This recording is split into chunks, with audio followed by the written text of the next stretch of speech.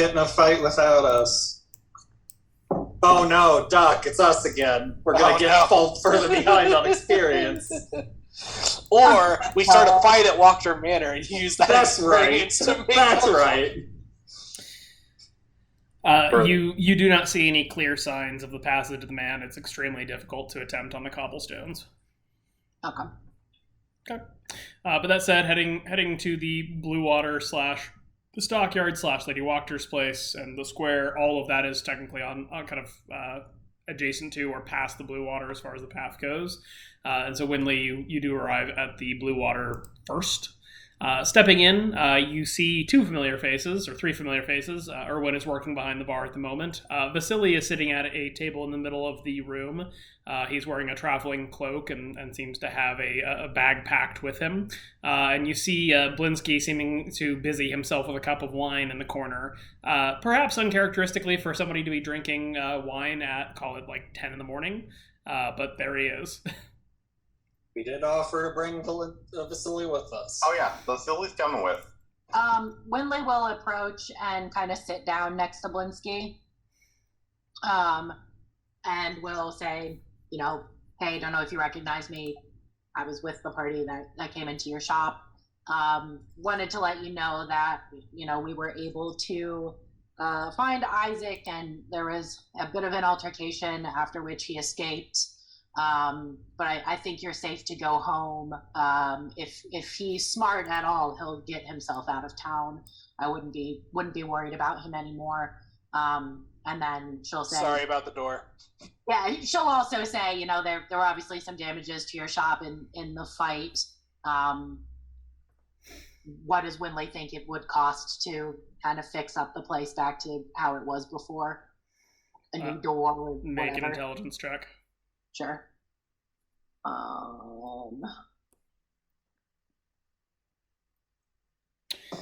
Winley thinks it would probably cost something like 15 to 20 gold pieces to both replace the door as well as fix up some of the damages. Okay. Winley will say to him, super sorry that happened. We were just trying to help the town and do what we could. I'm sorry that your shop got kind of trashed. And then she'll pull out her gold purse and put 20 gold on the table and say, hopefully this is enough to fix up your shop, and know that my friends and I are very sorry to have involved you in this, but you should be safe at home now. Thank you. And please, you would not tell anyone, would you? Oh, of course not. No, your secret's safe with us. We understand that you were being threatened. You had to protect yourself. We're not in the business of getting anyone in trouble when they were just trying to protect themselves. And then she'll kind of scratch the monkey's head. If he'll let her. He smiles. Thank you. And thank you for your kindness. Yeah, of course. Again, sorry that you got wrapped up in all of this. But hopefully this is enough to fix up your shop. He nods appreciatively. Vasily kind of has been quiet, kind of quietly standing behind you, kind of clearly wanting your attention, but saying that you're preoccupied with something. Oh, are we going? Yeah, as soon as Winley is done with that conversation with Blinsky, she'll step over next to Vasily and kind of gesture to take a seat for a moment, and then Winley will fill him in. Yeah, we're heading out of town soon. Mina and Ash are getting the horse and cart ready now. It looks like you're ready to go. Yes, of course. As soon as we can. All right. Then, yeah, let's gather your things and let's go. And she'll kind of give a wave to the bartenders there. Erwin gives a friendly smile. Yeah. Cool. Winley will then, help Vasily gather up any of his possessions that he has, give Blinsky a nod and head back out. Are we going to warn Vasily that he's going to be sharing a cart with Isaac and Victor? Probably not in the middle of the Blue Water, but yeah. Fair enough. But that's probably not something we're going to want to spring on him on the road, Yeah, we'll get there when we get there. Okay. But then, Winley will kind of head back out the door with Vasily. Okay. For those of you who are heading to the stockyard, you are unimpeded in retrieving the cart. Again, the streets are pretty darn empty, even here in the late morning. You do see a handful more people than you did yesterday, but people still seem to be kind of hiding and keeping themselves as much as they can. Cool. And then for the team going to the Wachter Manor, we'll go ahead and switch over to Wachter House. Wachter House. This is our chance, Doc. This is where we're going to make up the experience, Gab. Okay. Sweet the legs. What are those goddamn scarecrows? Approaching the manor, you see two of the men wearing the silver masks, kind of guarding the door as you approach. He normally nods and says, "Good morning, gentlemen. Is the lady of the house home? May we speak to her?" One of them nods and kind of turns and heads inside, and then returns a moment later with Ernst. Ernst gives you all kind of a curt and friendly smile. Yes, what can I help you with, gentlemen, lady? We wish to speak to Lady Wachter if she is available. She is perhaps detained. Is there something I could relay to her for you? Yes. Please let her know that we are leaving town in pursuit of our quarry, as we discussed yesterday. We have reason to believe that he may have escaped via magical means, and will be attempting to bring him back to face justice. Well, I shall wish you great fortune in your endeavor. I'm sure we all deeply look forward to seeing all parties brought to justice. We certainly do, Ernst, my friend, and give our best wishes to her ladyship. Of course. Okay. All right. Well, don't look a gift horse in the mouth, right, Doc? Yep, we take does those. not say out loud. Yep. It's like, Also all right, does not say Westgate, out loud. let's hustle. Later, gents. Have a good time. Okay. Everybody's able to rendezvous back at the Blue Water with cart horse and company included. Does anybody intend to do anything else in town before you go? Nope. Nope. Okay, easy enough. Then we'll go over to yonder Barovia map.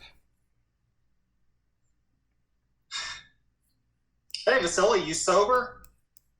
He nods kind of sheepishly. I did take your advice to heart. Glad to hear it. Good, because we got some news for you. Well, we do. We do indeed. We'll see. No need to spoil the surprise if it doesn't end up happening. Okay. Well, heading out of the town, the gates are still wide open. You don't see anybody kind of keeping watch or barring the way here. Kind of heading down the road to the west. As you reach the river, you hear kind of a whistle from the tree line to the north, and see kind of Isaac and Victor peeking out from behind some trees. Willie will immediately put a hand on Vasily and be like, "It's okay." What are they doing out here?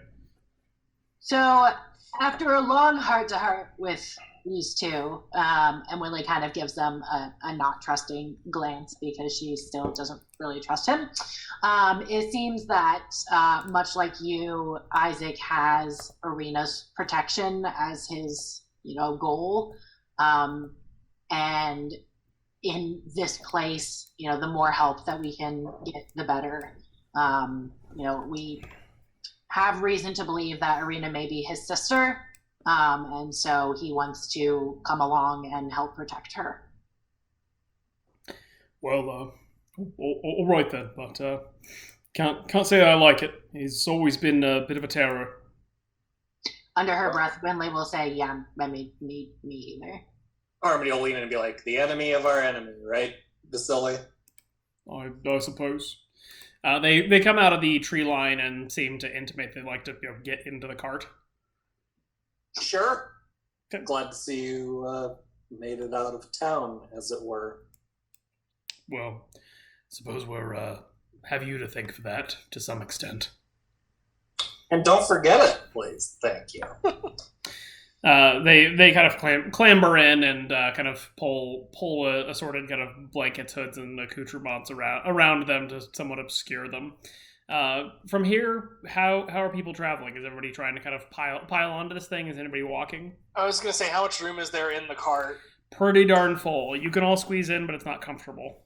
Harmony's happy to walk. Yeah, I'll walk. Winley would prefer to be in the cart so she can read. Okay. Doc has short, stubby legs and would prefer to be in the cart, in or on the cart in some capacity. Ash is fine walking, but, we also know there's assassins. Well, yeah, Harmony would prefer, actually, now that she thinks of it, to take a short rest. Perhaps she could sit and drive the wagon alongside Vasily, if there's room for two on the bench there. Yeah. Okay. Yeah, then Harmony's going to take a short rest to, what do you call it? Get some stuff back after that little tussle. Okay. Anybody taking any other actions? Winley's reading the book, but is anybody doing anything else on the journey? No. Quickest route to Krezk, Mina. Post haste. Okay. What I guess what is your plan of travel here? Because you haven't been to Krezk, so are you just following the road, or are you trying to? Well, we know that what's his bucket, the circus guy, was headed there. So I'll Rictavio, yeah. Yeah. If I was implied to be this bridge over here was the one to Krezk. Harmony will kind of lean over and be like, "Hey, Vasily, you know how to get to Krezk?" He nods. Oh, it's just a few miles down the road to the west. Wonderful. If you wouldn't mind driving. Sure. This did used to be your card, if I remember correct, or your friend. Anyway, if you wouldn't mind. Of course, happy to. He takes the reins and begins to guide the cart down the road. All right, so then traveling.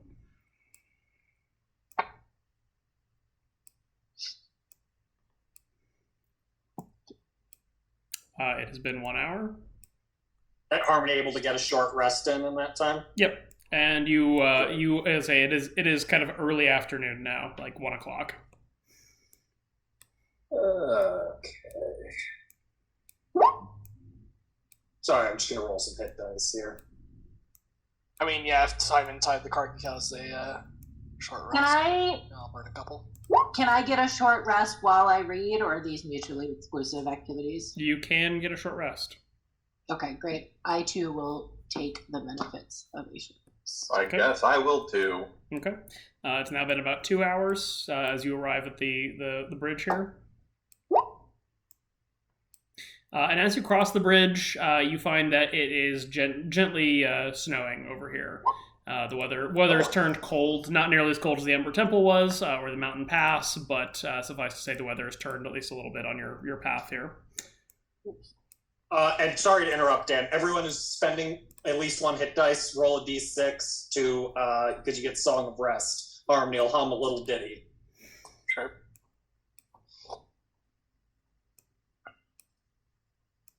Sweet. Okay, you said it's been 2 hours now. Correct.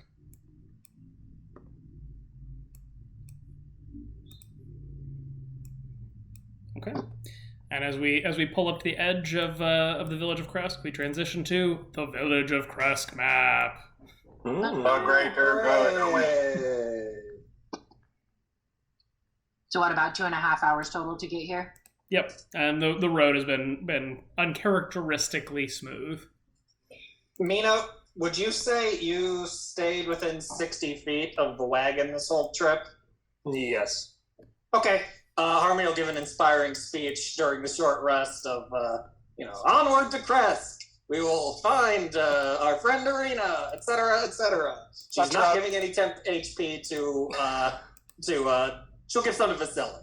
Vasily can have some temp HP. Not to rub Jake's face in it or anything, but do we find some? Yep, there it is. Okay, never mind.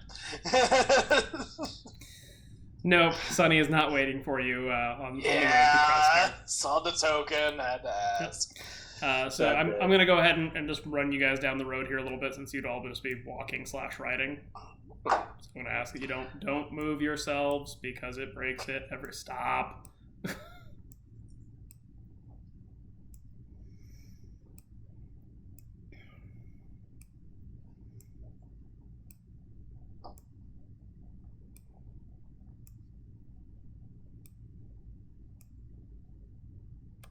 Was the D6 that we got from you, Harmony, was that temp HP?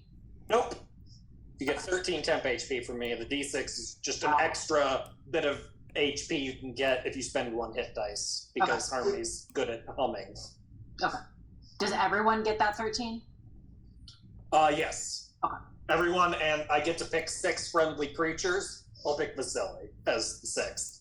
Very kindly of you. Okay. 13 total. Sorry. So you round sort of a bend in the woods and find a large open field, kind of adrift in snow. There is a town before you, walled in. There's snow kind of caping the stone walls, which rise up about 20 feet, along with large gatehouses on either side of a large gate. A stone track leads away from the road to the north towards this village. And on the mountainside behind the village, you can see a small switchbacking trail that leads up to what appears to be a large monastery sitting on the hill. It looks much like this. Ooh. That's not how I thought Krezk was spelled. Nope. Hey, maybe we can cross off that side quest that was never actually a side quest of getting a new priest of the Morning Lord for old village of Barovia. Sure.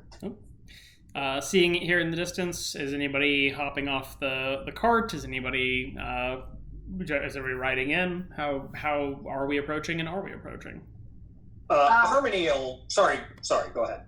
I was just going to say, Winley will hop out of the cart and be a little more attentive and present on this final approach. Okay. Harmony will ask the various passengers in the wagon, not you, Doc, no offense or anything, but basically Vasily, Victor, and Isaac, and be like, "Any ever been to Krezk? Anything we should know?" Vasily nods. Yeah, once long ago. They keep to themselves. They pretty much never leave the town for the most part. As much as Vallaki was perhaps a bit of a police state, Krezk itself is a bit more of a fortress. So, as far as either entering or how to conduct ourselves, is there anything specific we should be sure to pay attention to? They're not terribly kindly to strangers, so you might just want to perhaps be careful. Oh, we're always careful. Don't you worry. Yeah, always. Cram it, Ash. You don't remember anything.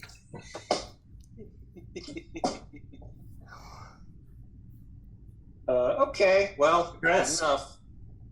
Harmony will kind of like spend a moment thinking, and then be like, "Do you think I should conceal my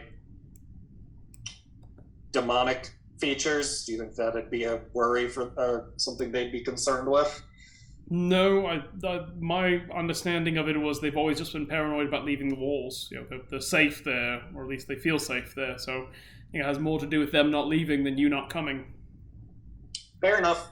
Thank you, Vasily. Let's go knock on the doors, I guess. Okay. And the lighting's doing something a little bit weird here, so I'm not sure if you can see it, but I was going to ask about the... Yeah, I'll bring you guys up here and see if that breaks it correctly. There we go. Oh, wow. That is interesting. Can I rotate my character? Yeah. There we go. Those sure are some walls, all right. Yeah, there's like a point of darkness just right there. Yeah, and it's not something it's supposed to be there, so I think it's just roll 20 glitching. Strahd! It is not Strahd, but the air grows colder as you approach the walled settlement. There are 2 square towers with peaked roofs flanking a stone archway set into a set of essentially 12-foot tall iron-bound wooden doors. Carved into the arch above the doors is the name of the town, Krezk. The walls that extend from the gatehouse are about 20 feet high, and atop the parapet as you approach, you can see 4 figures wearing fur hats and clutching spears. They seem to be looking down at you nervously.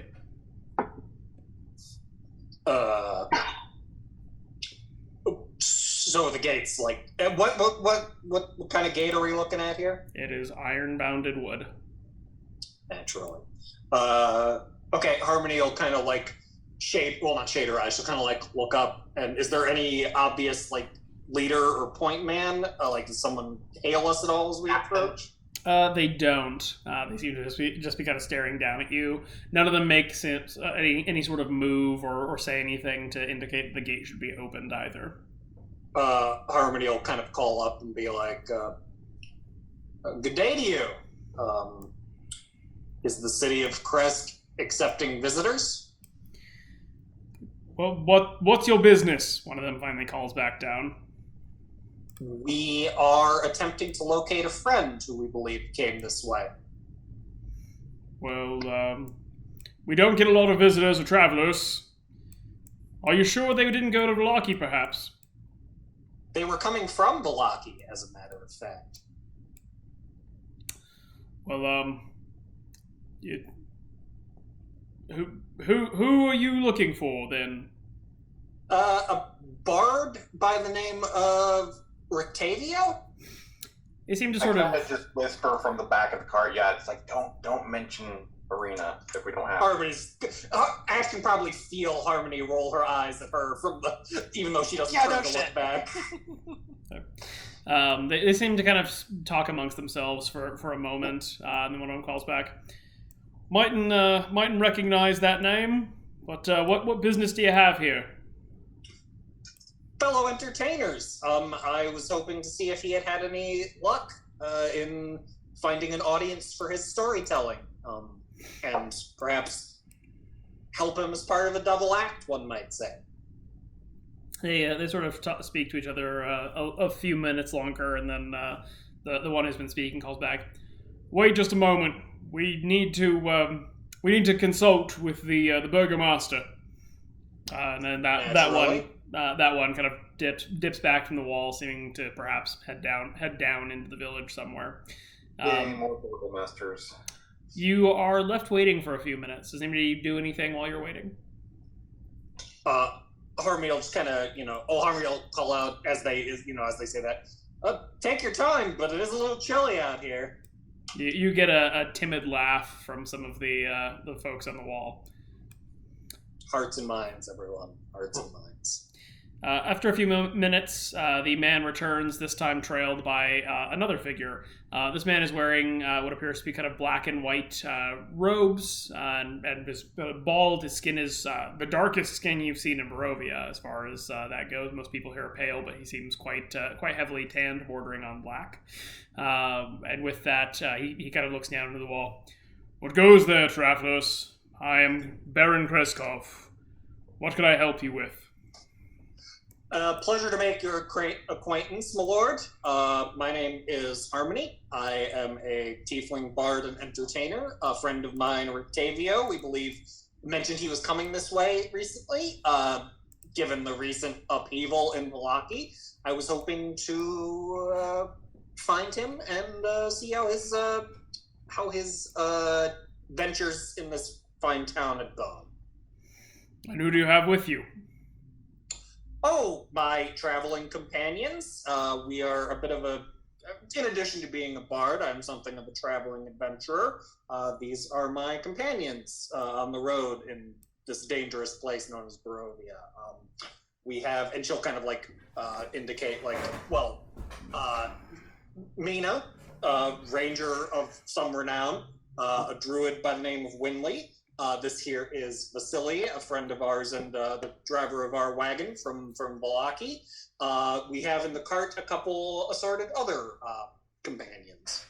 Introduce your companions. No strangers will come within the walls of Krezk. Very well. Harmony sort of looks back. Looks back into the wagon, and she's like, "Well, Ash here is the cleric of Bahamut," and then she spends a moment considering. She kind of looks towards Victor and Isaac and says under her breath, "Is there any reason I should not tell them your names?" Only if we don't want them to know who we are and for others to find us here. Okay. Do you have an alias, Isaac, that I should use? He kind of blinks and thinks about it for a moment.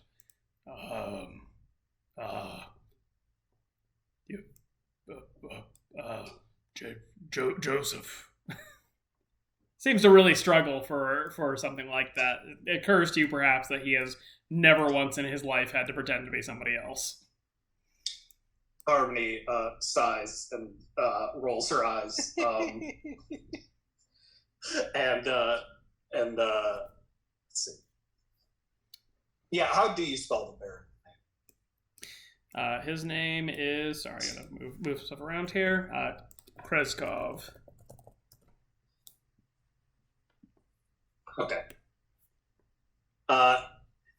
And also in the wagon are my strapping companion, Minsk, the barbarian,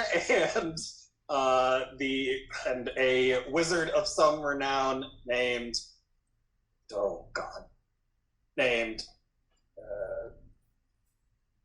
I was trying to think of a Baldur's Gate wizard. What's the guy's fucking name? Baldur's Gate. What? It's a Baldur's Gate wizard companion. Anyway, Irenicus. Okay. Make a deception check. Sure.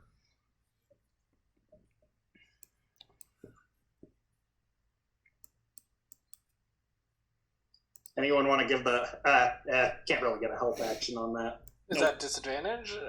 No, it's not disadvantage. It's just, it would be the one on the left per our rule unless someone throws a help action out there, but I don't know that anyone can help with this lie, per se.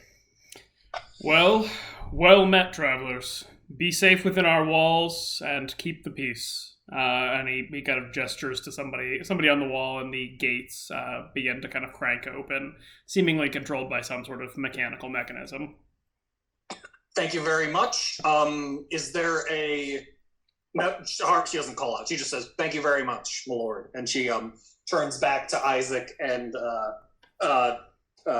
Victor's like, "That lot of help you are, Minsk." Isaac just sort of glares at Harmony. She stabs a finger like, "Minsk? Irenicus?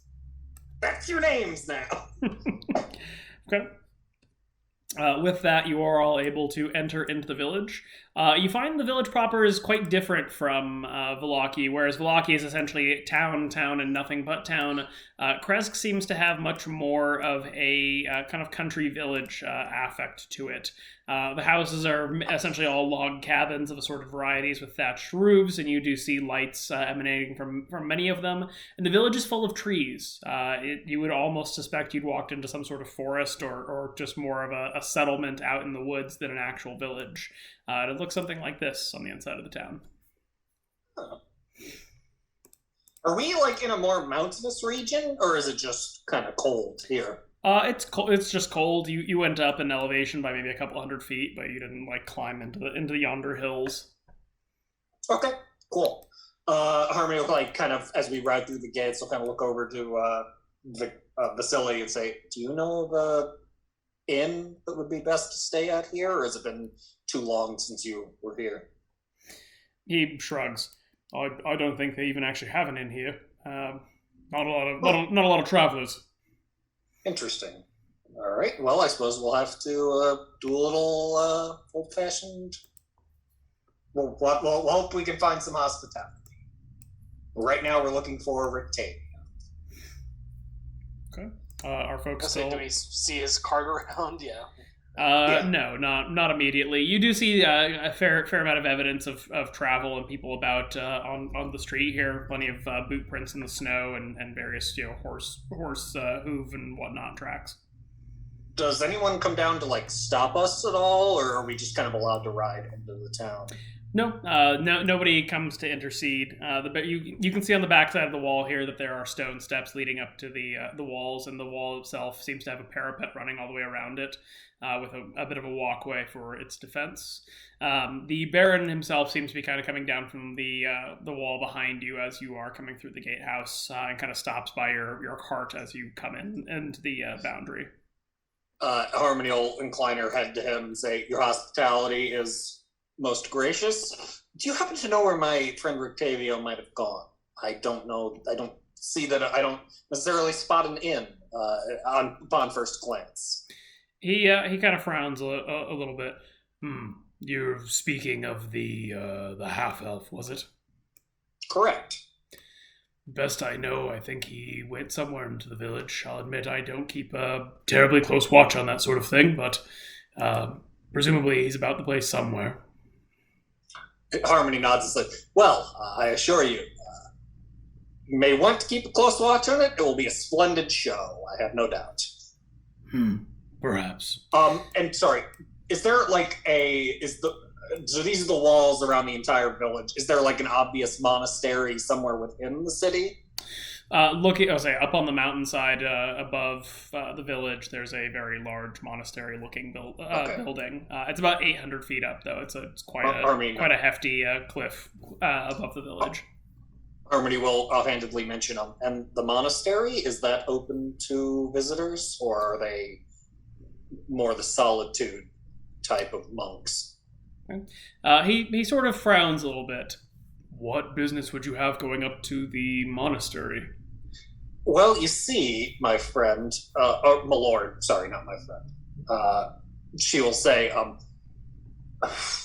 we also have been asked, the burgomaster of the village of Barovia requested that if we were ever to come this way, to inquire about a potential replacement priest of the Morning Lord.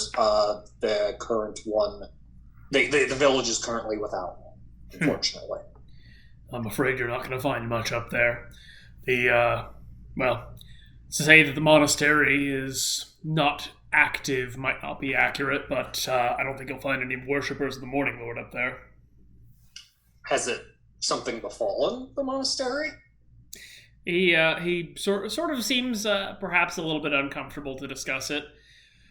Not per se. The Abbey of St. Markovia was built hundreds of years ago. They took a stand against Strahd many centuries ago in that time. Suffice to say, if you couldn't tell, it didn't take. But within all of that, the Abbey since has been quiet, but in my father's time, many decades ago, a man named the Abbot came and took residence. He worked much healing and help, but I think in many of the years since, well, it's a bit more of a madhouse than a hospital these days. Harmony nods and says, well,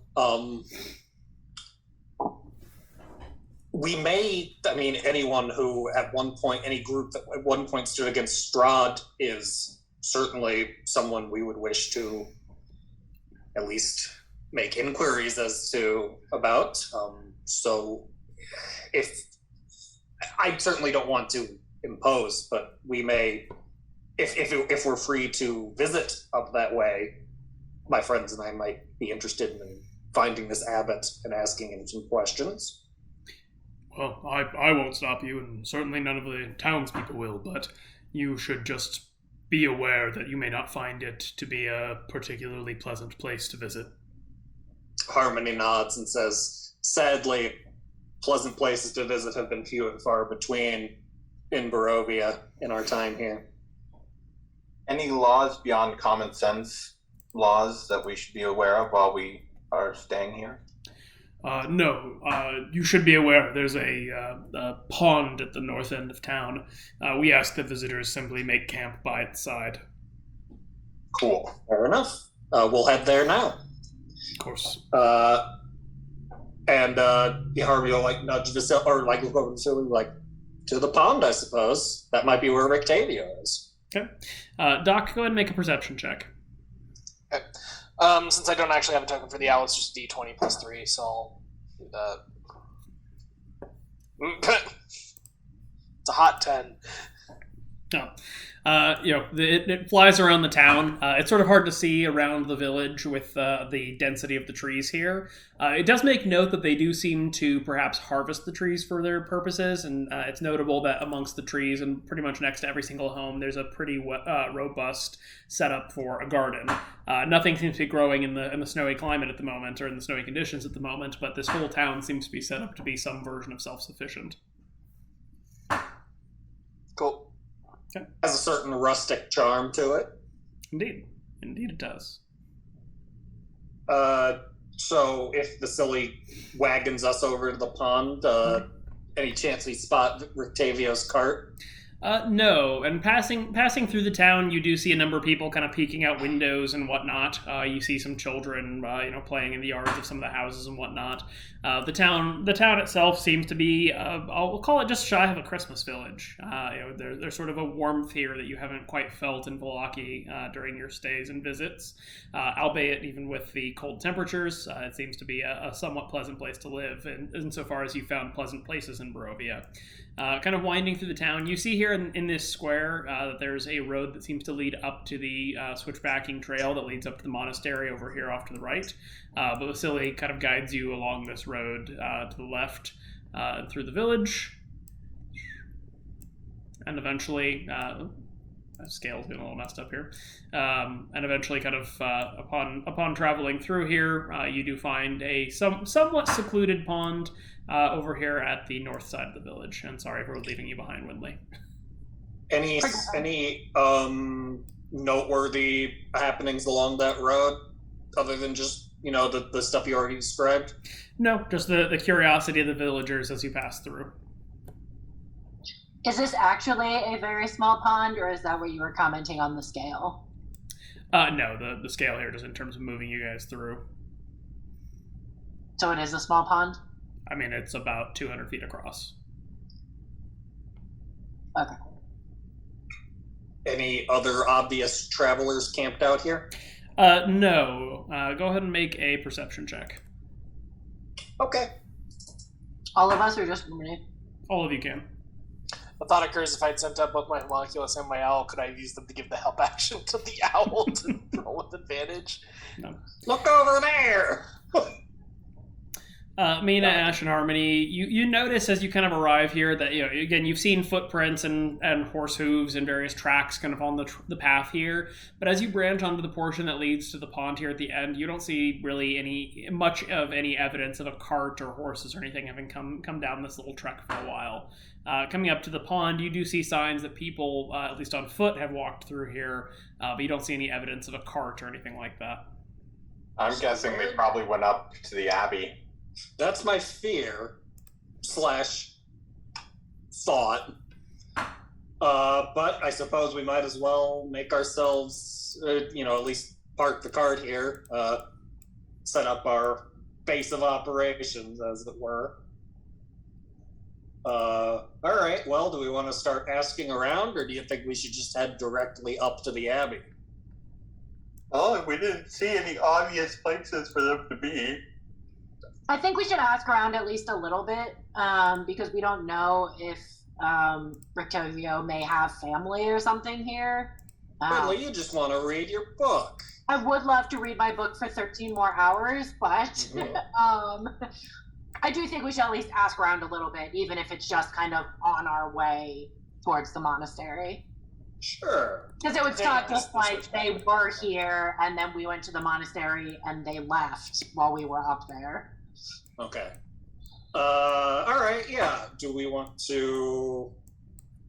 I mean, Harmony's happy to just kind of get the lay of the place. So there was pretty much all the buildings just seems to be residences. Were there any obvious shops of any kind? You did see a small shop back there on the main square. You also noticed that there was a large, kind of the house closest to the gate was a larger building. Looks like it might be a manse or some sort of civic center, perhaps. But yeah, otherwise, as you kind of wound your way through the lanes and whatnot, they all seem to be residences. No tavern thing? No, nothing resembling that. You also didn't see any clear signage, such and such as watering hole or anything to that nature. Well, the store and the civic center, unless that's just the Baron and Baroness's house, might be worth checking in at before we wander up to the Abbey. Yeah, surely there's some sort of gathering place in this town. So. Don't worry, Winley. We'll come get you before we do anything too exciting. Winley will come with. Oh, okay. Okay. As you begin to make your way back into the town, you hear the bell at the Abbey ring. And distantly, kind of echoing down over the hills, you hear the sounds of what sounds almost like wolves and jackals howling. Huh. That happen a lot? You had just sort of heard the ringing of the bell at the monastery in Krezk, whereby you were visited by the sounds what sounded like wolves, jackals, and people screaming from up the hill. It's quite chilling to hear such sounds in the middle of the day.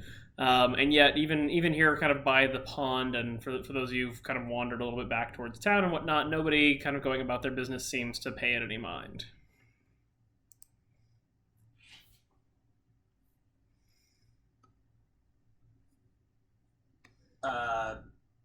Like elbows Harmony. Hey, you want to ask somebody about that? Harmony probably kind of is looking around a little paranoidly, seeing if we're going to be beset by wolves, and is like, "Oh, sure, yeah, let me do that." We had a kind of tentative plan to like check out the couple of places that we thought might be population centers, right?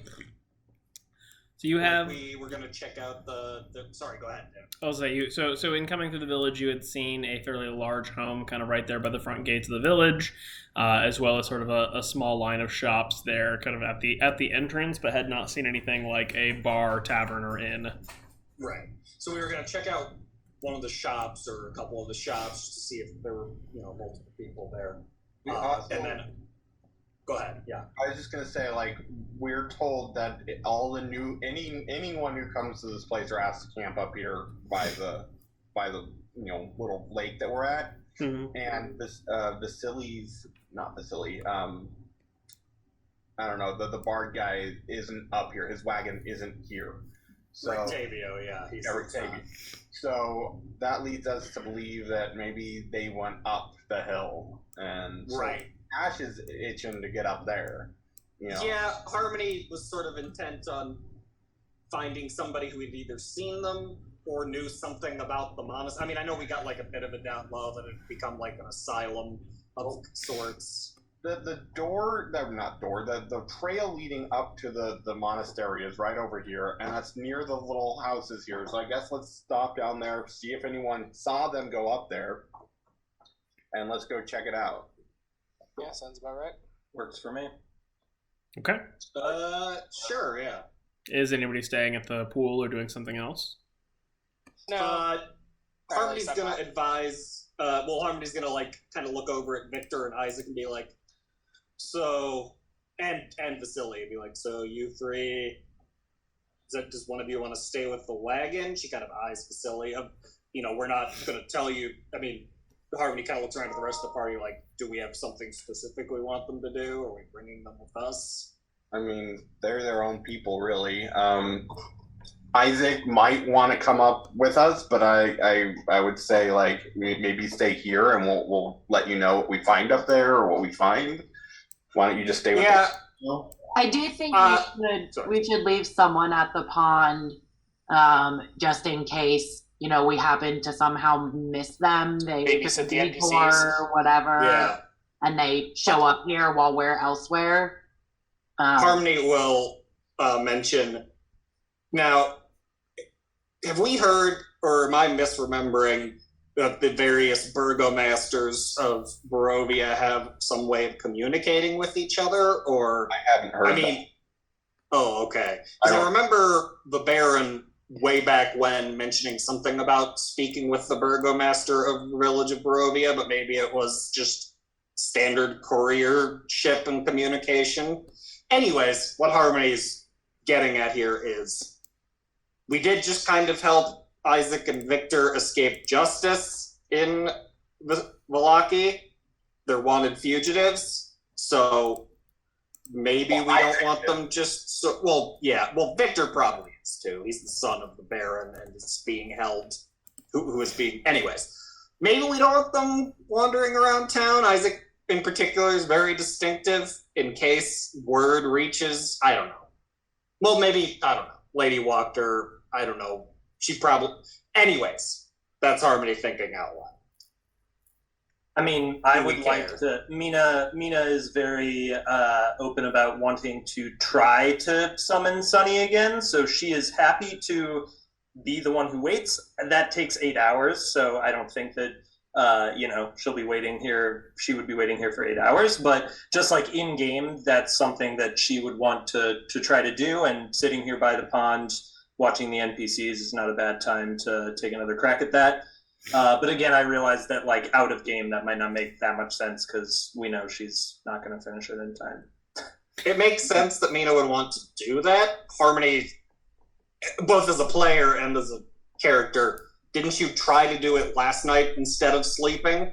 How long can you go without sleeping? Well, we don't need to long rest again yet, which is why I'm thinking if I do it now, again, I don't really think out of game this makes that much sense because she has to stay here for 8 hours and do that, and it's pretty unlikely right now that we're just gonna like not have anything going on for 8 hours. But in game, she would probably want to try. So if the thought of, hey, does anyone want to sit here and kind of hang out by the pond with the wagon for a while, she's probably the first to raise her hand.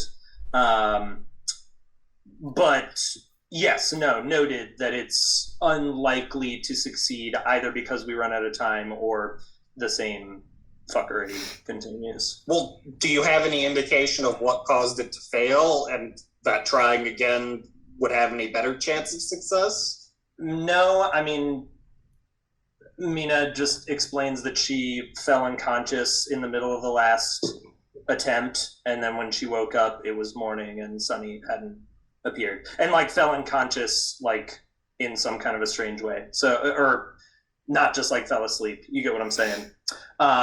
So, unless, I mean, Dan, do I have some sense of what caused it? No, I say Mina just awoke feeling quite tired. Yeah. I mean, Mina's current hunch is Barovia is a shitty, like, extra-dimensional universe where the rules aren't the same. So, but again, she would like to try. So, this is taking an inordinate amount of time. All I meant to say is if someone needs to sit with the wagon, Mina can be our gal. I think we just NPCs there and shepherd Mina along with us. You want to? Okay, I wasn't sure if we were fine with leaving them on their own. As far as I'm concerned, Isaac is really his own free agent, at this point. Same with freaking the son. Victor. Thank you, Victor. But they're going by Minsk and Irenicus. Yeah. Their pseudonyms. Correct. And Isaac's right now goal is to protect the son, but he wants to know about Ireena, so we're just saying, if you want to stick around, we will let you know what we find, about Ireena. And I kind of feel like, sorry to interrupt you there. Hang out. I think that, like, kind of the whole point of us bringing Isaac along was that he could help in our finding and protecting Ireena. And just, I mean, obviously I'm speaking for an NPC here, so this is just my thought on what he would think. But it kind of seems like he would want to come with us, since that was kind of the whole reason that we got him out of Vallaki. I don't know, Dan, what does he say? What does Isaac want to do? Isaac kind of peers at all of you, despite the fact that you've all kind of come to an understanding. His, call it, level of trust in you does not seem to be particularly well established. Well, do you have any idea where she is, or are you just poking about, knocking things over, making a mess as usual? That's our standard method of approach, yes. We knew she was coming this way, and her wagon isn't by the pool where everything else is, so I'm thinking the monastery. It'll be the next place we haven't checked, Isaac. But it's either head up there right now or ask faff about, making a mess of things, asking around, seeing if we can find word of where they've been. He seems somewhat dismissive of your kind of at least thoughts here. He kind of looks up at the monastery up on the hill. Whatever monstrosities they're keeping up there, I have no interest in. I'd rather ask about the village and see if she's taken shelter somewhere. Okay. What about you, Victor? What do you want to do? Victor has been deeply disinterested in this conversation. He's currently sitting kind of by the edge of the pond and seems to be sort of fiddling with some sort of piece of his reagents. Upon hearing his name, he kind of turns his head over. Oh well, I'm sorry. What is it that you wanted? Never mind. You're good over there, Victor. You keep doing you. No. Okay. So Isaac isn't interested in the monastery. Well, what's everybody else feeling as far as like asking around and trying to gather intelligence versus just heading up there and knocking on the door? Well, Army's always happy to. Oh, go ahead. Yeah. I was just gonna say, Winley does think that someone should stay by the pond, just in case Ireena and Rictavio show up here. Someone should be here. Sorry, go ahead. I was going to say, I do also think that we should at least ask around the town before heading up there. And then the other thing is maybe we shouldn't try to take our carts up there. Just looking at the path, like how treacherous does it look? And could we get a cart down quickly if we needed to? I assumed we'd leave the cart here with the NPCs. The NPCs are the horse and the cart. Harmony will call out Harmony will call out, Vasily, you mind staying with the wagon in case Rictavio or Ireena come by this pond? No, not at all. Okay. And make sure you keep Victor and maybe Isaac in line if they start causing trouble. He kind of glances at them, and you can tell that he feels doubtful of that suggestion. Hey, he's got 13 temporary HP. Okay, cool. Vasily will stay with the wagon.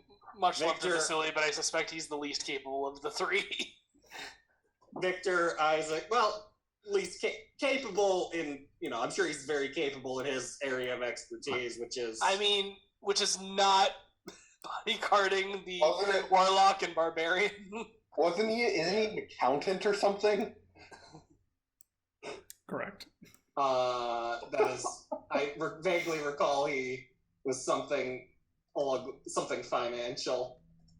Are the noises from the monastery continuing? No, they kind of arose with the ringing of the bell and seem to have subsided with it. And I'm nervous about this. Unless that's a nightly occurrence, don't like Harmony's that. Harmony's vote, and sorry to cut you off. I'm gonna ask Jake to finish what he was saying first. Yeah. Were the sounds like, did they sound, I know you said they were feral and wolf howls and shit like that. To Mina's ear, did they sound natural, unnatural, like the shrieks of eldritch monstrosities, shit like that? Make a knowledge nature check. I love those. Actually, I love you. Don't get your hopes up. I'm not that good at them, but you're a ranger. Yeah, but she does enjoy making them. You can have some guidance if you want it. Okay, I'll throw it's a die 4, right? Oh, okay. So, kind of to Mina's ear, it seemed out of place. Not only because they were different, it wasn't like one uniform set of howls or something like that, but it seemed somewhat unearthly or unnatural to Mina's ear. So, I mean, based on that, and I realize this is a few minutes into the conversation, so a little out of time or out of sync time-wise, but based on that, Mina probably, I think we should probably prioritize heading up there fairly quickly. The sounds did not sound natural or friendly at all to me. Obviously, I'm not saying anything new there, but just in response to Winley's suggestion that we ask around, I do think that's important, but it seems like maybe there's something unfolding at the monastery currently. So if you guys want, I think we should, I'm happy to move as a full force to come with. I just suggested staying here if we wanted someone to stay here. Oops, sorry, I forgot that token's not mine. But Mina's kind of feeling like we should jog on up there and let the NPCs watch the shit. That token is yours, by the way. Oh, really? We all have our own token. Oh, cool. And Ash, this entire time that we've been having this conversation has kind of been like, obviously, like wanting to like let's maybe move and talk. You know? Yeah, I mean, get moving. I don't like Harmony's up on the hill, and I think that it might be time sensitive, and I don't. If I'm up there, I don't like that at all. Harmony's vote would be to. Harmony's vote would be to maybe ask at least one person to find out if like these howls are a regular occurrence, or if get any insight into what we're walking into up there. But if Mina mentions something about them being unnatural, Harmony's happy to go up there. She's out. I mean, you said.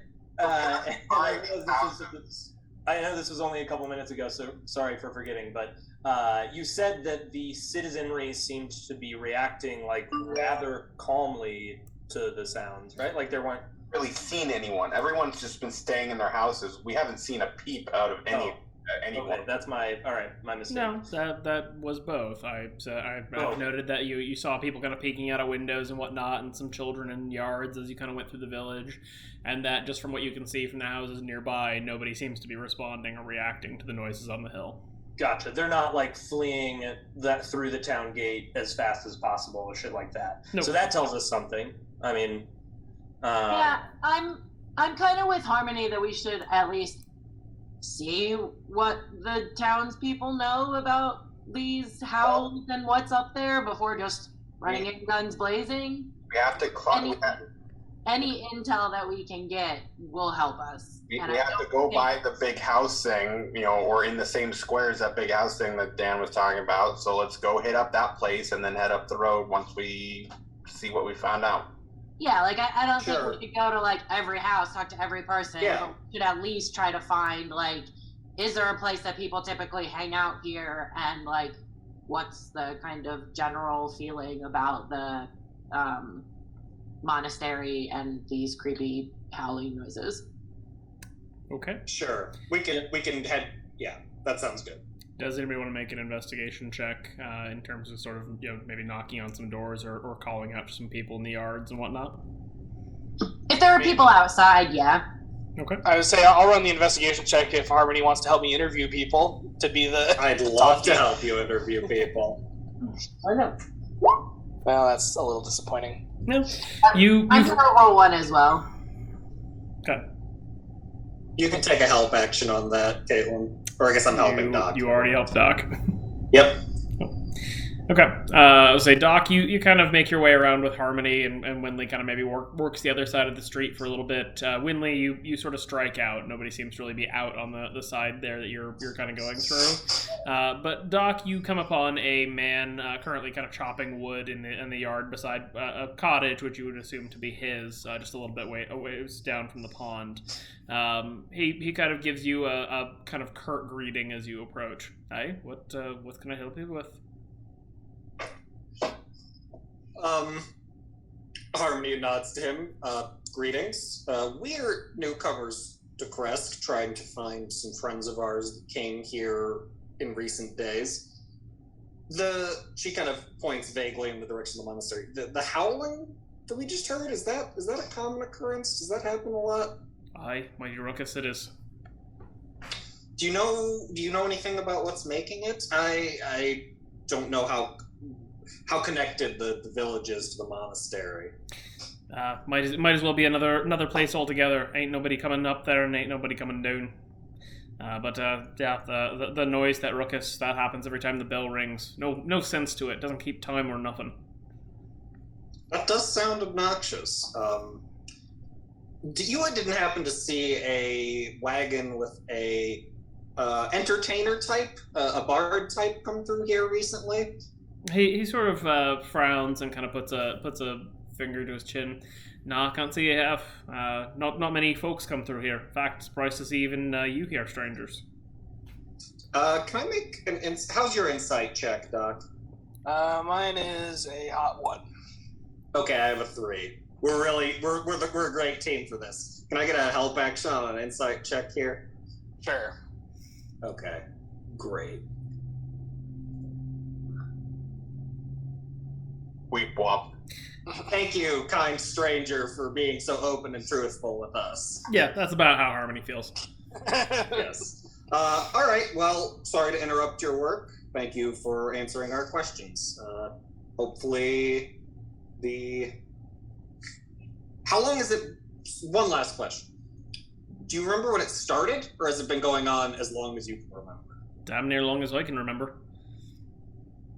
Place has been Okay. empty. Place has been empty for, well, since I think probably before my father's time. But say the noise has been there for quite some time. At least ever since the abbot came up. I think probably before my grandfather's time, a couple hundred years ago.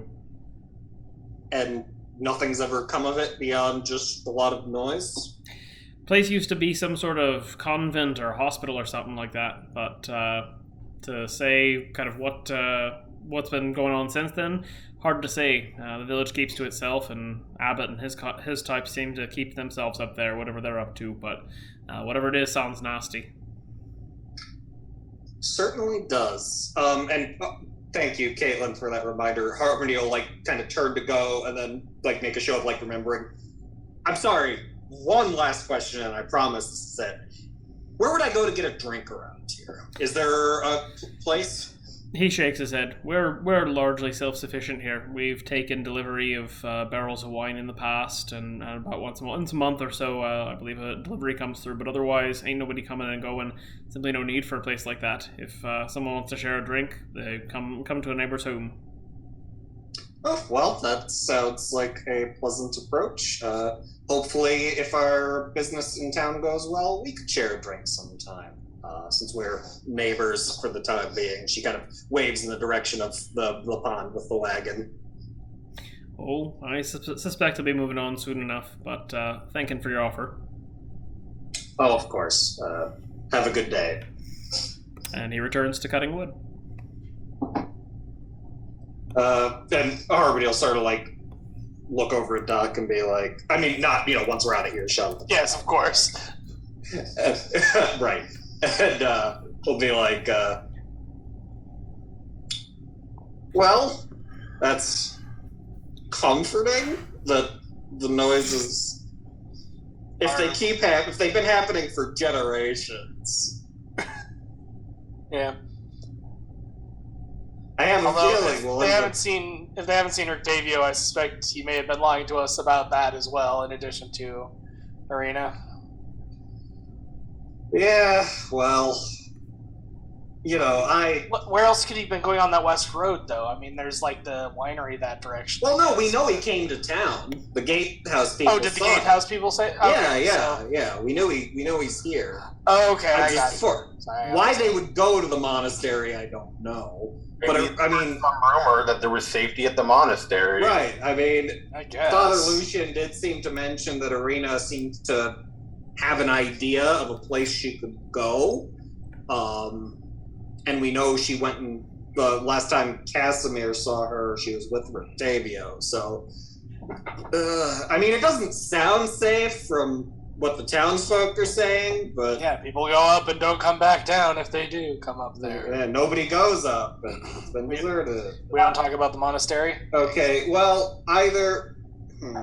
So it doesn't seem like there's much. And Harmony's sort of assuming we've reunited with the rest of the group at this point. It's okay, well, it doesn't sound like there's much in the way of a community center. So unless we want to try our luck with, say, a shopkeep or something, or try to interrogate the burgomaster, I guess we might as well just head up there and see what we find.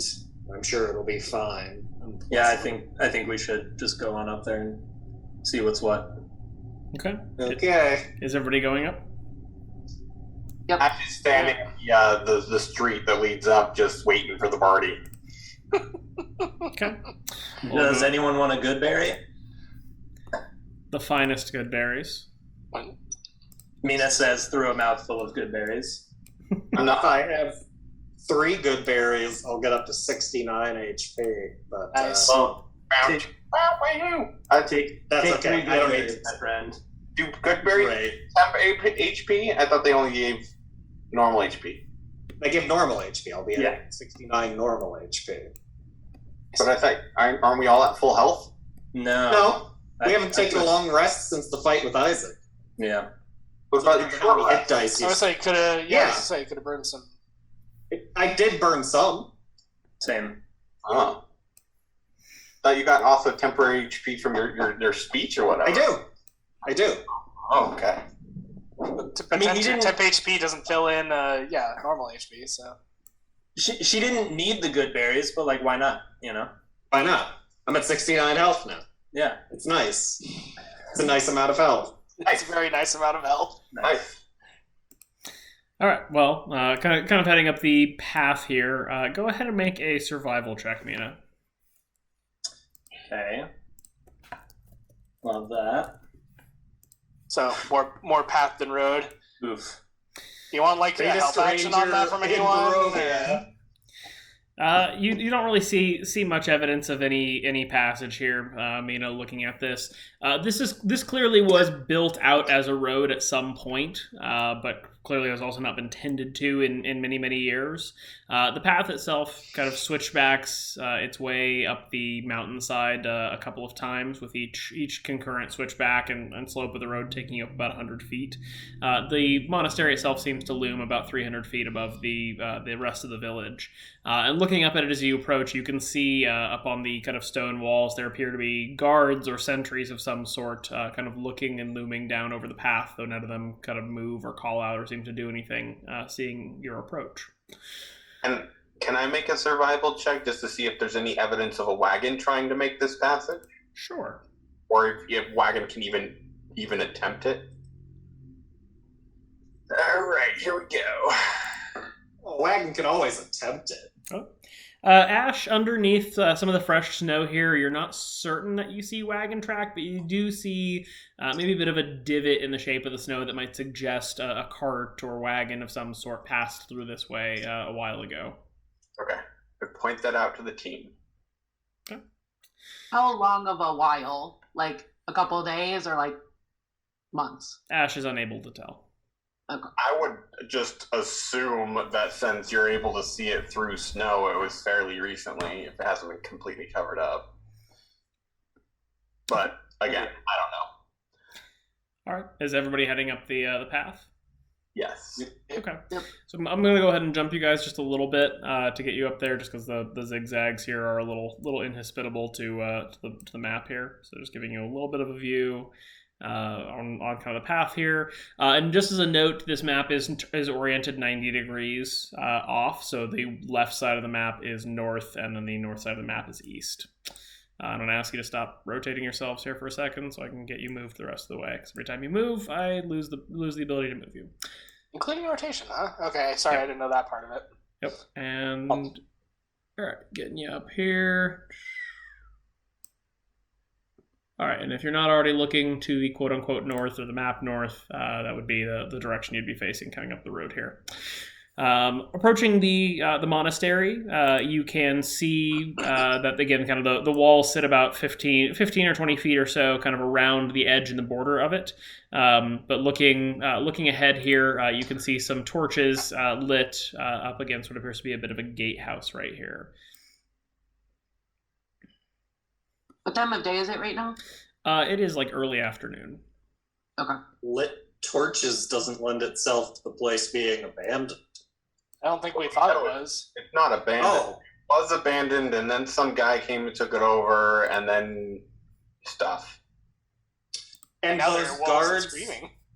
And those guards we saw, are they, now that we're closer, can we tell if it's like statues or something? No, and this section of wall does not appear to have any guards on it. Looking at the wall that you can't see inside, you're not certain that there's a parapet on this section. It seemed to be perhaps more of a parapet or some sort of structure on the actual main building inside of the outer walls. Mina's gonna walk right up to the gate and light a cigarette off one of those lit torches. Okay. Harmony Let will them also walk. Like look around a little bit. Harmony will walk up to the gate and look around to the rest of the party like, so are we just knocking or what? Yeah, may as well. Okay. Harmony will knock.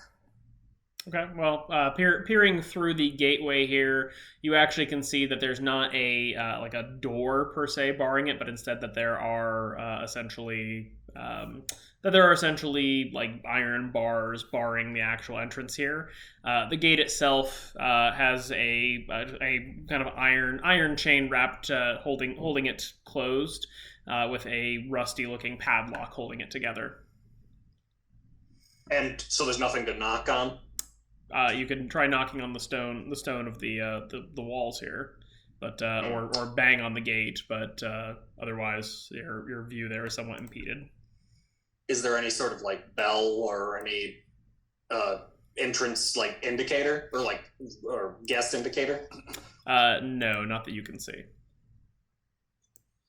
Well, it would be a little rude to pick their lock, but It's also I don't interesting see it. that if Rictavio and came along here, that it would have been have to have been relocked since they came here.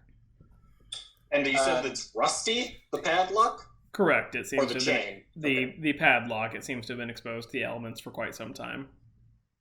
Mina's gonna give just a big hello down the main entrance corridor there. Okay.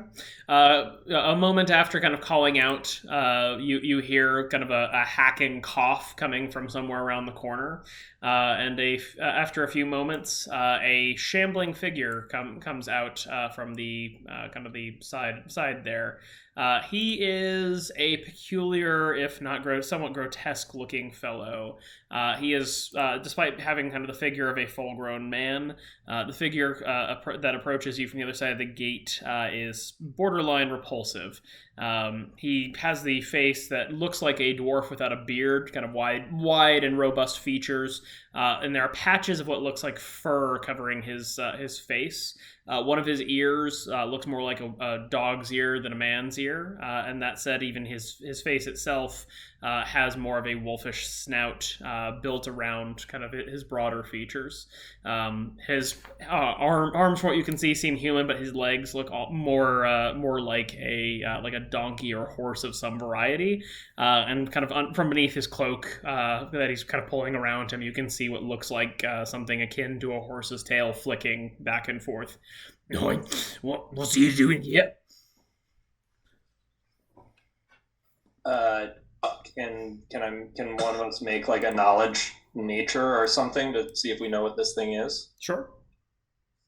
Would nature be the appropriate? Honestly, nature or arcana? That's what I was. You can make either. I'll make arcana. I'll throw nature. I'll give my throw a rock. Arcana. I'll use a familiar to help.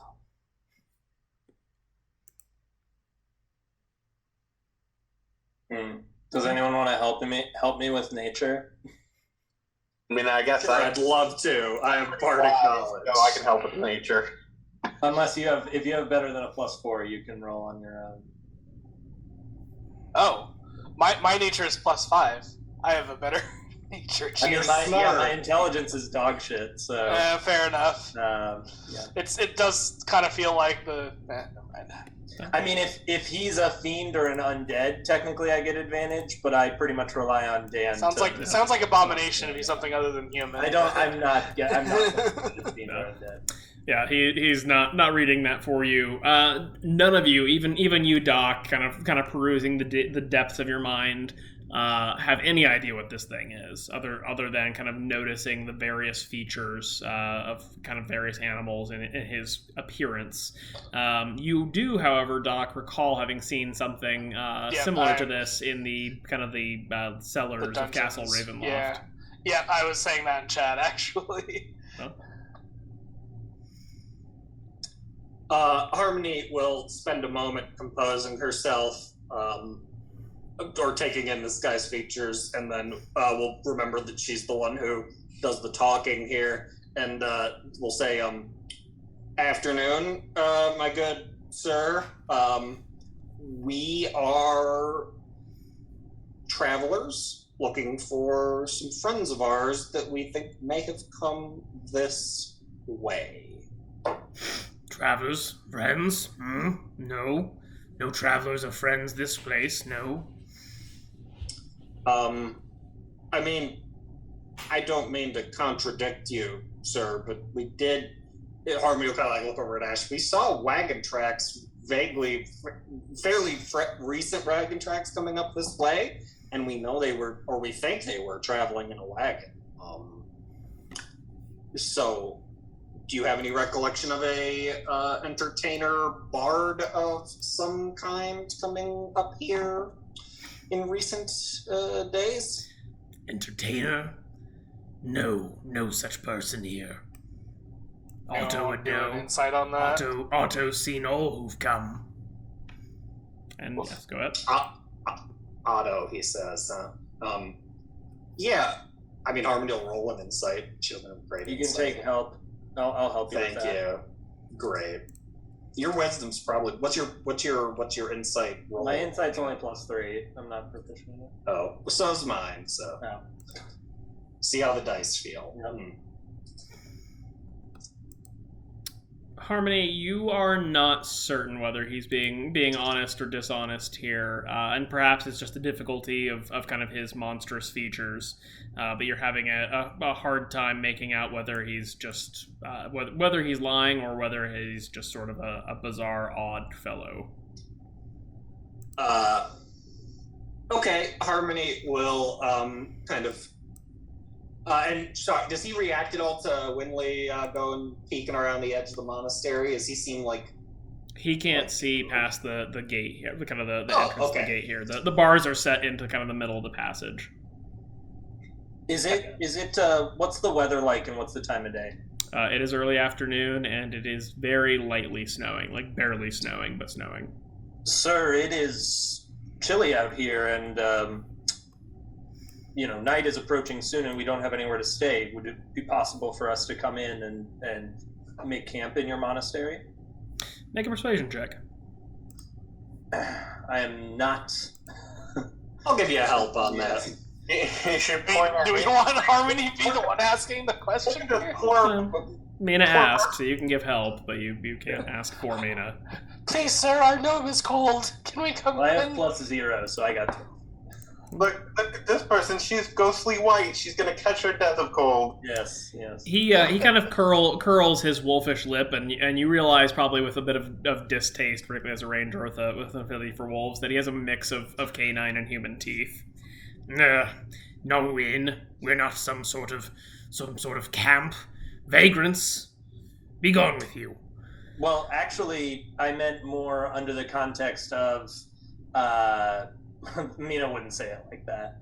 I am well known in the community where I come from for being, I'm trying to access my folk hero feature, which I realize he might not, I don't know, I don't know the exact qualifications for that. But anyway, she's like mentioning that I'm well known in my region as a protector and well regarded and trustworthy, but also furthermore, I more so meant that we have a practitioner of the faith with us, and given that you're a monastery, perhaps you would, and gesturing towards Ash, given that you're a monastery, thought you might be willing to lend sanctuary, but he kind of peers at Ash back there. Come forward, girl. Come forward.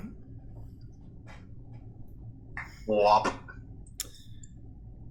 What faith then, I'm a priest, a devout follower of Bahamut, and I can provide any healing services that any of you may require, and spread the good word. Offer you any kind of guidance you need. Go ahead and make a persuasion check. Persuasion. Can I give a help on that? Sure. Can I just be like, can I just be like jumping in like, yeah? Harmony just said, yeah. Bahamut's rad. All right. Hey! He kind of sniffles and snuffles and kind of seems to contemplate it and peers at Ash with very evident suspicion. All right. The habit'll see to you then. He kind of reaches into his cloak and pulls out a large key that seems to match the padlock and kind of reaches for it, but then pauses. No trouble then? No poking about, Of course not, Harmony says, crossing her fingers behind her back.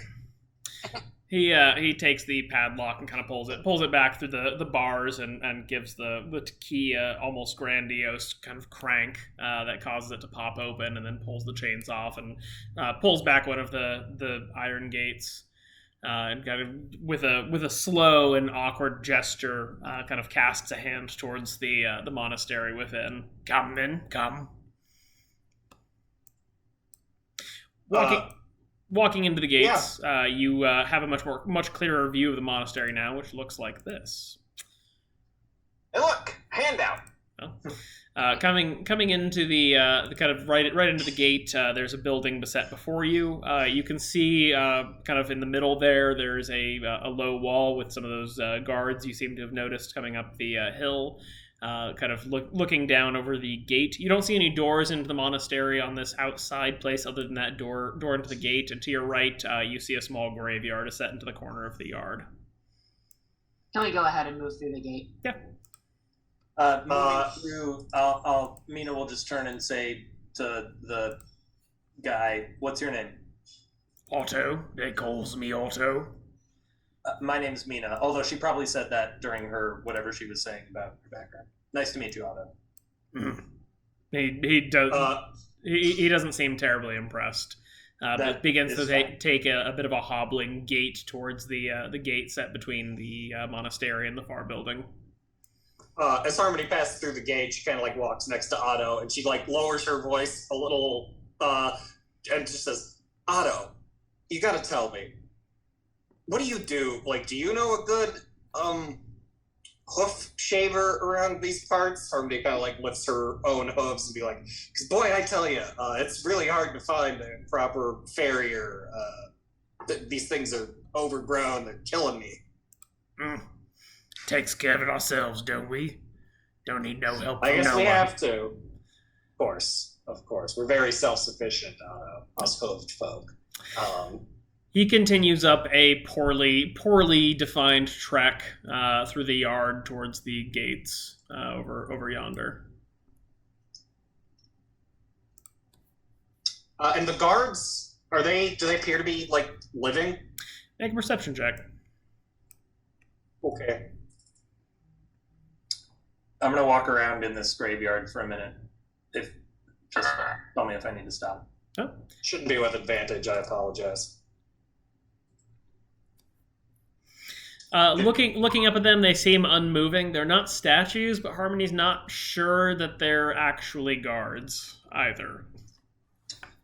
I'm gonna. This might not actually specifically clarify that this particular issue, but I'm gonna use primeval awareness and attune to whether or not there are any undead or fiends within a mile. Okay. Which takes a minute. Okay. And Winley, what are you doing down there? Fuck me, I'm muted. Is this a door here? No. There are no doors on the outside of the monastery that you can see. What is this little nook sticking out? It's a fireplace. That appears to be a chimney. Chimney. Okay. Couldn't tell from the map. Yeah, I guess I'll just go down the path with our new. Yeah, I'm staying with Ash. Okay. Harmony? Yeah, Harmony will move down the path with the rest of the group, assuming she's kind of looking around for any signs of Rictavio's wagon now that we're inside the gates. Okay, go ahead and make a survival check. Oh, great. That was for the guards, by the way, Dan. I'm just trying to see if I can get a closer look. I'll give you some help if you want it, Harmony. Okay. You need it, but give it a shot. Sure. Take the 22, but thank you. Thank you. Looking at sort of this path, you see what looks like evidence, perhaps, of a cart having or wagon of some sort having come through through this gate beyond the wall here, as well as having kind of pivoted out. Essentially, you see evidence of a cart going on all directions of the path you're standing on. Can't believe Otto would lie to me. So, For you, Mina, strangely, you do not sense fiends, undead, or anything of the like. But you do, and I'm sorry, actually, you do get a sense that there's undead within a mile. You also get the odd sense that there's a celestial within a mile. Okay. Noted. Thank you. Sure.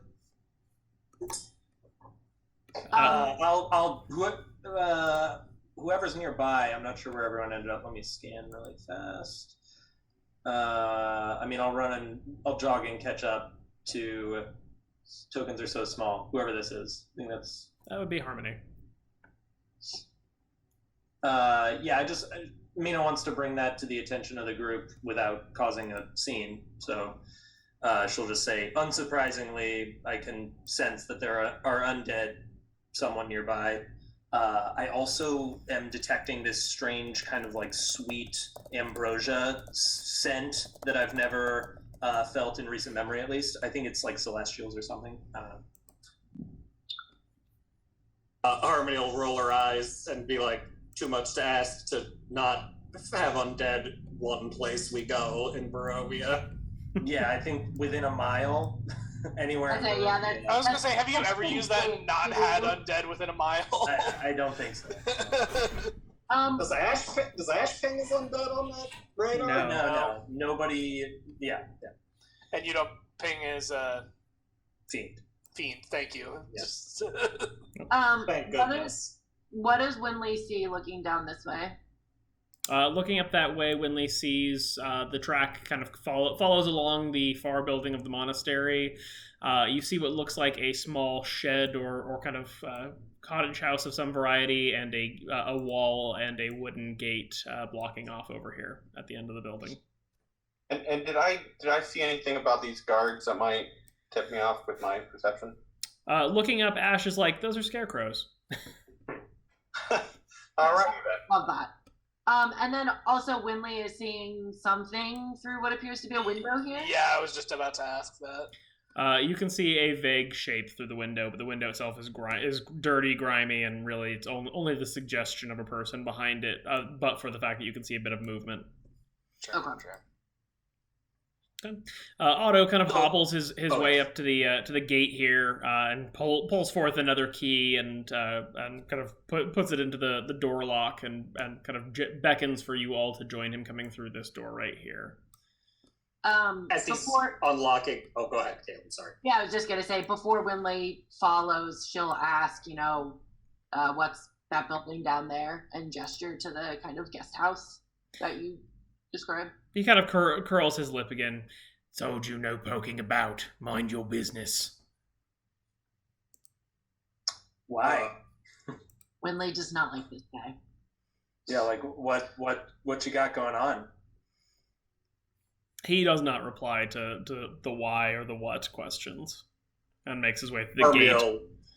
Comment. Otto, what's your position here? Gatekeeper, keeper of keys, vice deputy abbot? Do you have a title? No titles here. There's the abbot and there's all us who serve him.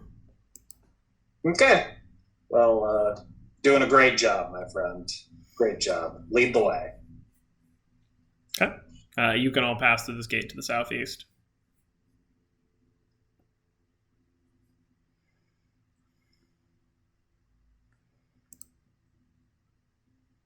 Ooh, what is that? Okay. Is that another creepy wolfy man? Somewhat. Looking around this yard, you are presented with a number of of odd and curious observations. And I apologize, Roll20's been a little bit slow here. I don't know if that's happening for anybody else. So just coming through the gate here, there is a thick fog that fills this courtyard. It kind of swirls and eddies as if eager to escape, but trapped simply by the higher walls. The courtyard itself is surrounded by a 15-foot-high curtain wall upon which stand the many of the guards, though now you realize that they are, as Ash observed from the outside, merely scarecrows. Wooden doors to the north and to the east seem to lead to the Abbey's two wings, and you can see that there's also doors on the upper walkway between the wings markings that seem to suggest you could walk on the upper walkways between the two buildings.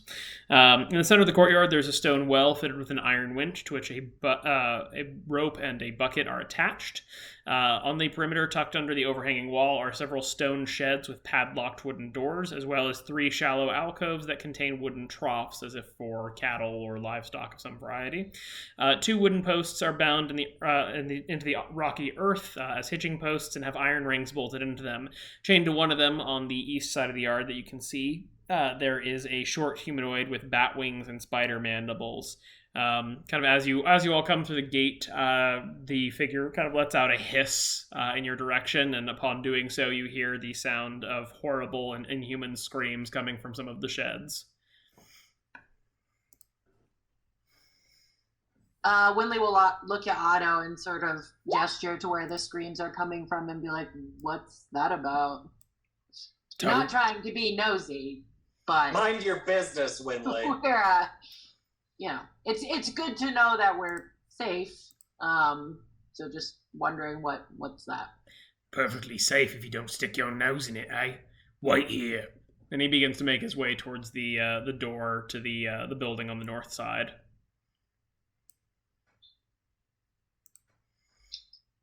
Okay.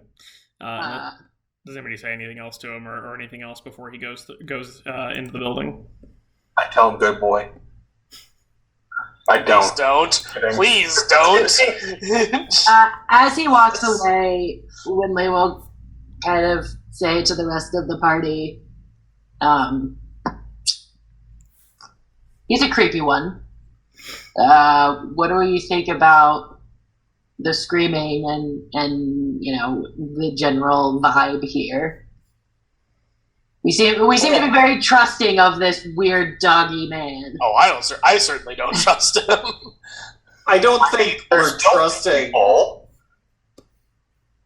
God, you don't have to be so. I mean, just because I don't think any of us are letting our guard down here, but this is the best lead we have on Ireena and Rictavio, so best to not alienate anybody before we have to. He was swayed into letting us in by Ash's piety. If it was a trap, he could have just welcomed us in. I don't know. I say we talk to this abbot. I'm thinking the celestial that Jake is picking up on. Harmony's going to point to the thing, change the post, and be like, does anyone know what that is?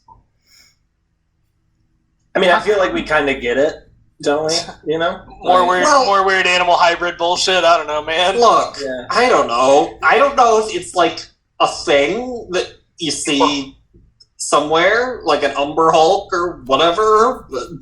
Maybe they were all lepers, and to cure the leprosy, they just replaced the parts that fell off. As you're all, and did the sorry, Dan, go ahead. Did the screaming from the... I'm so sorry. When you say go ahead, let me go ahead. All right. About a minute after he's gone into the building, and as you're all perhaps kind of discussing the discomfort of the surrounds, the door opens again, and you see him shuffle out, followed by a much more normal-looking person. The man who follows him is dressed in fine raiments and robes, and is almost inhumanly kind of attractive man. His skin is pale, his hair is quite fair, piercing blue eyes, the whole 9 yards. He almost seems to glide as he approaches you across the yard, particularly when compared to Otto's kind of shambling gait. Otto kind of stops by the well and gestures to all of you. Is Mina and company, my lord. And then he kind of seems to bow his head as if kind of getting out of the way here for a moment. The man who's come with him seems to survey all of you somewhat slowly and each in turn. What can I help you with, travelers? We're looking for our companions. Companions? We have evidence to suggest that they came up here seeking asylum. Asylum? We do not take in travelers. We are quite occupied with our work. And what work would that be? That of tending to the ministry of the monastery. the Bellevue family. And he kind of raises a hand and gestures towards Otto and towards the battyish and winged figure tied to the hitching post. Quite occupying of all our time, I'm afraid.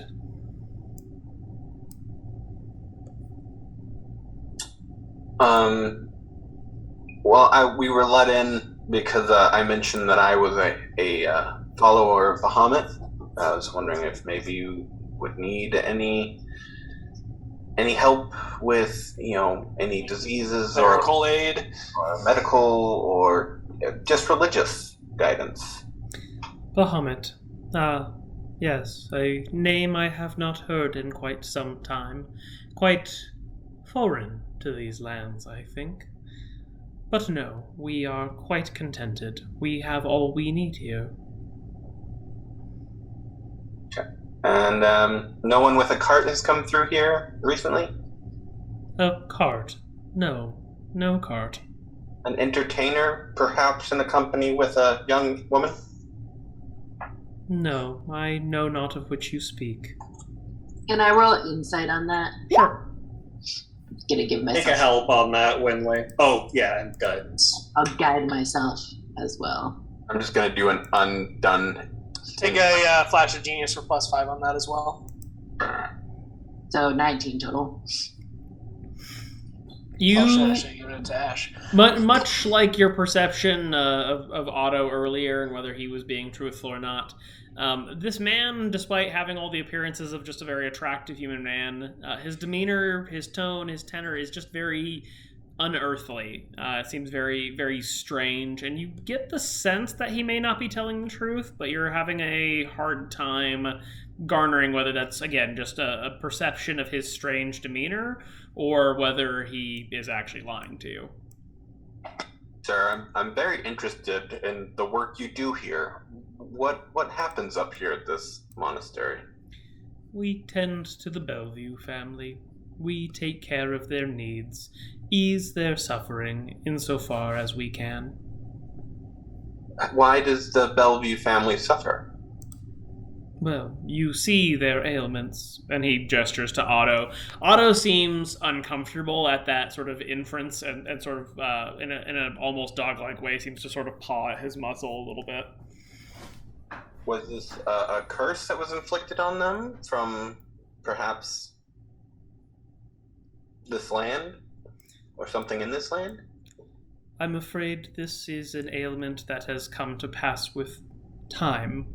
The Bellevues were once the keepers of this place among the priesthood and the caretakers.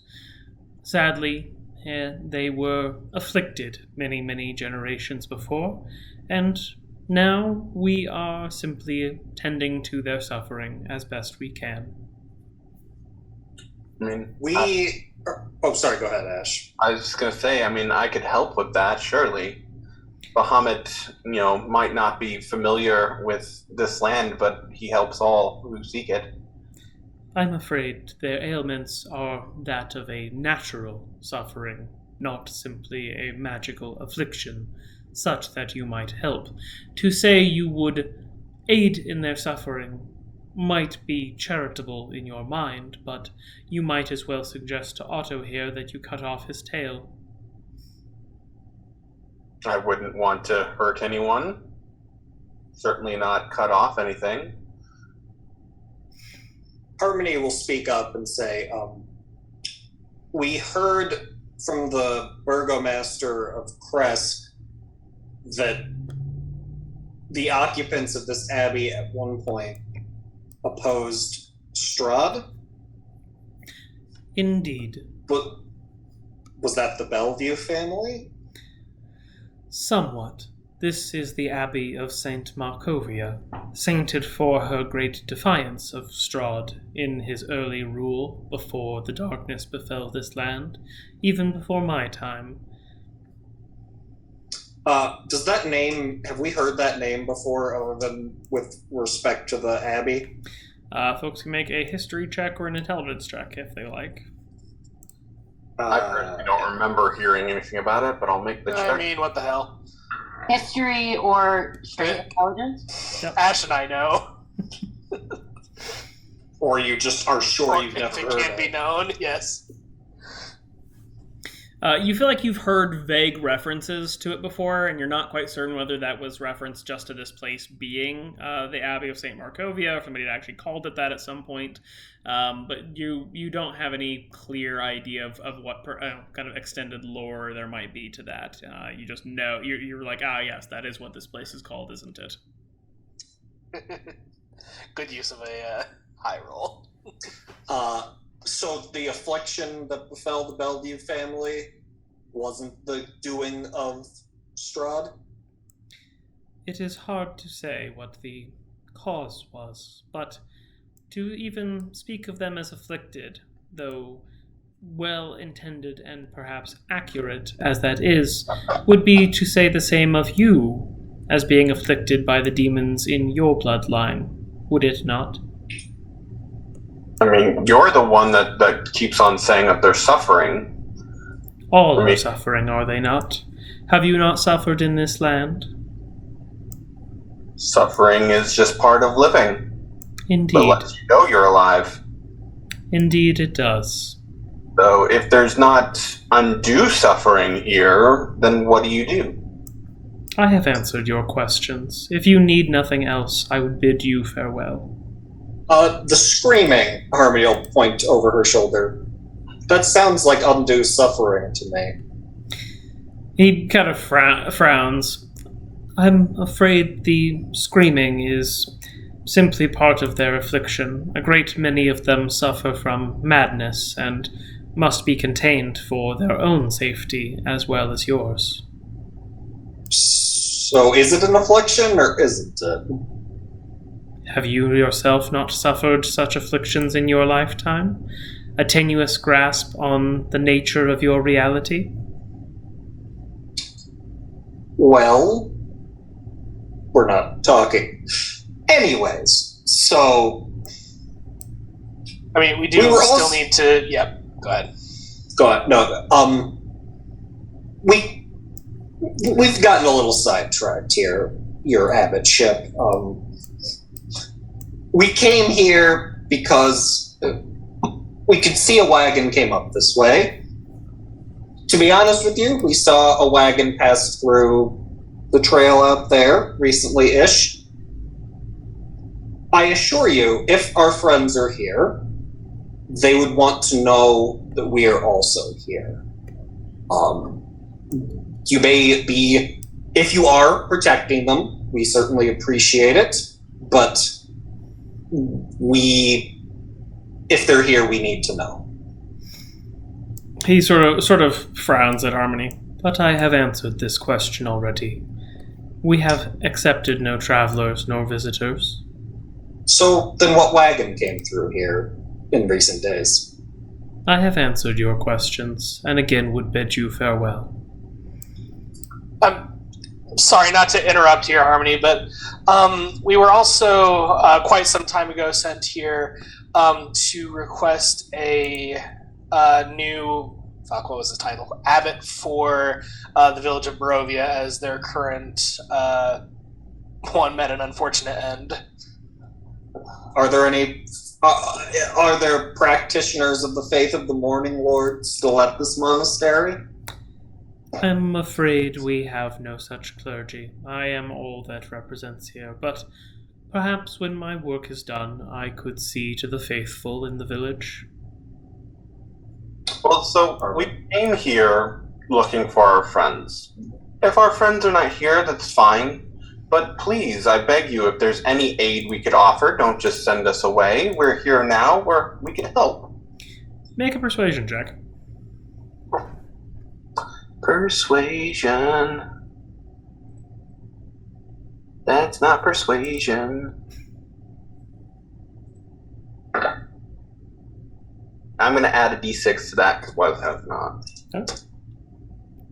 1d6. Crap. Well. He looks at Ash and seems to kind of thoughtfully contemplate the offer for a moment. We do not need help with the ministry and care here, but perhaps you could help me with something. I need A dress of fine quality. Do you know where one such thing could be obtained? Perhaps the city of Vallaki? We got these fine cold weather gear there. Perhaps. I have need of a fine dress if you could obtain such a thing for me. What kind of dress? What occasion? To attire a most important individual for a special occasion. What kind of size are we talking about? Could I see the person it's intended for so that we could get the right measurements? She is not here at the moment, but she will be here soon. May I ask who she is? A lady of particular character. Can you describe her? Her name is Vasilka. She is not known to me personally, but she will be soon when she arrives. Okay, well... I want to roll an insight on that one. It would be hard to obtain a fine dress for this person without being able to see them first. Fitting is very important when you're talking about dresses. I understand she is of a fine figure, petite, but healthy. She is perhaps, and he kind of looks at all of you, and then points at Mina. Her height. Mm-hmm. And do you know when she will arrive? Very soon, I expect. Perhaps we should wait for her. But then you would not be helping me, as you have so kindly offered. Knowing that the lady is Mina's height doesn't tell us much more than that. You know, it might not fit if we go and get a dress that's just based off of Mina. Perhaps, but I have more important things to attend to than the fine details of attire. If there is nothing else, I shall once again bid you farewell. We would prefer to travel throughout the daytime. Would you give us shelter here for the coming night? I'm afraid we have no such accommodations, but perhaps the village has some place you might stay. What sort of event would this dress be for? I mean, will there be dancing? Will there be fine dining? Does it need to be divided for riding? He kind of looks at Harmony and gives a very kind of almost like absent-minded smile.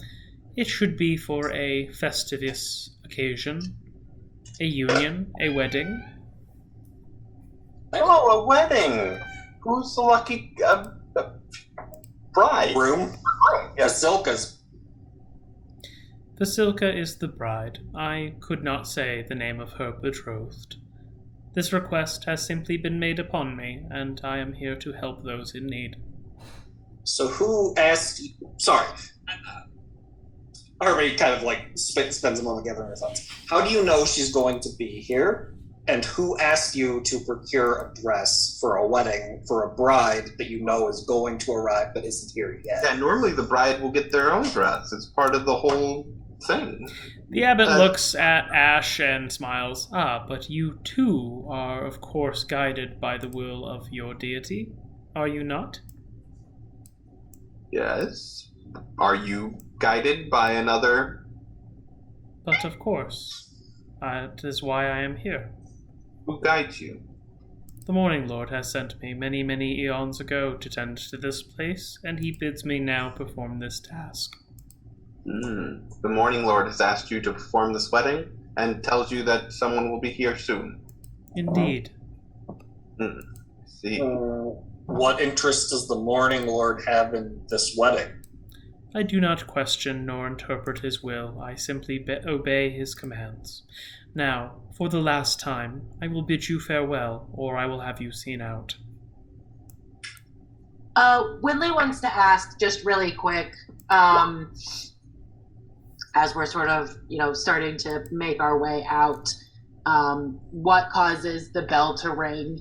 We're new here, and the screaming and howling with the bell is kind of disconcerting, so it would be kind of nice to know when that might happen.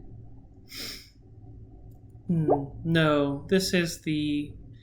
What do you call it, Otto? The dinner bell? Yes. It is simply for meal times. We were told in town that its ringing was fairly irregular. Do meal times occur? What indicates when a mealtime occurs if it's not at the same time every day? Such chores are beneath my attention. I have instructed you to leave. You will do so now. And this is, Harmony is trying to recall in Strahd's diary, did he mention of Vasilka? Was that the woman he was in love with? You can make an intelligence check. Can somebody else make an intelligence check? We can look at the handout from the Tome of Strahd's diary. Sure could. Yeah. It won't open for me, but I'm clicking it. I know nothing. Doc does not recall the name Vasilka. Doc is distracted by the weird hybrid animal people and is It's trying to suss that out. Yeah, it's Tatiana. Oh. So, no, there's not a mention of Vasilka in the Tome of Strahd that we have. Okay. And okay. Does anyone anyways. We should probably leave. Yeah, he seems insistent unless we plan on forcing something here, but I don't think we need to. Do we believe him that Rictavio and Ireena aren't here? I don't know at this point. Let's go back to the village and see what we can find out back there, I suppose. We can come back here if need be. Agreed. Okay, can somebody, Doc, is your connection to your homunculus longer than the 100 feet? I don't actually connect to the homunculus. I only connect to the familiar. That was part of the reason I got both, is because they both have slightly different strengths and weaknesses. Well, could either of them stay here and let us know if, somebody shows up? Yeah, sure.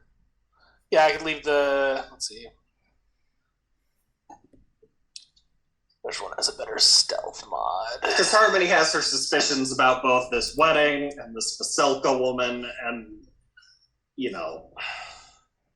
all this business. Sure. We're kind of on our way out at this point.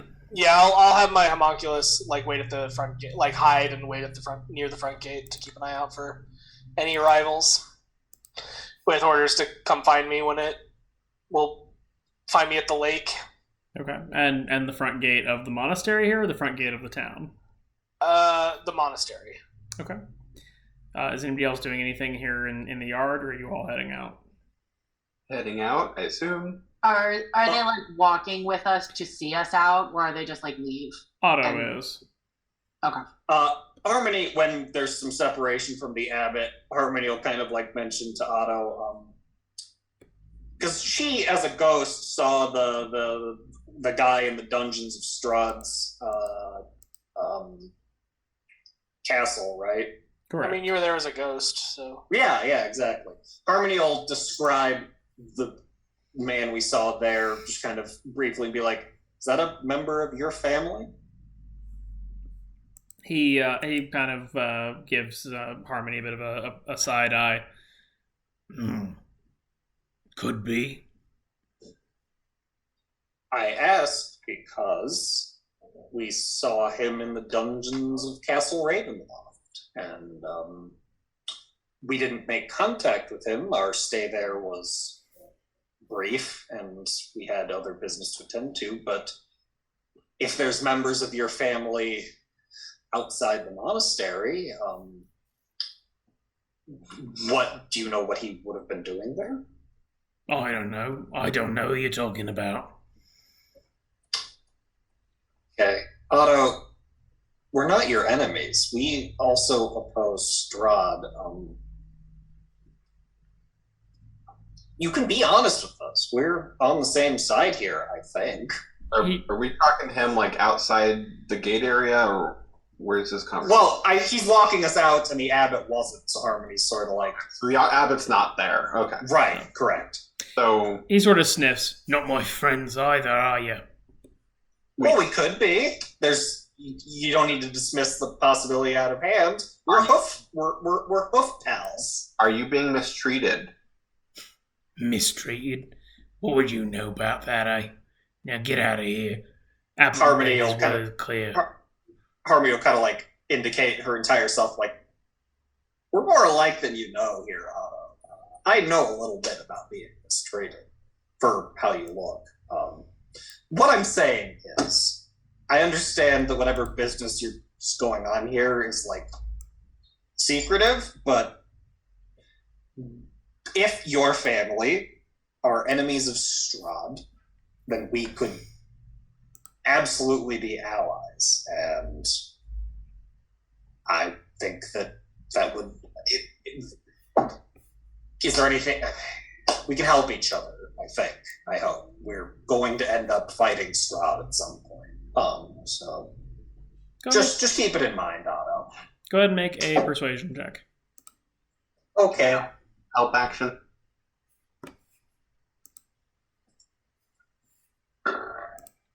Great. Okay. That's... He does not say much of it, kind of in response to that, but he doesn't seem wholly dismissive of it. As you reach the gate, you all kind of coming out too and whatnot can see the figure of Vasily standing outside of the gate. That's probably good, right? Yeah, definitely. Great. Vasily... Oh, sorry. Yeah. But Harmony's probably talking with Otto, so somebody else can probably read Vasily. He seems to be sort of catching his breath, having just come up the hill as he stands out here, and seems a little bit anxious as you come out of the gate. So I'm guessing that things went not great with Isaac and Victor? No, it's not that. It's not that. The elf from the castle. He's outside the gates. He says he needs to talk to you. The elf from the castle. The elf from... Oh, the one that we rescued from the dragon castle? He shakes his head. No, the one that works for Strahd. Oh, shit. Oh, god damn it. Tell him we're busy. Tell him we're not in.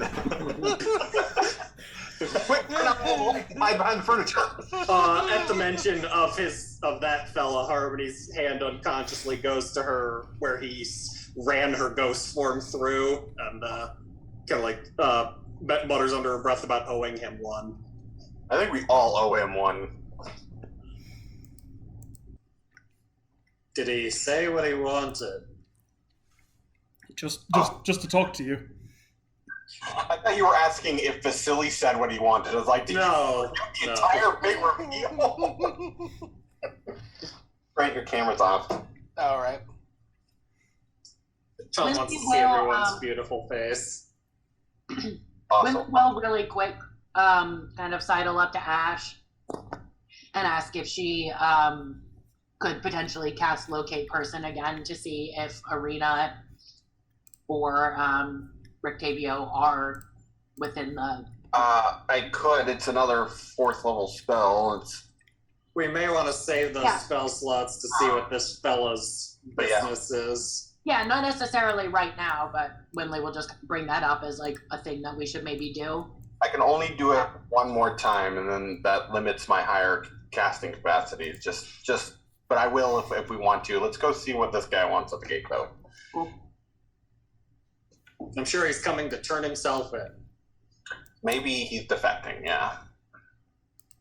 Or maybe he's just letting us know that Strahd knows that we know, that he knows, that we all know that we're still alive.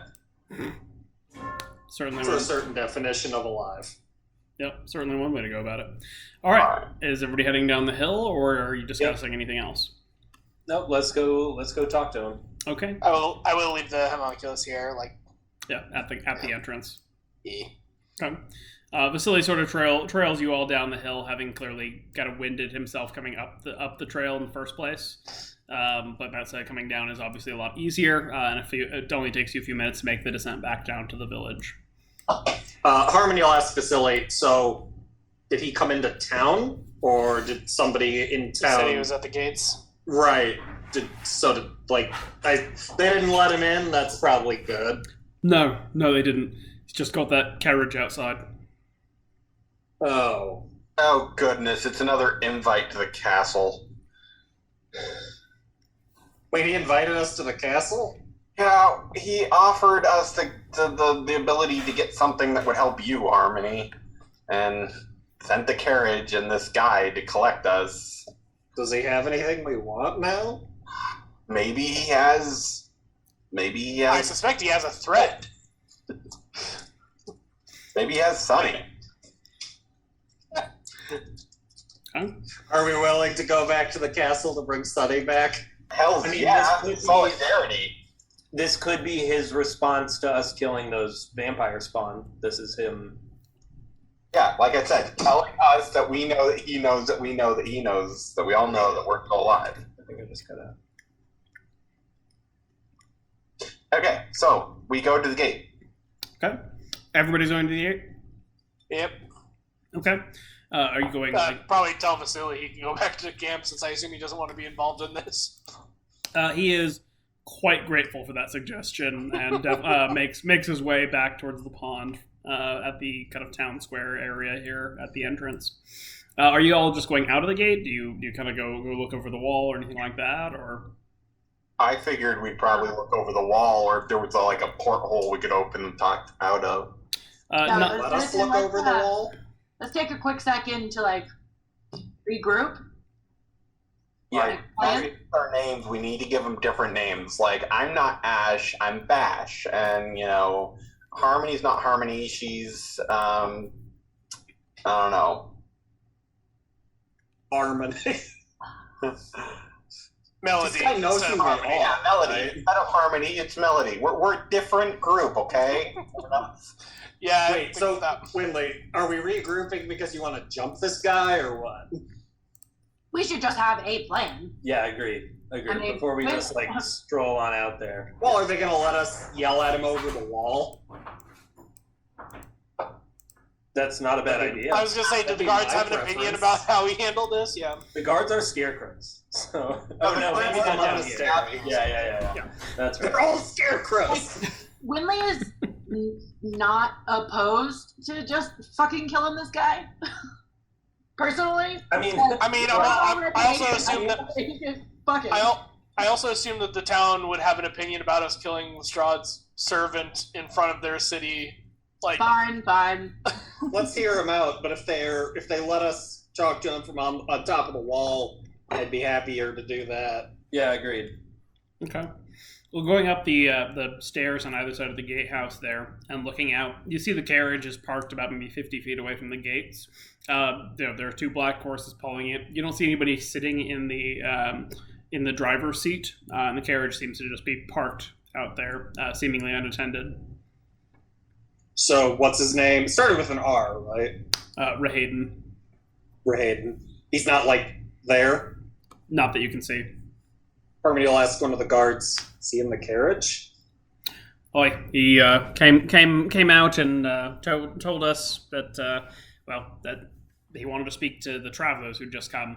We went and found your friend, the meek fellow, and told him to find you. And he just went back as soon as he'd given that message.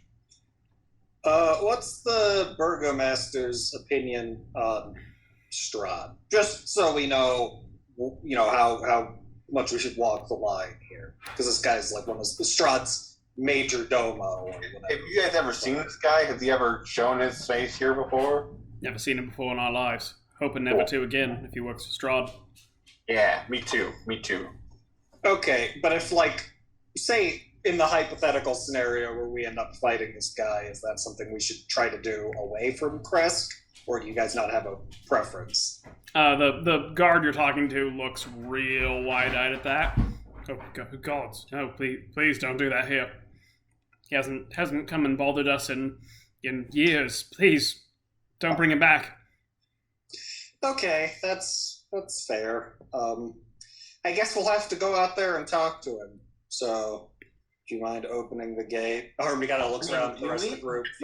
From the wall. Yeah, Mina, we're up on the wall, right? Oh, yeah. Yeah, we are. Mina's gonna whistle real loud and shout, Rahayden. The carriage seems to sort of rustle a little bit, and the door opens, and you see him step out. Even at this distance and being up on the walls, you somehow have the feeling that he is still somehow looking down on you from down there in sort of a disdainful manner. Too afraid to come and parley in person, I see. The view's just wonderful from up here. So we thought, why not do it here? Anyway, what do you want to talk about? The Lord Strahd sends me to bid you his congratulations on your continued survival. That said, he has no further need of you to perform the task he has set you, and bids you return Lady Ireena to his keeping. Return? We are in his keeping before? From Strahd, so why would we give Strahd her? Oh, this is, of course, quite apparent, but you seem to lack the intellect to follow. It is not a request, it is an instruction. You have until nightfall to return Lady Ireena, and in failing to do so, he will retrieve her himself.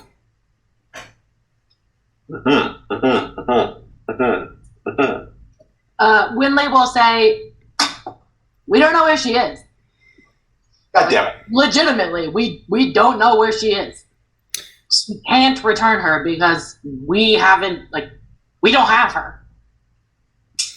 Yeah, we actually don't think of people as, like, possessions, but that might be kind of odd for Strahd. It's hard to sort of see his facial features clearly at a distance here, but it seems like he might have narrowed his eyes a bit. This seems to be a problem for you to solve. As stated, you have until nightfall to return her.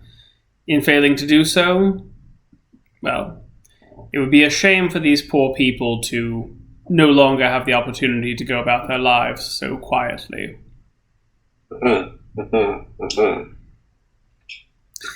So, wait. Will kind of why does... Okay, go ahead. Yeah, I was just going to say, Winley will respond and just say, the people here have nothing to do with this. Our failure to find and return Ireena should not come back on them. He seems to sort of smirk a bit. I think you are perhaps missing, but again, your intellect seems quite challenged. We might call this an incentive. Man, Willie really wants to fucking kill this guy. I mean, that's also not going to keep Strahd from showing up, I assume.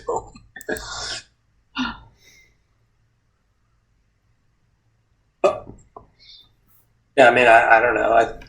Yeah. If that's all you had to say, you can go back to your... Yeah. Exactly. Like, okay, we'll try to find her. The carriage will be just beyond the trees. Again, you have until nightfall. And with that, he steps back into the carriage, and the horses, seemingly guided by some unseen hand, begin to kind of canter about and begin taking the carriage back down the road. And at this point, nightfall's like what, 3-4 hours? Correct. Tops. It's probably about 3 hours away. Hey, Rahayden, before you go, what got one more thing to pass along. The carriage does not stop. I was just gonna say fuck you, anyways. Okay. We appreciate Harmony. Yeah. God, that guy sucks. You guys had to spend a carriage ride with him, like from Vallaki to Ravenloft. That must have Yeah, it was pretty shit. I mean, didn't we have dinner with that fucker? No, I mean... Was he there? Oh, was that just... Yeah. He let us into the room, but he shut the door and then... Yeah. Winley will just kind of say under her breath, exasperatedly, Strahd is so powerful, he should find Ireena himself. I mean, What it sounds like he's going to. That was Yeah. Good, let him. that's kind of my He'll lead thinking us as to well. Ireena. Yeah, we don't. Well, he also threatened to destroy the town or Yeah. hurt people in the town, so we do kind of have an obligation to find That her. does. Harvey spends a moment. That does make me wonder. If he can find her himself, why is he waiting? Does he need something from us? Does he need her to come? Or he's quote-unquote, just an willingly? asshole. I suspect that he is perhaps genuinely wary of something that lives here in Krezk. And again, I'm thinking of the Celestial that I detected before. And maybe only wants to attack if absolutely necessary. So he's trying to intimidate us into getting her out of here for him. I am leaning more and more on that note towards Ash using your spell to try to locate Ireena, because I do feel like this shows that she is probably here, and does that gives us like a pinpoint location, does it not? Yeah, it does. It tells us exactly where she is. So anyway, that's my vote. All right. Should someone scurry back up to the monastery and warn them that Strahd might be coming here? Well, let's cast the spell and see if the spell takes us back up to the monastery. Yeah. Well, okay, hold on. Before you cast it, how long does it take to get up to the monastery? Coming down took you about 5 minutes. Walking up there takes closer to 10. Okay, and the spell lasts for an hour? Yes. Do we want to start at the monastery? Or do we want to start down here? I mean, if you cast it where we are. Yeah, if you cast it now and then we walk up there, that'll hit a ton of the town. And if we haven't found her at that point, then like I don't know. The town end to end is only about 700 feet or so. Okay, so we'll cover the town if we cast here and walk up there. Yeah. Okay, sounds good. I think we should do. Okay. Ash, are you casting it? Yep. Okay. You kind of reach out to the holy powers of Bahamut, and you feel Bahamut guiding you back towards the monastery. Shocker. Shocker. No one. Are Celestials allowed to lie? I mean, presumably if they think that it's for like the greater good or whatever. Yeah, this serves the greater good, right? Anybody, if you're a Celestial, you have to tell. Yeah, exactly. They have to tell. Does anybody have a dress on hand? Harmony has a noblewoman's costume, but I don't think that would pass for a wedding dress. That's such a Harmony question to ask. We want to ask those people down here. Winley is afraid that Guy's character just make a dress real fast. Even if Winley had a dress, it would not fit someone of Mina's size. Does well, I guess we don't want to take a bunch of time because we kind of need to get this sorted out. We could take a little time to just walk around and see if there's anyone who looks like they could. Well, let's not burn the clock. Let's not burn the clock on locate creature. Yeah. Yeah, I do also think that the Celestial isn't going to be like, you came back without the dress to tell me that Strahd might be coming here. Like, you're terrible. One would hope. More important to warn him that Strahd might be showing up. I'm just not even sure if we'll get through to the abbot without. I think we might just be delivering our news to Otto, but that's okay. Harmony does technically have a dress. It's just a costume of a noblewoman. So if that can get us through the door, that's good. I mean, what is a dress? It's not a costume for a noblewoman when you go right down to it. Does anyone have any magic that could create something like that? I don't know. Mina doesn't know shit about artificers and bards' magic abilities. Damn it, Jim! I'm an artificer, not a seamstress. I can do thaumaturgy. That'd help, right? Okay. Well, let's just head and pat Ash on the shoulder. Let's just head up there and see if we can get into the door and find Ireena, since she's up there. Yeah. Obviously. Okay. Back to the Abbey. Okay. As you start to kind of make your way back up towards the road, you hear somebody calling out to you Turning around, you see both Vasily and Krezkov, the burgomaster, making their way down the road from the west towards you. Hold on. The burgomaster kind of speaks up and holds up a hand. What's all this about giving a woman to Strahd? Oh, we're not giving a woman to Strahd, but we are trying to protect your town. Explain.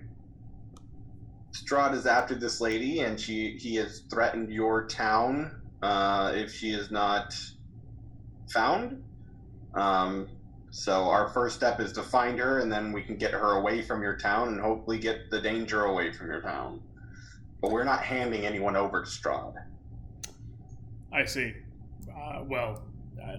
And is there some urgency here? Do you know that she's here? I just cast a spell that lets me commune with my god, and I have a strong feeling that she is up in the monastery, which we suspected all along, but now we have proof. I see. And if you're not able to get away in time? We will try and limit any kind of damage. Just us. But it would be wise to prepare whatever defenses Krezk has. Every citizen is ready to stand in defense of our home. We can man the gate, man the walls, perhaps buy you some time if you need it, but if it is indeed Strahd coming, I don't know that we have any power to truly stop him. We hope it doesn't come to that, but your offer is greatly appreciated. Do you have a dress about her size? He frowned then. It might help. A dress? No. Seriously, yeah. No, that would help. Yeah. I don't think so. He just seems really You've confused. got a dress lying around there somewhere. You look like a freak. Come on. Any marriages? He has a wife. Not a wife. Particularly. Any weddings in the last few years that you could to speak of? We could probably try to scrounge something up. Do you have an idea of exactly what you're looking for with that? Something fitting for a wedding about her size. Points to Mina again. For a bride. For a bride. I see. If you can give me perhaps an hour, I'm sure someone here in town has something that might fit that description. That would be great. And kind of, this connection might not make sense to you, good sir. Also, do we have your name? Yeah, Baron Krezkov. Oh, yes, that's right, Baron Krezk. I know. Yes, Baron. So, kind of on a similar note, what can you say about the abbot? Is there anything you can tell us about him? We have a suspicion that he might be able to help defend the place, and we're going to try and... He's an odd sort. So we know more about him. Quite. Yeah. I've only had reason to speak with him once or twice. He came to the Abbey before I was born, in the time of my father, and seems to be ageless in some sense. But he's been up at the monastery for as long as I can recall. He's, of course, been tending to those monsters that he keeps there, but I suppose I'm not sure what else I could tell you. That's all good to know. The ageless thing is interesting, so thank you. Krezkov, an old family name. Indeed. Has your family been in charge of Krezk for a while? Indeed. My father before me and his father before him. Cool. What was the name of the woman that the abbot wanted the dress for? Vasilka. Does the name Vasilka mean anything to you? She's asking the burgomaster. Not that I recall. Should I? I don't think so, but didn't hurt. Thought we might check. No. But if there's nothing else, I can at least begin readying the town to defend, as well as perhaps find you a dress if you can offer me some time. We're gonna head up. If you find a dress, send it on up with someone, a fast runner, maybe. If someone is able to be spared, of course. And Harmy will turn to Vasily and say, Vasily, can you find Isaac and Victor and let them know what's going on here? Of course. I did want to. He seems a little bit sheepish. You know where she is? You found her? You said. He thinks she's up at the Abbey, and we're gonna go find out. I see. Forgive me. Can I come? Can I come with you? Warn Isaac. Let him know that Ireena might be. And if the villagers can get a dress, bring up a dress, and then come up and join us. It's very important. It can help. All right. I can do that. Thanks. We know you can. We believe in you, Vasily. And bring Isaac and Victor up with you. Yes, Doc, we do. He nods and kind of turns to and begins kind of jogging up the path to the northwest towards the pond. All right, up the mountain. All right. Bring us back to yonder abbey. I know now's not the time for it, but Mina could use one more short rest before nightfall if we think that shit's gonna really go down. But just throwing that out there. It's not like good or bad. Well, right now we want to get up there before my Absolutely. person goes away. Yeah, just if it's in the schedule before shit goes down. Okay. And I'm just getting you all back outside of the gate here for a second. All right. It does take you about 15 minutes or so to trek up the trail, and the conversation with the Baron and sort of the subsequent items after you cast the spell have burned up about half of its duration. But even as you approach the Abbey, you feel quite strongly Ireena's presence in the easternmost building. Where the yelling was coming from? Like up here? Yeah, because this is north, so somewhere over here. Yeah. Hey, Otto! Otto! You hear a bit of a kind of a shuffling from beyond the gate as you're calling out. We very much need to come inside. We are working on the dress thing. It should be here within an hour, but we need to speak to the abbot. Urgently. He sort of kind of shuffles around from the gatehouse on the inside and peers out at you through all through the bars. You got that dress, eh? Let's see it then. It will be delivered within the hour. We need to speak to the abbot before it arrives. He shakes his head. Abbot said not to be disturbed. Important work he has. More important than Strahd attacking? You're not quite sure if he can blanch, but it seems like he does a little bit. What you mean then? Strahd's going to attack at nightfall if we don't speak to the abbot about it beforehand. Attack here. Yeah. He sort of frowns and doesn't seem quite sure what to make of that or say of that. Oh, person that you are hiding here that we were looking at before. He said he's coming for Ireena and that he would come get her himself if she wasn't produced. So if hypothetically he was being hidden, then that might be something we would need to know about. I'll go speak with him then. He that's what I thought. Kind of turns and shuffles up the path, and you see him through the bar, kind of disappear through the gate into the courtyard. Winley will, as soon as he starts walking away, turn to the group and be like, should I go with him? Like, tape into something little and eavesdrop on this conversation? I look at Doc I and would say I could, yeah. Like, lock, open. I could give it a shot if we're that impatient.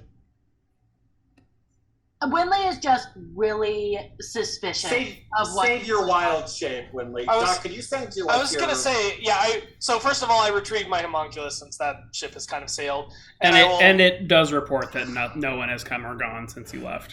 Sure, but I will take my familiar and do the share census thing and have it kind of quietly follow him. Okay. Go ahead and make a stealth check for it. Someone elbow me if yeah. What is an owl stealth? That's +3.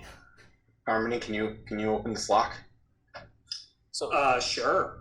So that's Harmony, a +3 on stealth. Okay. He doesn't seem to take any notice of your owl flying overhead, and it watches him shuffle into the yard and into the main building on the north side. Harmony is gonna go ahead and use the thieves' tools to pick up the lock. Okay. Go ahead and make your appropriate check. Can I give a help action on that? Are you proficient in thieves' tools? I'm sure not. I'll double check. I would say I can drop out of my thing briefly and help. Okay, yeah. Are you, Doc, if you see them go in the building, or are you trying to keep your familiar sense? I guess I'll stay in that unless asked. No, it's fine. I'll just give it a shot. I'll give you some guidance if that's possible. I would think so. It's a rusty lock. I doubt it's an ability check. No. I'll roll a guidance if that's all right. Sure. 17. Okay. It takes Harmony a little while, but the lock does pop open before Otto returns. Ha! All right. Lead the way, Ash. We need to find Ireena. If anyone asks, we're just barging our way in. Oh, okay, cool. Well, if your Look, owl can they listen, lied to us that she wasn't here, so if they want to fight about it. I mean, do we want to fight a Celestial before fighting Strahd? I guess is my concern. I mean, we don't have to fight anything. We can march up to over here, and if they ask, they're like, "Oh, the gate's open. Otto must have left it open. Sorry." Feel like they're probably not going to believe that, but Yeah, that's my concern. Well, only one way to find out. Also, is anyone waking up Doc? Because I'm blind and deaf while I'm doing my familiar thing. when they will just pick you up and carry you along. All right, whatever. Sure, why not? All right. So I'm kind of following. Is she somewhere in this building, or is there another building up way back here? I mean, you can only see the two main buildings that you've seen so far. Okay. Well, I get to about here. And Yeah, I wanna move like right with somewhere over here or somewhere back here. Do I see a door back here? No, you have not seen any other entrances into the buildings other than the two doors that you saw in the main courtyard. You do at the end of the track here to the east, map north, see a gate that seems to lead into either the outside or some sort of back area. Where's my Ireena sense pinging? It is pinging around here. Where's the party out here? My token's still outside. Harmy's gonna roll a stealth check if that's all right. I didn't see the ping. It's roll 20's being finicky. Please ping. There we go. Aha! There you go. Okay. I'm going to go up and look through this window then to see what I see through this window. Okay. Go ahead and make a perception check, as the window itself is quite grimy and nasty. Perception. Can I make one as well? Sure. Is it just a glass window? Yes. It has some kind of like metal lattice work on it with little small panes in between them, but yeah. Peering through, you see a unlit and dim hallway. There appears to be kind of a passage leading off to the north from here. There seems to be sort of like trash and debris scattered around the floor, as if this place is not particularly well kept. Does it look like we could get into this window if we needed to? It is not an opening window. Okay. In that case, I am going to go back to the gate. Is this gate openable? The one into the courtyard?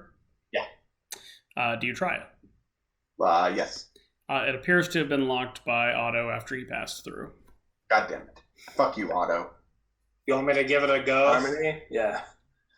Okay. Probably just locked with a bar. It's probably not something we can pick. Is there an obvious lock? You saw Otto unlock it before, earlier when you were here before. Yeah. Okay. So there's a keyhole that could potentially be picked? Correct. Okay. I'll give it a shot. Winley, you got some guidance for me? Sure. Great. Feels pretty good, but I'll take the guidance anyways. Harmony is able to almost effortlessly open this lock. I mean, it practically seems to open itself. All right, lead the Call way, Harmony Ash. the lock tickler for nothing. Oh. You called me that? Nope. All the time. I walked through the gate. 90% sure no one has ever called Harmony that. I'd like to go to this door since I didn't see anything through this door, this hallway. I'd like to go through this door. Okay, that is one of the stone sheds. Oh, okay. The door into the building That one. appears to be this one to the left of it. Okay, well then I will go to the one to the left. Okay. I'm just right with you. And I will check the door. Okay. As you are approaching the door, the spidery, batty figure tied to the post lets out shrieks and kind of pulls at the chains on the post, being held back by maybe a mere 2 or 3 feet from being able to reach you based on the length of the chain. Cool. Is the door locked? It is not locked. I will go in. Okay. And I'm going to go around this corner. Hold on. It does say roll 20 is being real finicky here, so I need you to slow your roll. Yep, slow my roll. Oh. I'm just doing my best to keep my token with Winley, since she's apparently carrying me around. Would the reaction of the thing chained to the post, does it seem like feral, hungry, pained? Like, is it like trying to eat Ash, or is there a way to... Certainly trying to get at Ash. Its intent is alien and unintelligible, given its bestial features. Okay, cool. Glad they measured those chains correctly, because we're popping in here. We're on the door on the left or the right? This one. Okay, great. Thank you. Harmony will shut the door behind us if she's the last one in. Okay. Doc and Winley, I assume you're going in then? You're muted, Caitlin. Yeah, I know. What is Doc seeing? Still nothing, I assume. What is Doc trying to look at? Sorry. I was keeping a lookout on the building down there that had... Can the owl not look through windows? It hasn't. I mean, yeah, I will have it send it to the window to see if they're talking or something like that. Okay, which window? I mean, probably closest to the door that he came in. Where are the windows from here? Yeah. Yeah, there are no windows on the inner courtyard face. Oh, okay. Send it around the wall to see, we've already kind of peeked into these just from walking by, so I'd probably try one of these windows here. Okay. Looking through the window, these windows are similarly grimy and dirty, but looking into that hall, it appears to be one large room with a set of stairs leading down on the east side, map north, and on the west side leading up. In the center of the hall, there's a very large banquet table that seems laid out for a dinner, although there's no food or anything set out at the moment. And the owl can see Otto is shuffling down the stairs from the upstairs and heading towards the door. All right, I will tell my familiar to come back and tell everybody that he's leaving. If he's going to the front gate, then it doesn't find us there. That's going to be a whole thing. Okay. Sure it will. Let's find we might be okay. He might just think we left. Except the gate's open, so... No, we closed the gate. Did we? Yeah. I thought... no one said that. I don't think anyone explicitly said it, yeah. No one said that. The only door that was closed was this one. Okay. I mean, we do also want to talk to the Celestial. We do. So, find Ireena first, and then we can talk to the Celestial. Yeah, I mean, the point is that, pretending we left probably doesn't make much sense, because... We'll just come back out when we found Ireena, and if they're mad at us for wandering around, we're like, look, we don't have time to fuck around. Strahd is coming. Sure. Anywho, can your bird keep an eye on what Otto does, Doc, and let you know? Yeah, sure. Jab me in the ribs real good if you need me for anything. Okay. And back into possession of the bird mode. Okay. And Doc's still just standing in the yard? No, Doc is carried by Caitlin. Caitlin, are you in? with us? Yeah, Lee is carrying Doc while he's in his unconscious state. So yeah, he should. not unconscious, just unaware. But yes, Yeah. where are you? So I can move my token to you. I came right inside the door. Okay. Okay. For those of you in the hallway, much as Ash saw through the window, there's kind of debris and trash scattered about the floor. You can see kind of around the corner here a hallway leading up to the north, and then there's a hallway leading out to the east. And I got a sense either around here or here. You now being this close are sensing that it's upstairs. All right, we're looking for stairs. I tell everyone we're looking for stairs. I'm gonna go down to the end I of was about to this. say, around the end of this corner looks like it might have stairs, perhaps. As you come... It looks stairs. Well, hold on. So as you all step out into the hallway here, looking down here to the north, you see a probably 7 foot tall hulking figure, kind of tromping in your direction, and kind of as you step out, it seems to pause, and then lets out a bit of a bestial roar and begins kind of charging down the hallway towards you. Roll initiative. Tell him Otto sent us. Hello, fella. Yay, negative initiative. Soon that will no longer be possible.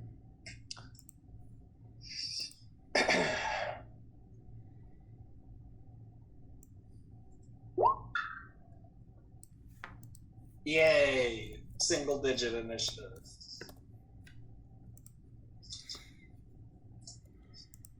Technically, that shouldn't be a negative, because I think at this point I only have a -2. No, I don't. I have a -3. Never mind. I have a -2 on some things because of my luck stone, I think. Well, I think I'm not going to go yet, but just since I'm lining up what I'm going to do, Mina's probably going to mutter a quick, like, do I shoot it? I should shoot it, right? As she's pulling out her hand crossbow. Try not to, I would say. Nah, I'm definitely going to shoot it, just so you know. Hold it. All right, well, Maynard, it is your turn. Don't kill it. Am I seeing what I'm seeing on the token of this thing? Yep. It is, as I say, it's wearing rags and the like, but it is clearly a man stitched together out of the parts of many men. Yeah, but not to be too meta here, but I'm probably not getting a whiff of undead shit with this thing. Nope, not undead. That's unfortunate, but also what I suspected. Okay, well, I am going to shoot it. And it's going to be a sharpshooter, so here you go. Thankfully, I'm going first. If it'll roll, let's try that again. There we go. Okay. Shot buries itself in this thing quite easily as it's charging straight at you. It does not seem to respond to the shot at all. Okay. Well, this is what I do, so I'm gonna take another shot at it. Also a sharpshooter, and there's another 20 damage. Okay. The second shot also lands quite cleanly on it, but again, it seems totally unfazed. All right, that's okay. Got plenty more of those. And with that, I am going to move, but let me just put in those crossbow bolts. There it is. Are we... Well, we can't really confer about this, but Mina's thinking, are we trying to push to get to these stairs, or should we fall back?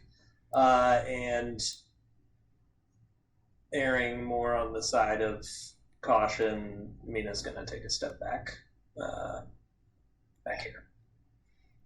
Okay. And, reloading and whatnot, and yeah, that's my turn. All right. Doc, in your owly view, you can see Otto shuffle his way out of the main abbey and start to head for the gate that leads out to the outer yard. Someone I was going to say, do I feel like vibrations from this thing charging or anything? Or... No. No. Okay, fair enough. Well, You can make sorry, a perception guys. check, though. Yeah, Shit, sure. Sorry, Doc. That's my bad. Nope. I could have poked Probably you. not. Okay. It charges down the hallway towards you again, letting out a bit of a kind of a and pretty much clears the distance of the hall here in a moment. And then it is Winley's turn. And if Winley is still AFK, she said she was going to wake up Doc. I'm here. Okay. I will take a moment to, jab Doc in the ribs, to wake him up, tell him, maybe be here for a moment. Would that be a full action or? Just an action to shake him awake. Okay. Then I'll use I'm just gonna do that. That's it. I don't want to use a wild shape yet. Okay. Harmony. Well, To sleep, charm it, do something. it's a flesh golem. It's a golem. Yeah, I was gonna say. This is not my area of expertise. Harvey's like, you guys got it, right? And is going to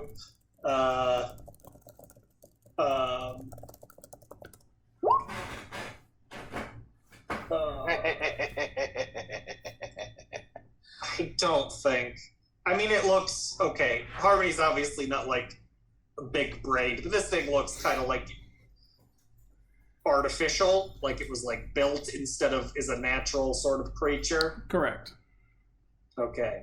I'm not trying to metagame, but Harmony's not of the opinion that the persuasive mind affecting kind of magic works on Frankensteins, right? Yes. Correct. Okay, great. Then Harmony's like, okay, you guys got this, and we'll slink, since it managed to not make it into melee range with her, is going to slink off in this direction. It's 20 feet. Is there stairs? Oh, there are the stairs. She's going to round the corner and start heading up the stairs. Okay. As she rounds the corner, she will, to test her hypothesis. Actually, no, she's just going to dash because she doesn't have to take the disengage or anything. She's just going to dash up the stairs. So Okay. that's 30 feet, so then she gets another 30. Okay. Anything else, Harmony? Nope, just spending the other. I mean, if she gets she's not going to blindly stumble up the stairs and run headlong into a wall, but she is going to use her full movement to try to get to the top of the stairs and be looking around for Ireena. Okay. And we're going to have a cutaway for Harmony then upstairs. All right, Ash. All right. Guess we are fighting this thing, so I'm going to slice at it with my sword.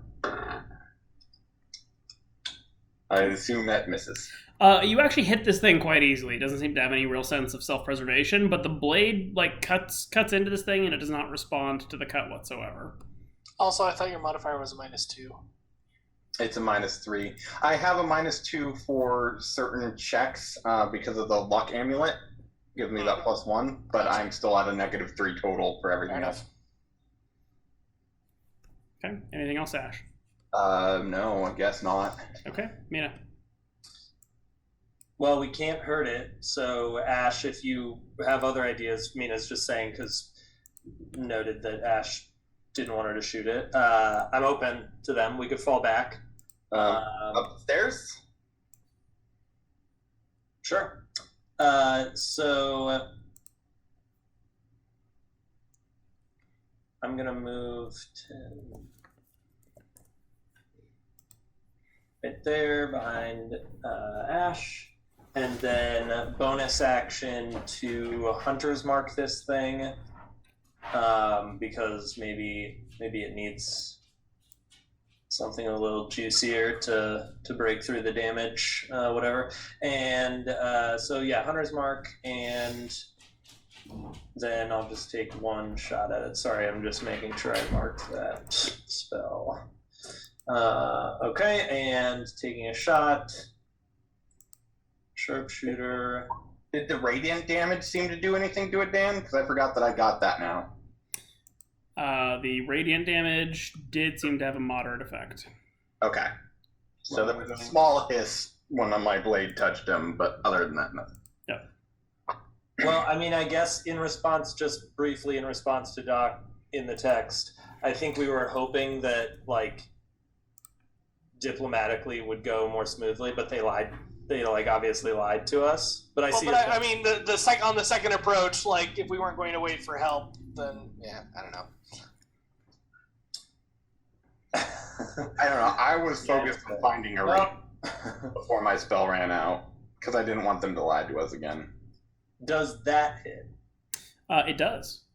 Okay, well, I'm hoping that my 4 Hunter's Mark damage can go through, even if it doesn't give a shit about the rest. But anyway, there's 22 damage total for a bit from... Okay. It seems to flinch a little bit at that shot. Okay. Why do we think it's not taking damage? Was It's that not... while I was away? It's a big chunk of flesh. It doesn't seem to be... I mean, I hit it with 2 pretty solid crossbow bolts, and Ash gave it a pretty good slash, and he specifically said that it didn't seem to mind any of that. Whereas the radiant damage did seem to hurt, and now with the Hunter's Mark, it seems to Okay. Gotcha. Thanks. unhappy. Okay. But anyway, yeah, and then that was it. Move, bonus, action. I'm done. All right, Doc. You are roused by Winley to the sound of this thing like going in your face. What the fuck? Hate to wake you in this way, Doc, but Yeah, fuck why? you've made friends. Friend, you've made friend. Singular, one friend. He seems to be a dumb meatball. Winley, by reference, you would also be up closer here if you woke him up. Okay. I mean, sorry, I should have moved when she did in that case, but yeah, whatever. So come up and punchy. Okay. Your first blow smacks into it, and it seems to just stumble back. And it doesn't really have articulate expressions, but it seems almost surprised at the impact. They can actually get hurt by thunder gauntlets. Yep, force damage, baby, or thunder damage. My bad. Either way. Nice. Yeah. Two very solid smacks from Doc pound into this thing, and it stumbles back. And then lets out a roar in rebuttal. Doc, anything else? Nope. Okay. It lunges at Doc and proceeds to flail its limbs quite ungracefully. Oh, I'm sorry. I still had my Shield of Faith. Sorry, I brought my AC back down because I still had my Shield of Faith from earlier. Because I. Yep. It's correct now. Yeah. No, that ended a while ago. Yeah. Its limbs bang off of your armor, and you feel quite rattled by it, but suffer no injury from it. Winley. Sweet.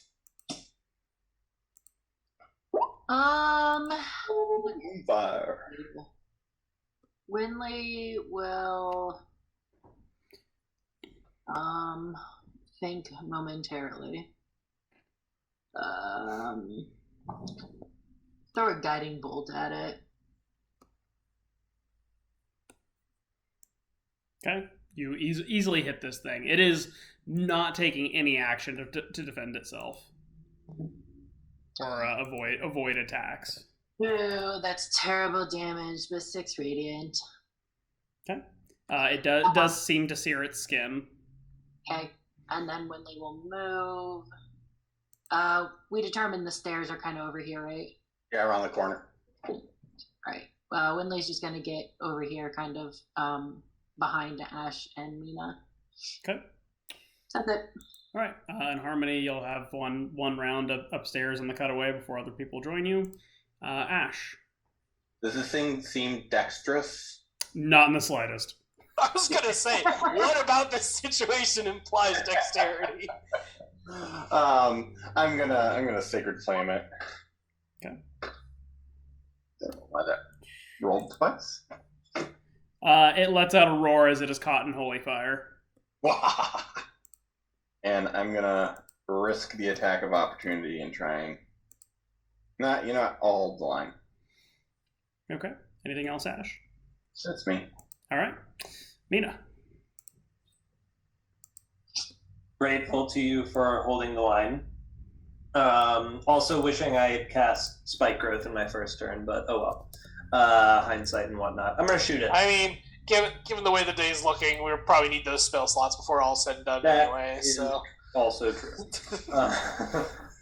Yeah, I'm trying to expend as few of my resources as possible here. Yeah. Well, I'm not going to sharpshoot it since I don't think that. I mean, I don't know. Do we think we're even doing? It seems like it's not doing anything. Do we think it's even doing half damage, or what are your?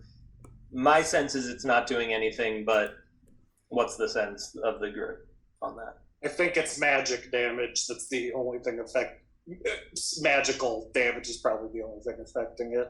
Okay, just wanted to make sure that wasn't just me, so I don't need to sharpshoot. Here's shot number 1.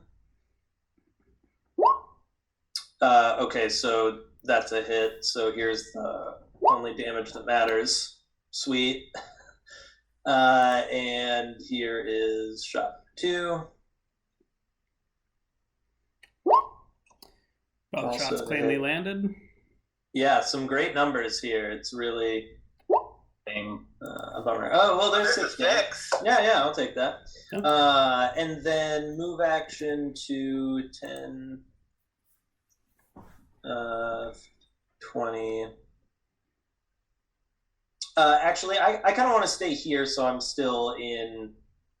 Can I see the thing from here? Yeah, you can lean around the corner.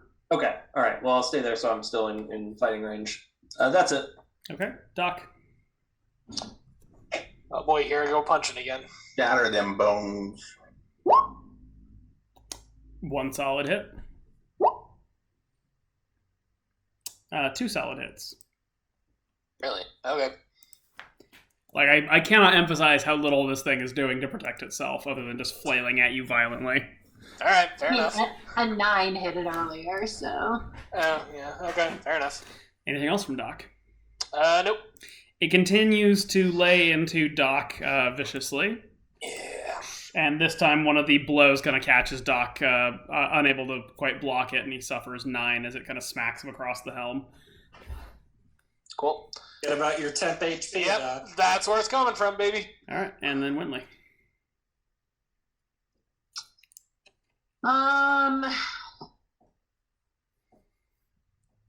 Man, Winley really doesn't want to use much of her stuff. We'll throw a frostbite at it. Feel like it's probably gonna make it save, but we'll go for that. DC 16 con save, please. It fails. Oh, good. Look at that. Okay, let's find the correct thing to click on. 9 ice damage. Okay. It seems a little bit frostbitten. Good. That's it. Okay. Harmony 2 rounds upstairs, and then Ash. All right, I'm going to do another Sacred Flame. All right, and it is not able to juke out of the way and remains well lit. And I will continue to hold the line. And with that, it actually collapses to the floor, engulfed in the holy fire of Bahamut. Okay, upstairs. Neat. As sort of this battle subsides for a moment here, you realize that the hallway is just ringing with the howls, screams, and shrieks of the creatures that you've heard from this place. Upstairs. To the tune of like dozens of such sounds and voices echoing from beyond. How's that for us? All right, is everybody going upstairs? Upstairs. Ash, do we want to hang out here and potentially hold the line if... I want to find Ireena before my sense goes away. Okay, I'll stay down here and just kind of quietly be ready to hold the line for if these things come out, just to give warning to the party. Winley will go with everybody else upstairs. Okay. Let me go ahead and if you guys want to go ahead and pile in at the end of the steps there. Shall I do the same just so I can have vision on what's going on upstairs? Or I'm gonna say no. fair enough. Don't lie, Doc. You just wanted to stay down so you could examine the goal. I mean, 6 to 1 half dozen the other. Really, I can do both. Right, multitasking. Ash, you gonna go to the end of the stairs there? Oh, well, I thought you meant this end of the stairs. Yes, hold on. I was up there, and I was like, I don't know what ends the stairs he means. Sorry. Okay, and let me go ahead and get y'all copied over. Doc, maybe we'll come back for you. And then we never saw Doc again. Allegedly.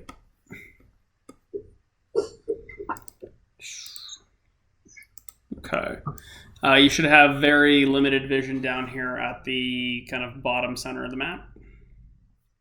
As it comes over, or as it switches over, when it switches over. One day. There it goes. Yep. We hear Doc mutter as we head up the stairs. Who put this together? Just poor craftsmanship, really. Terrible stitching work. Alright. Any vision? Oh, there we go. Oh. Okay. Sorry, where am I? I think I accidentally moved when I was... Okay. Yep, you're fine. I'm just moving enough that I'm not standing on top of anyone. Yep, so Harmony, you've got about 2 rounds worth of movement and stuff you can do up here. Coming up to the top of the stairs, you find that you're standing at what looks like what may have once been some sort of reception. There is a kind of curved L-shaped desk here to the side of the stairs, and a number of kind of broken chairs and kind of rickety-looking tables set along the walls. Much like you might have seen at perhaps a hospital or something for kind of healing or treatment. There is a door to your left that resembles the door that took you into this building in the first place, and there's a wooden door to your right. Okay, so Harmony took the dash action on the turn she went up the stairs. Does it take the full extra 30 to get up to where she is now? Correct. Okay, great. Then keeping an ear out for the sounds of battle below, Harmony's first thing she's going to do is she's going to make a stealth check. Okay. Okay. And then she is going to, let's see, so you said there's a door to the left, and so there's a door here. Did you say there's another door to the left? Literally right next to Harmony. Okay. Well, since she comes to the top of the stairs, Harmony's going to take a moment to listen at that door, see if she hears anything beyond it. Sure.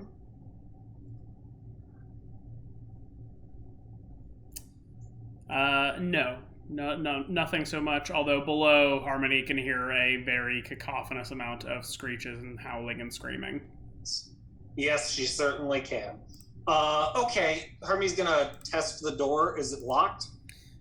The door to the outside is not locked. Okay. Oh, that's the one to the outside. Okay. Then Harmony is going to cross the room. Okay, sorry. 5... 10, 15. She'll take a double move. Can you dash while being stealthy? I know you have to move half movement. Yeah, you can. To stay stealthy. Yeah, you can. It's just the half speed the whole way.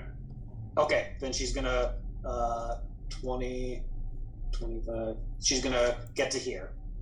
Okay. So that'll be her first turn. Yep. And then for her second turn? She will listen at this door. If that'll be a separate perception check to try to make it out over the din of battle. Correct.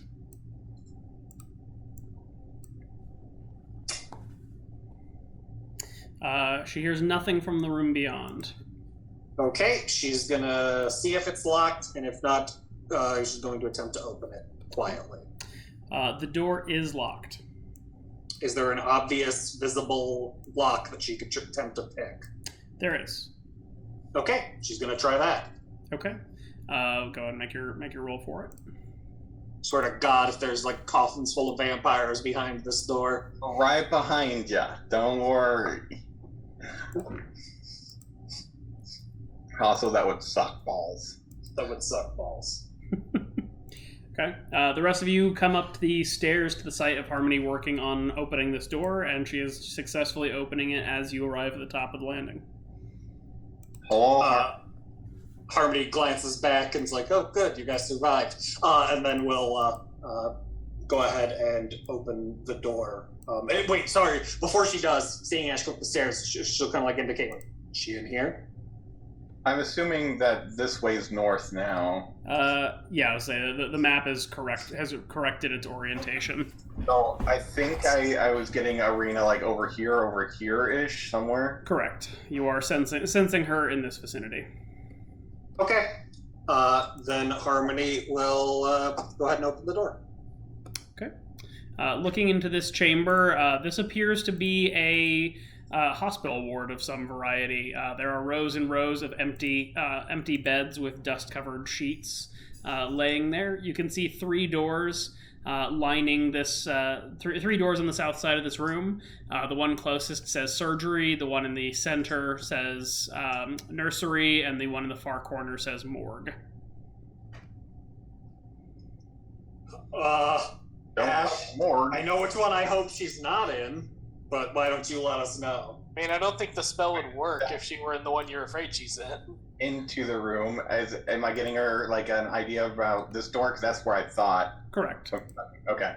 So yeah, this first door. Surgery? Oh man. I'm gonna knock on it. Okay. There is no sound from beyond the door. I open the door. The door is locked. I gesture to Harmony. Hey Doc, can I get a help action on this? Oh, yeah, you're I'm downstairs. You're on the line. Sorry. Hey Doc! Hey, I'll give you some guidance. I'll take a guidance. Just try to bump it over 20.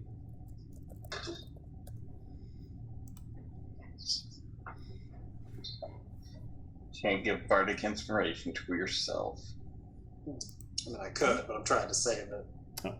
Are these all windows outside? Yes. Okay. Just say upon kind of working on the door for a moment, you feel the lock give after a few seconds of kind of frantic work here. All right, Ash, get in there. All right, I go into the room. Okay. As soon as you open the door, a loud bell rings throughout the complex. You feel like it came from this room as opposed to from a bell tower somewhere else. Looking into this room, you see Ireena. She is clothed in a white gown and is laying seemingly unconscious on a table. Looking at her, she looks a little bit strange for a moment, but you realize that somebody has painted lines around the edge of her face, kind of like a dotted line around the edge of her face. I don't care for that because it makes it seem like they were gonna do something to her. Anyways, Ash, is she alive? Yeah, should I make a heal? Should I just try and heal her, or should I make a health check first? What do you guys think? Do a medicine check. See what your diagnosis is.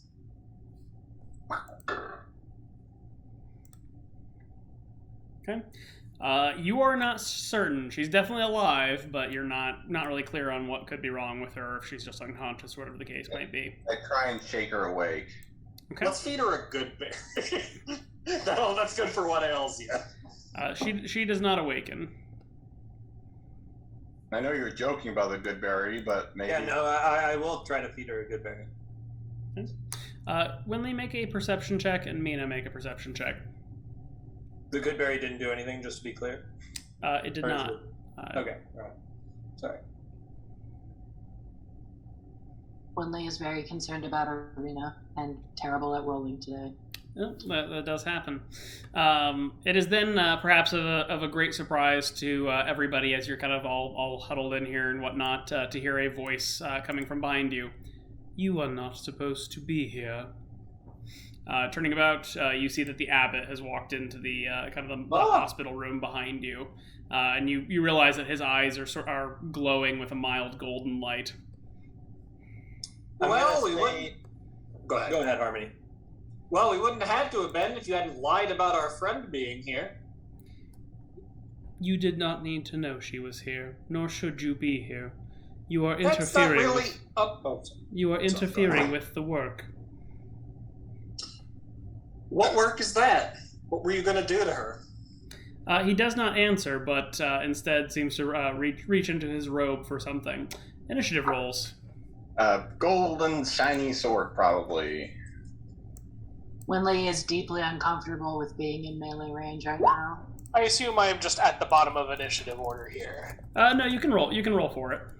Okay. Harmony's- I mean, I don't have a token to select to put me on the board. Wouldn't the Celestial have had to have walked past Doc to get up here? Well, there's a door to the outside up top, apparently, so maybe he just flew. Or if he'd already been here. If he Or could if it can- float. If it can fly, yeah. Yeah. I didn't realize there was another door. Good job holding the line, Doc. It requires there to Oh, be a we're gonna line have- to hold.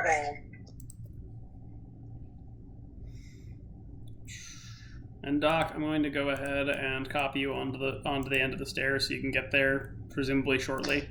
Yep. But yeah, you will obviously not be there until you actually make the movement. And it'll take about a full turn of dash to get up to the top of the stairs for you. Sure.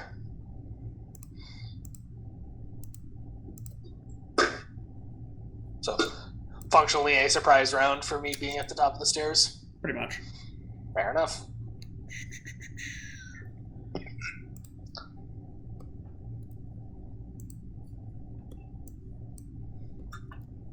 Anybody in the initiative order? I was gonna call for Doc, but Doc knows Doc's on his way up. I mean, I assume something's going to happen at some point here to alert me that... Yeah. Okay, then I will. I was. Well, the alarm went off. Yeah, That's that true. too. That's true. Okay. Doc probably knows that was us. Mina has the initiative. All right. So still, just for good measure, Mina is gonna call out just kind of a Doc. Should probably get up here. And then we'll take a step back and holster the hand crossbow.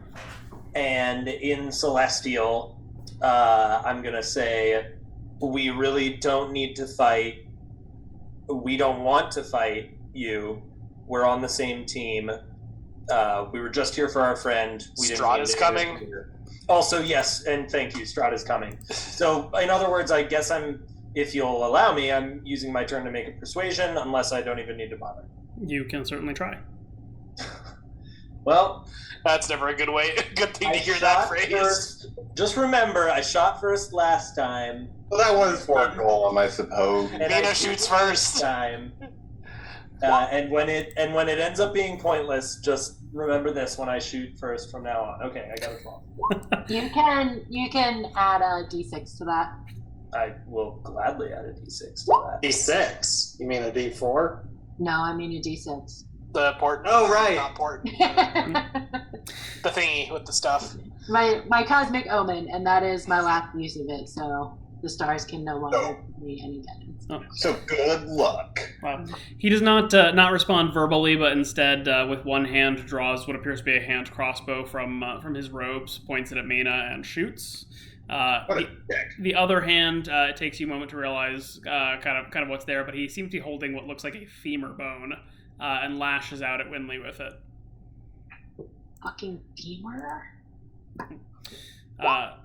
Mina, you take 25 as a glowing golden bolt from the hand crossbow smashes into you, and Winley, you manage to duck as he swings the femur, which strikes the stone wall next to it and cracks the stone surface. Winley. Great. Love that. Alright. Winley is going to risk an attack of opportunity to move away. Couldn't she use Misty? Oh, wow. I could. I don't want to. And he lashes out with Yon Bone as Winley makes a run for it, and fortunately she ducks under the backswing. Okay. I'm going to... Well, I really feel like if it's celestial, maybe radiant damage isn't the best bet, but that's what I'm going for.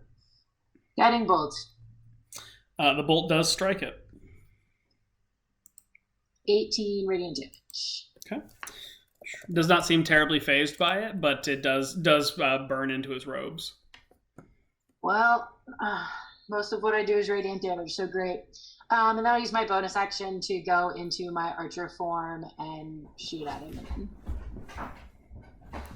For an additional 7 radiant damage.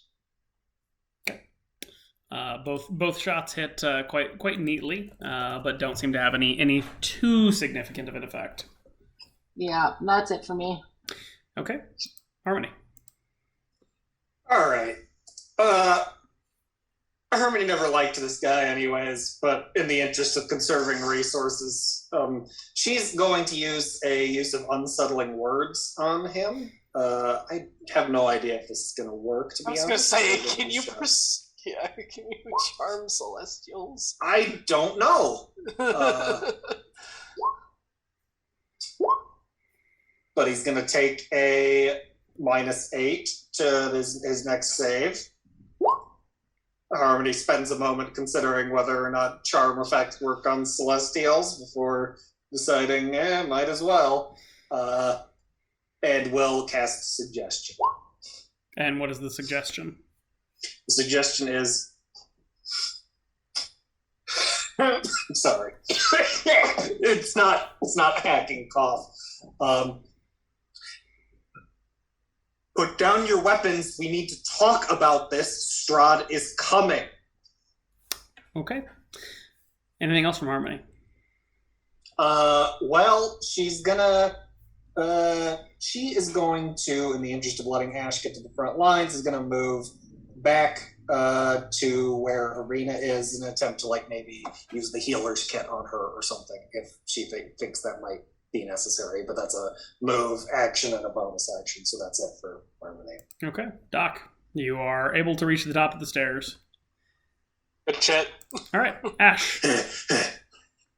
I am going to step forward into this room here. Let's see, just get a lay of where my allies are. Okay. And I'm going to also try and persuade this guy. I'm going to use thaumaturgy just to kind of, make myself kind of glow with Bahamut's holy light, I guess. And I'm just going to say, you serve the Morning Lord. We are trying to also serve him as best we can. Help us help you. Okay. And persuasion.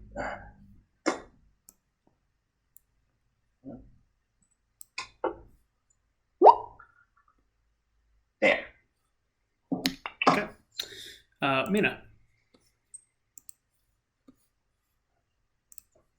The real bummer, Ash. Well, I still don't feel like I want to just, I don't know.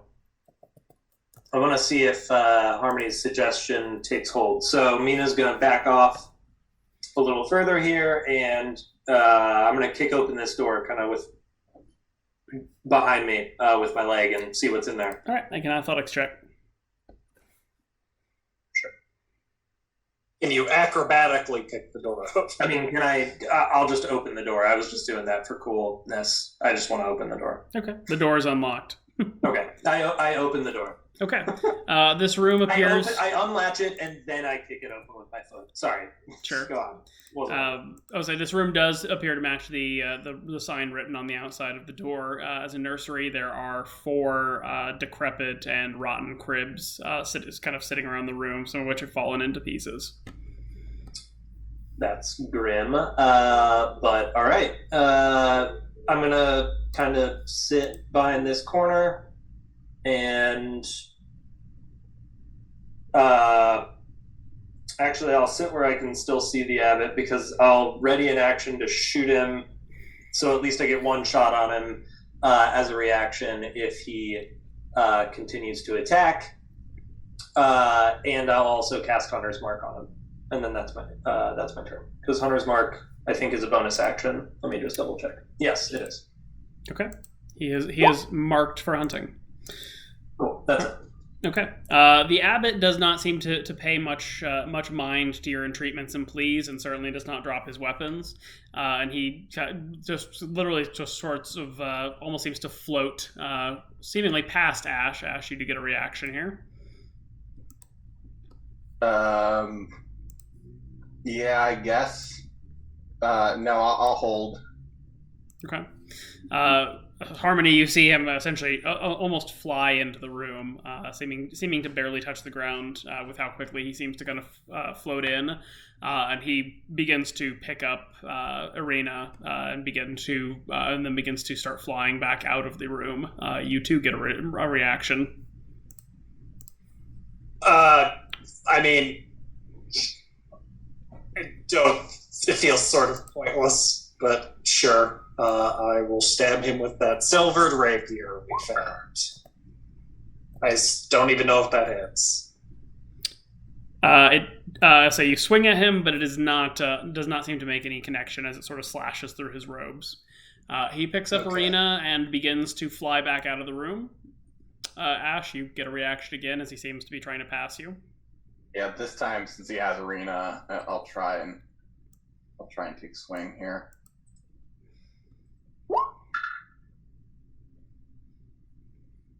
Okay. You two swing and only seem to catch the robes. And with that, Doc, as you're getting to the top of the stairs, the abbot with Ireena literally kind of slung over his shoulder, literally flies into the room and seems to kind of pause at the door in front of you as he reaches that point. Winley.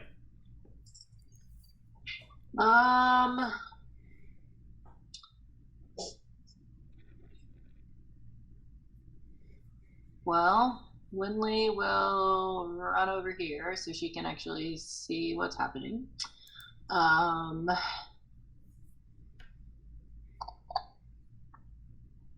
Sorry, Winley's really looking for something that's not radiant damage and coming up very empty-handed.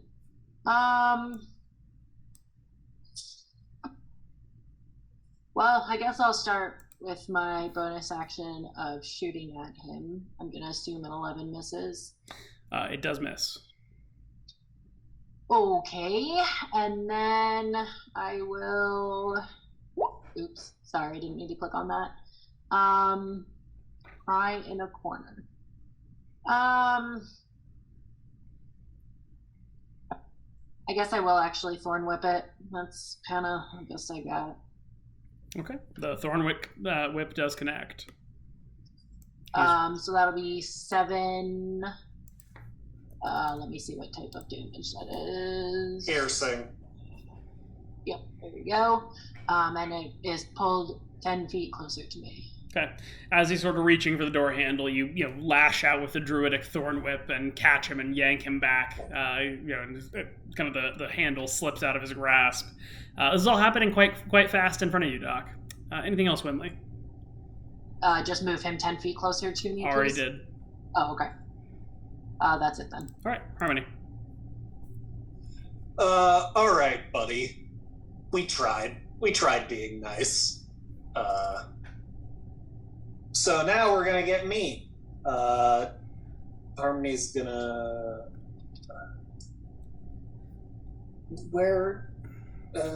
Harmony's gonna move out to here. I'd love to be able to see him at some point. Where is he? I still can't see him.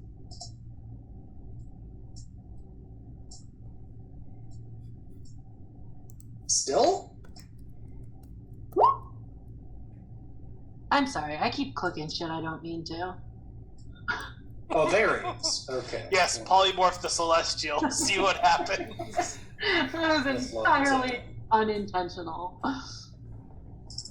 Okay. Well, let's see if this works. Harmony is going to once again attempt to throw some unsettling words at this fella. This time it will be a -7 to this next save. Okay. And we'll see if this works. She calls out to him, and I guess this could be the unsettling words. If you aren't scared of what's coming, then you should be. And she's going to cast Phantasmal Killer on him. Right. He needs to make a DC 16 Wisdom save. Okay. That was a failure on his part. Okay, then he. Let's see here. Did He 17 becomes. damage. Yep. Let's see. So I created an illusory manifestation of its deepest fears, visible only to him. On a failed save, he becomes frightened. So at the end of each turn before the spell ends, he must succeed on a wisdom saving. Okay. So he's frightened and needs to make a wisdom save, DC 16, at the end of each of his turns. Yep. Okay. Anything else from Harmony? Well, she did a bonus. I don't know how much. Hang on, let me see how much move she's taken.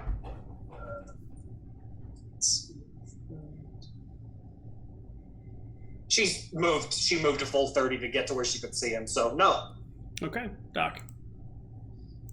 Okay, so I guess I'm punching.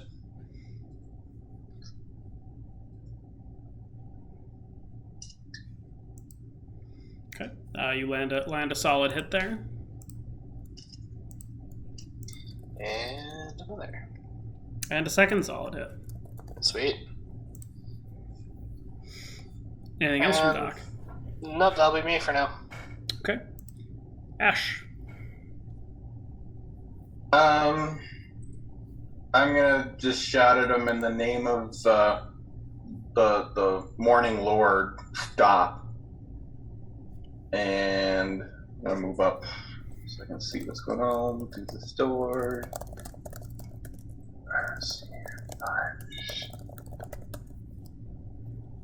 I think that's 30 here. And then I'm going to You've got another 5 feet if you want it. do I? Okay. Yep. There.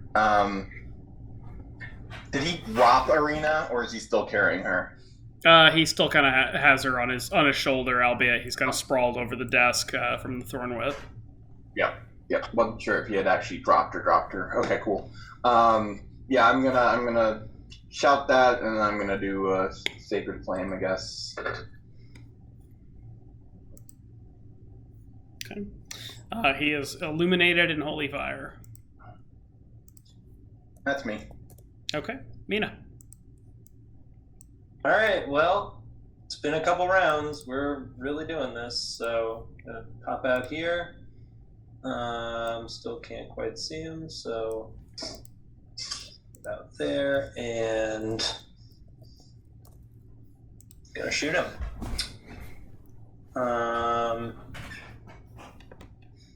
And I think the lowest hit that we have is an 18, maybe, is what I'm seeing. So that's a pretty good AC, but I'm gonna sharpshoot him anyway, because why not?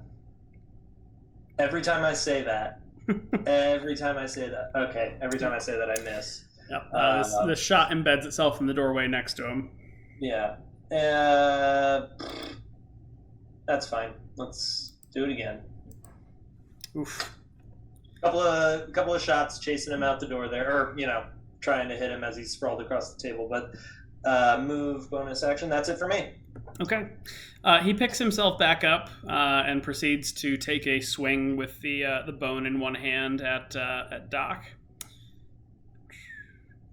Does he have disadvantage on those because of the frightened condition? He does not. Okay. Doc, he clocks you once for 21, and then a second time for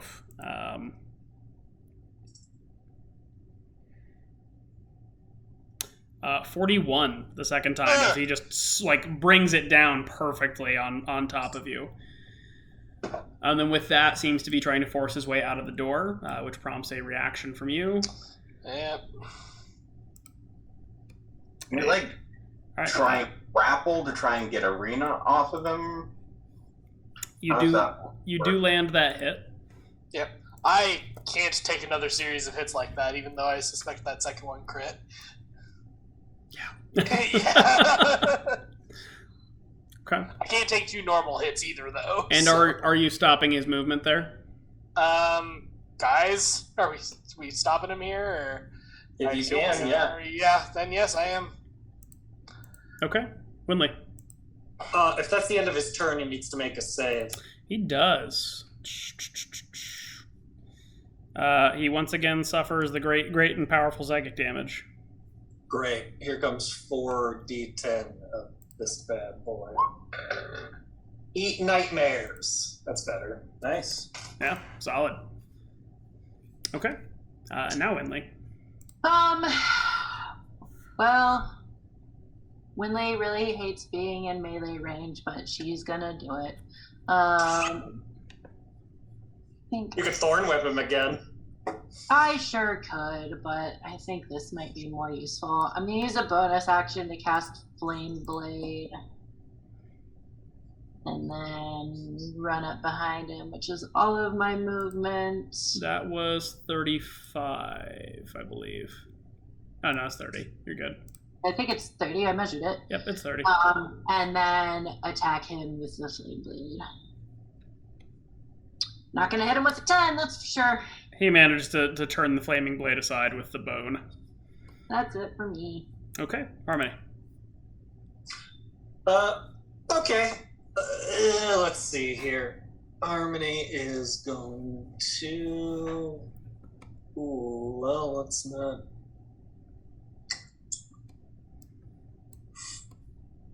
Suggestion didn't work. She's concentrating on Phantasmal Killer. She is going to throw a Vicious Mockery at him.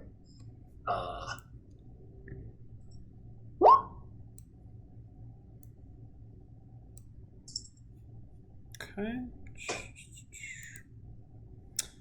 He is viciously mocked. Okay, he takes disadvantage on his next attack roll, and she's going to say, Celestial, seems more like you're a Celestifail.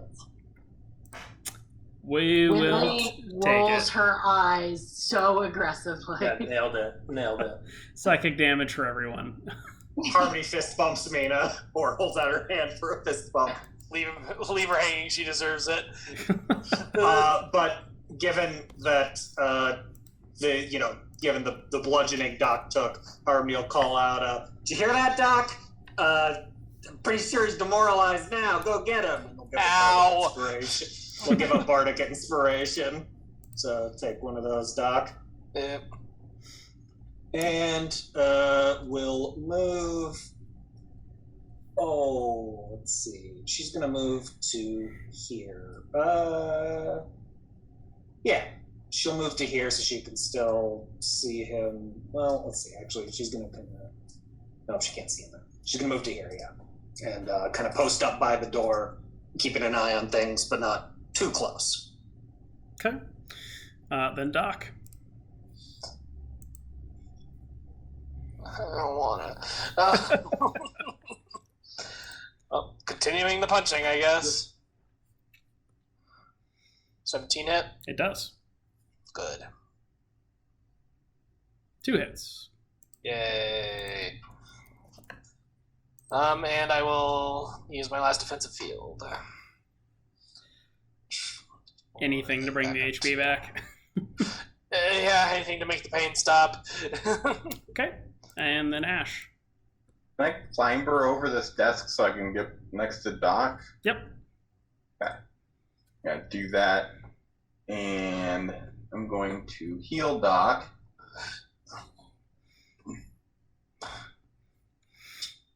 Where is my healing? Cure wounds. Let's do it.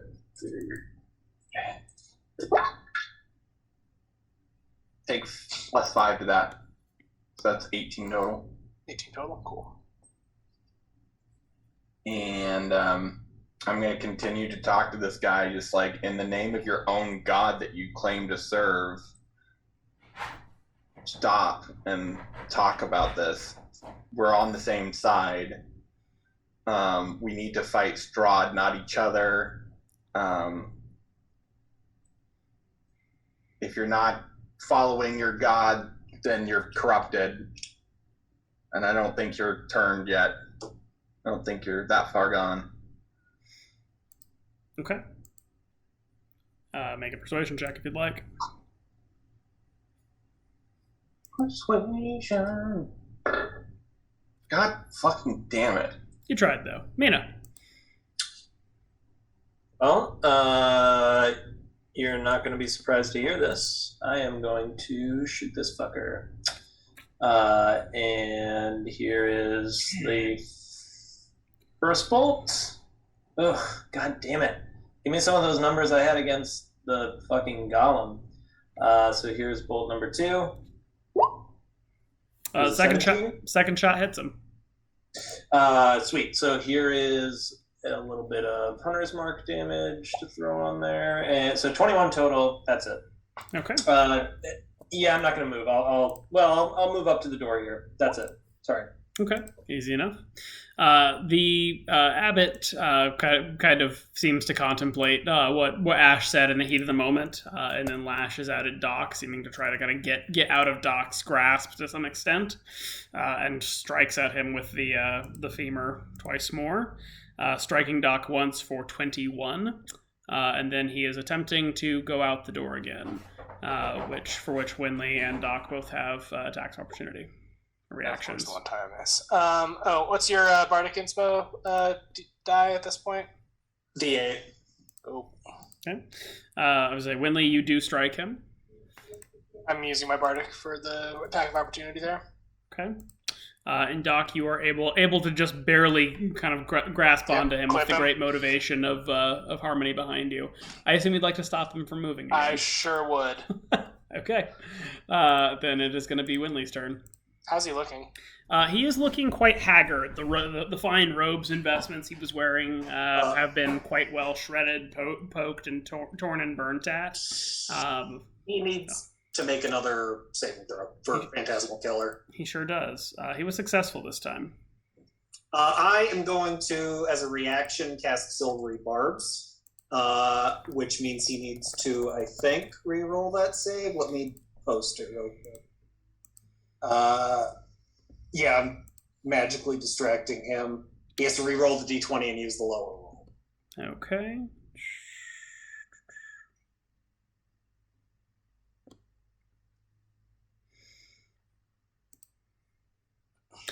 He is not free of the psychic powers of terror.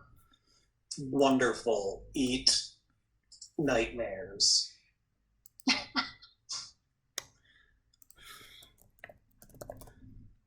And I am going to give, let's see. Doc, I'm going to give you, no, Mina, I'm going to give you advantage on your next attack roll from that Silvery Barbs. Woohoo!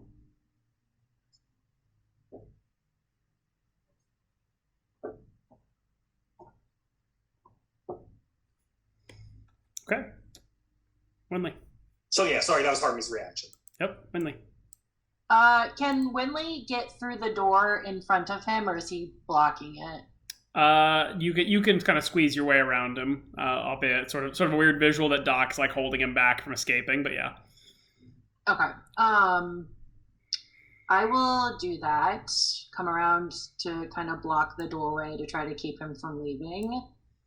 And then swing your flame blade at him. All right. You connect quite cleanly.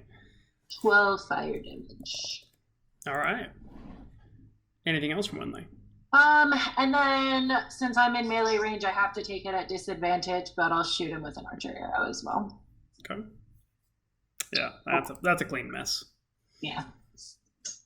Okay. Okay. And then it is going to be Harmony. Great. Okay. Oh, Harmony, it briefly occurs to Harmony that she's not sure whether we're trying to take this guy alive or not.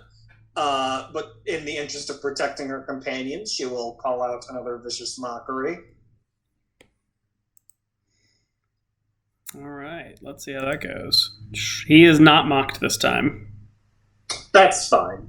Celeste Fail was a real crusher, though. So. I'm sure his self-esteem is destroyed. It's true. Yeah, and Harmony will, in the interest of making sure he doesn't escape, will call out to Doc and be like, remember, Doc, go for the knees. I'm trying! I'm giving you another bardic inspiration in case he provokes another opportunity. I mean, yeah. Okay. And she'll stay where she is. All right, Doc. All right. Well, anyway, I continue punching. That's a solid hit. A solid miss. Yep, he stumbles heavily from the first blow, but manages to just get out of reach of the second. Anything else from Doc? Nope. Oh, I had 10 HP the last hit I took. Okay. 7, 8. 3, 4, Ash. 6, 7, 8. I'm going to heal Doc again. Thank you. Another +5 to that. That's 13.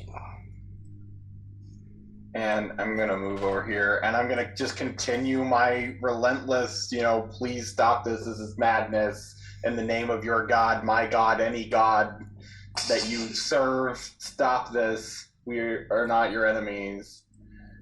We should be working together. Okay. Let's get Can anyone add anything to that? Nope. I'm out of past knowledges, so I can't add anything myself. Okay, cool. Okay. Yeah. All right, I'm gonna pursue kind of up to this surface, this table here. But I want to be clear. I am gonna shoot this guy, but I want to be non-lethal. I don't want to kill him.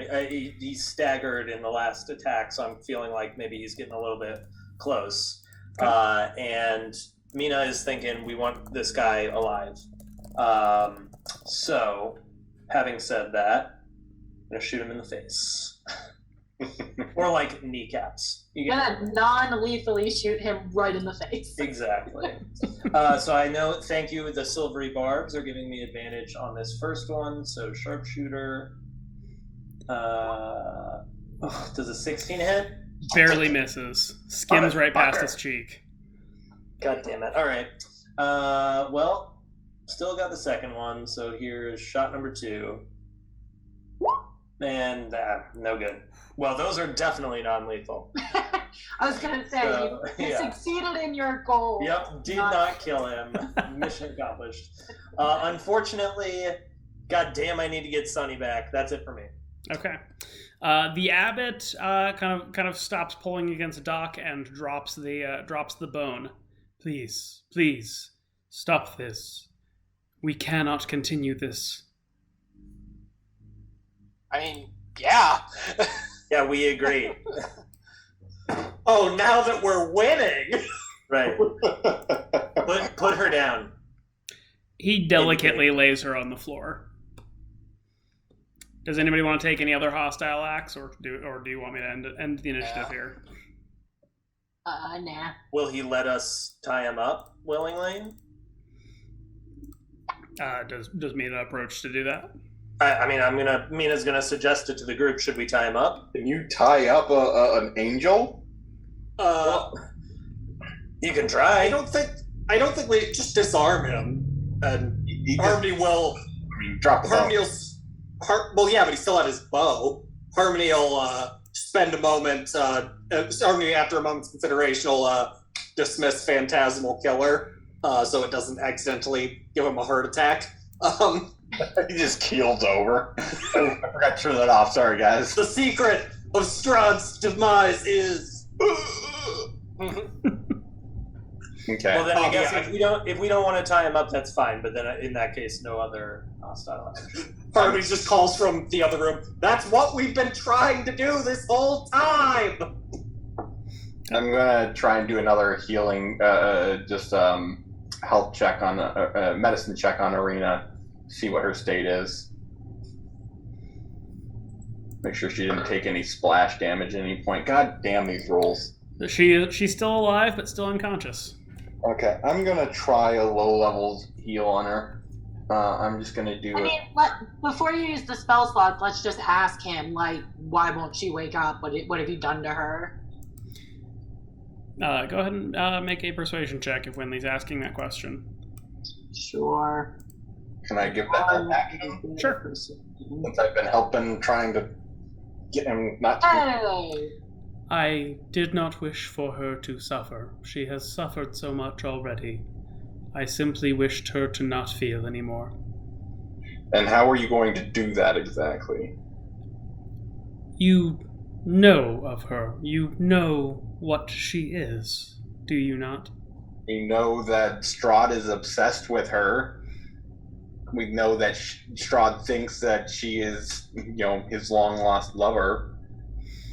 Indeed. Reincarnated. What were you going to seem do to to her? remember herself. He kind of holds up his hands, trying to perhaps kind of get the space to say something as you all sort of ask him questions at the same time. Please, you must understand, he is cursed, and she, in turn, is cursed. He has almost had her many times, yet, so long as she lives, he cannot have her. But if he can be given a replacement, perhaps an alternative, then the next time she lives, she might be free of him. Please, you should not interfere. It is for everyone's good. So what would happen to the alternative? That would be less bad than what could happen to her. Everyone, all of them. He cannot have her. Thus, everyone that has come has gone before he could. If you allow him to take her, if you do not prevent this, she will simply suffer the same fate. Is it not more merciful to help her end this cycle? We have no intention of giving her to Strahd. You were trying to kill her? No, that would be simply a side effect. What were you trying to do? Please, Vasilka could be what he needs, if you would just let me complete my work. Why are you calling her your work? Vasilka? I'm not calling her Vasilka. Vasilka is the solution. I need only her. He kind of gestures to Ireena. Just one part. Were you trying to take her face to give to another woman? A stand-in? This seems. Oh, he has the flesh pretty golem. obvious. Is it another flesh golem? You haven't seen another flesh golem. The one downstairs certainly looked horrific and nothing like a person, but Yeah. And why would you think giving a stand-in to Strahd would work? My God has seen. The Morning Lord has shown me the way. I don't think the Morning Lord would have tried something like this. Suggested this, yeah. Strahd is also far too smart to be fooled. sorry, I couldn't hear you over two people talking at once. Go ahead, Lindley. I was just saying that Strahd is far too smart to be fooled by something like this. He would know if it wasn't actually her. No, I asked him, when was the last time he actually spoke to the Morning Lord? not fooled, simply made whole, placated, given a reason to put his attention elsewhere, such that she may live free of him. Surely you can see the value in this. Why do you think he would be satisfied by not having the real thing? None have tried. Who is to say? But if the Morning Lord has given me this guidance, surely it must be true. Why don't you help us fight Strahd instead of trying to trick him? If we can rid the land of his curse, then we can save this entire land that way, instead of sacrificing this poor girl. She has died before. She will die again. This is simply a better way, a different way. Can you not All see mortals that? die eventually. That's neither here nor there. We need to preserve life as much as possible. He kind of just stares silently at Ash. So your plan is to murder this woman and create a facsimile of her for the possibility that it would satisfy Strahd's eternal longing for her. Just to make sure I have that correct. Do you not see that this is the way? What happened to her companion? What if we killed him instead, Strahd? It cannot be done. He is ancient. He is the land. Oh, God. So he has corrupted you, is what I'm hearing. Wait, hold on. We've heard those words before, and they weren't delivered by the Morning Lord. They were being chanted by a... What were they called? They were druids. Right. They were the circle? Were they called something? Like the Gulthias druids? Right, they served the Gulthias druid. They were his... We've heard that phrase chanted by his servants. Do you serve? I have been sent to end the anguish of this land. If service to Strahd is what is required to accomplish this, then this is what my Morning Lord demands. That's not what the Morning Lord wants you to do. The Morning Lord would want you to take a more active hand in fighting the demon Strahd, and we are the best bet.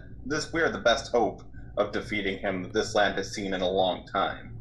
Please help us in this. That's what the Morning Lord want. Okay. Go make a persuasion check. Oh boy! Help action. Not splaining.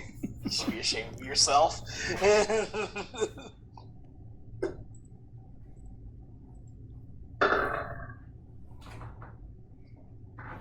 I mean, take a flash of genius. What does that give me? +5.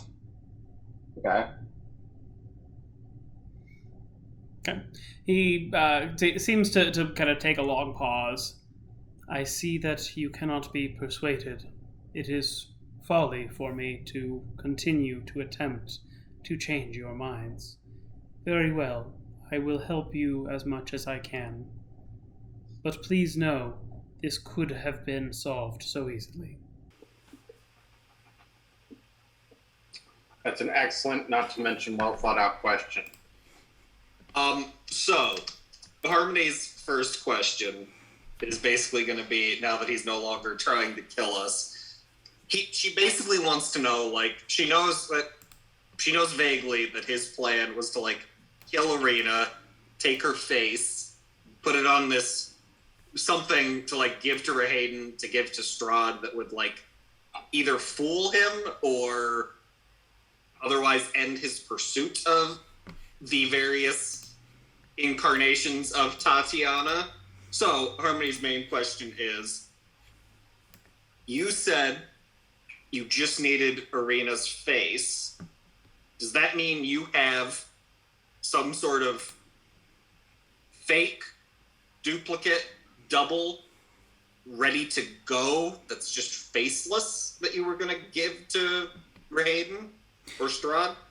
In his sort of strange demeanor, the abbot seems, even to your perception, to seem a little bit uncomfortable having to speak to that. Yes, it was almost ready, but for... And he kind of seems to give almost a longing glance in Ireena's direction. Okay. To anyone who is in her vicinity, the wheels are very clearly turning rapidly in Harmony's head. She's getting her con face on. I think I know what's next, and I'm excited for this. Yeah. First, Go ahead. can I do something else quickly?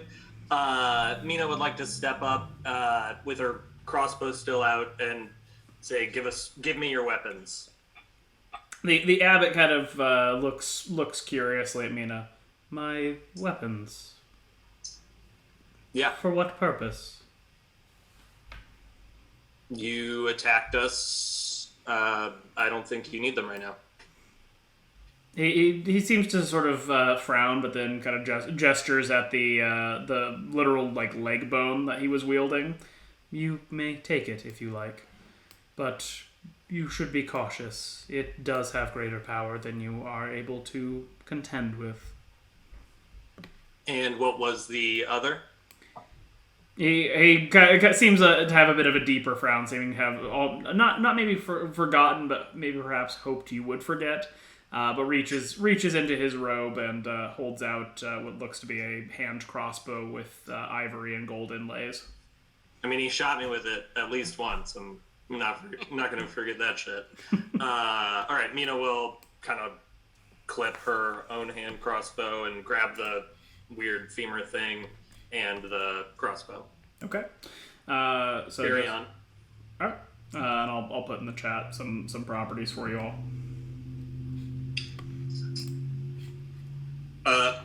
Yeah, if anyone else has any questions for him, I'm currently thinking in character, because Harmony is currently clearly, like, muttering to her, or, like, chewing on Scheming. curd. Yeah, exactly. She's scheming.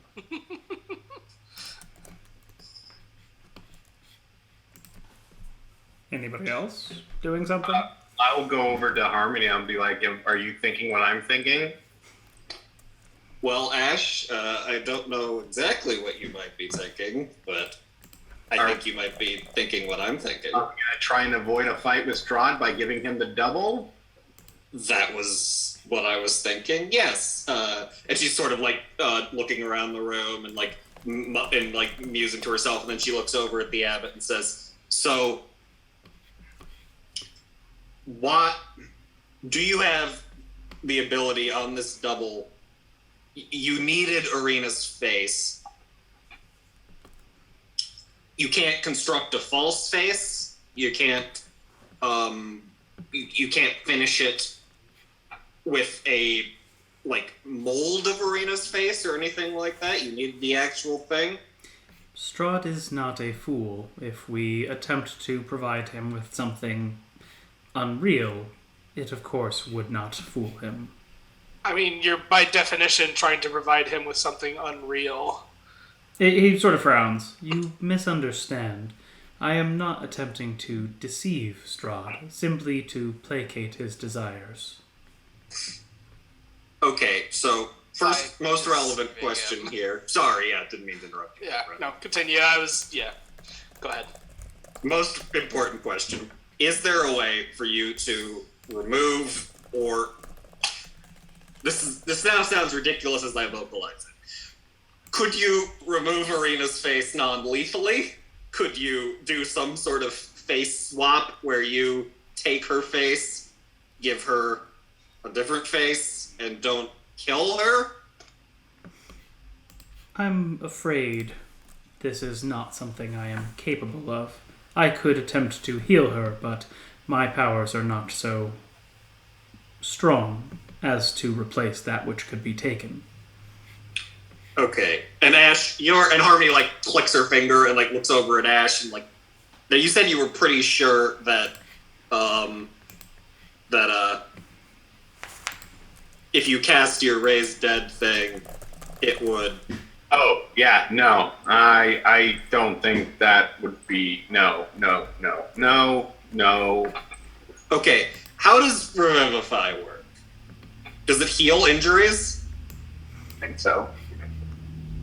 If we let him, okay, obviously... I don't like the way this is going at all. I don't either. I'm just considering our options. How long do we have before nightfall? A couple hours? Just playing out the possibilities here. I mean, currently you're within probably about an hour of sunset.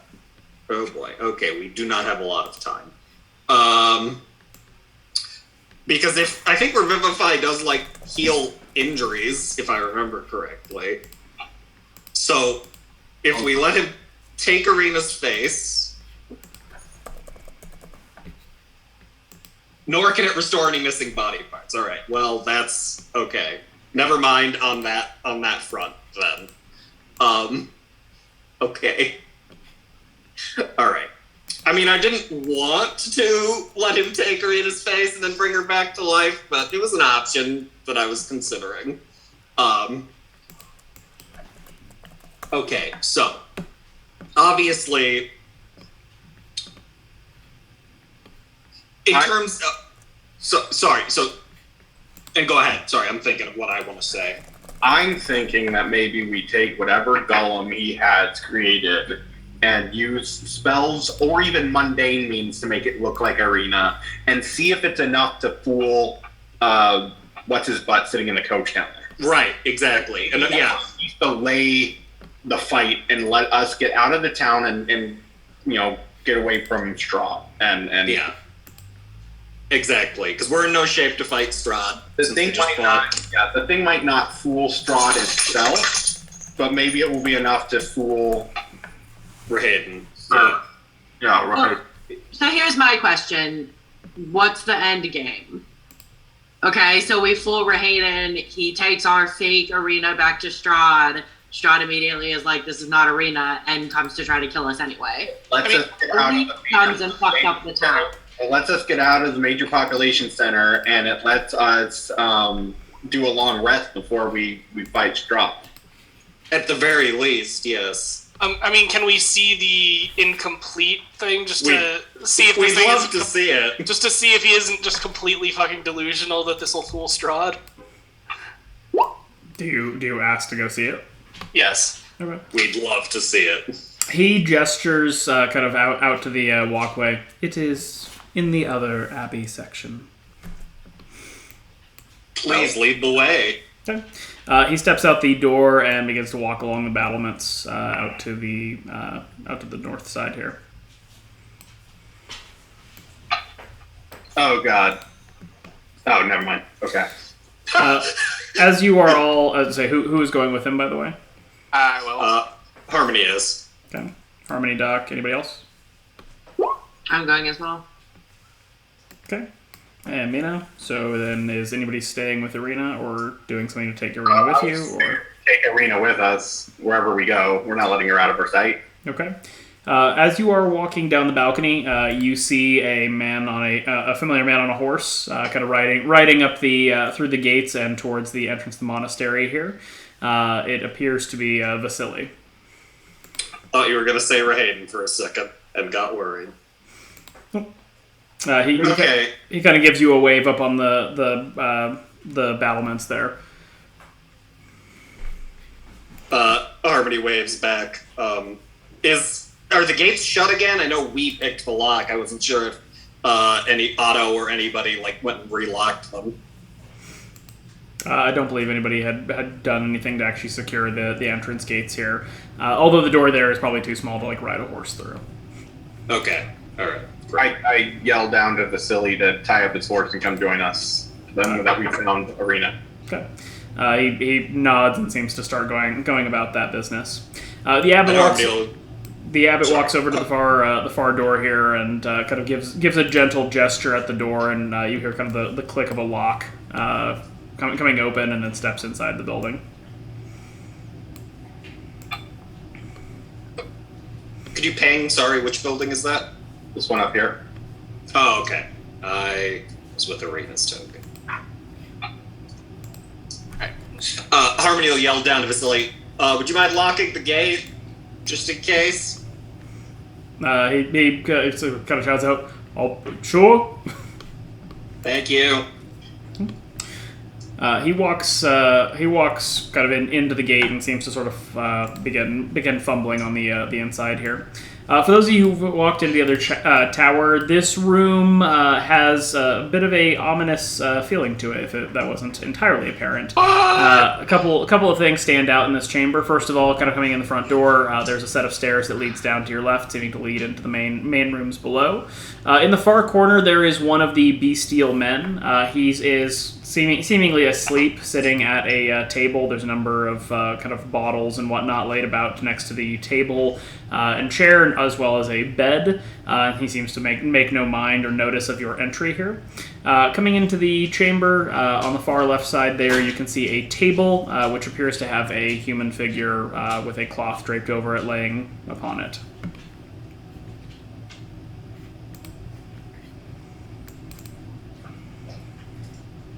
Harmony will kind of look over at the cloth draped figure and can we see it? It's not gonna melt. He shakes his head. No, it is simply awaiting its completion. And he walks over to the table and pulls it back. Looking under the sheet here, what you can see is that there is a very fine looking human woman, but for the lack of a face. She has a kind of exposed skin, muscle, and tissue, but her body is, compared to the sort of bestial one you encountered in the layers below, the figure is exquisitely built. Seemingly from whatever parts were sourced to create this creation, the abbot has clearly paid a great deal of attention and mind. You can barely see the coloration of thread holding some of the skin together. It's clearly been a work of significant time and energy. And is it breathing? No. Okay. So all these were harvested from other people, though? Yep. Yeah. I'm no longer okay with this plan. This is an abomination.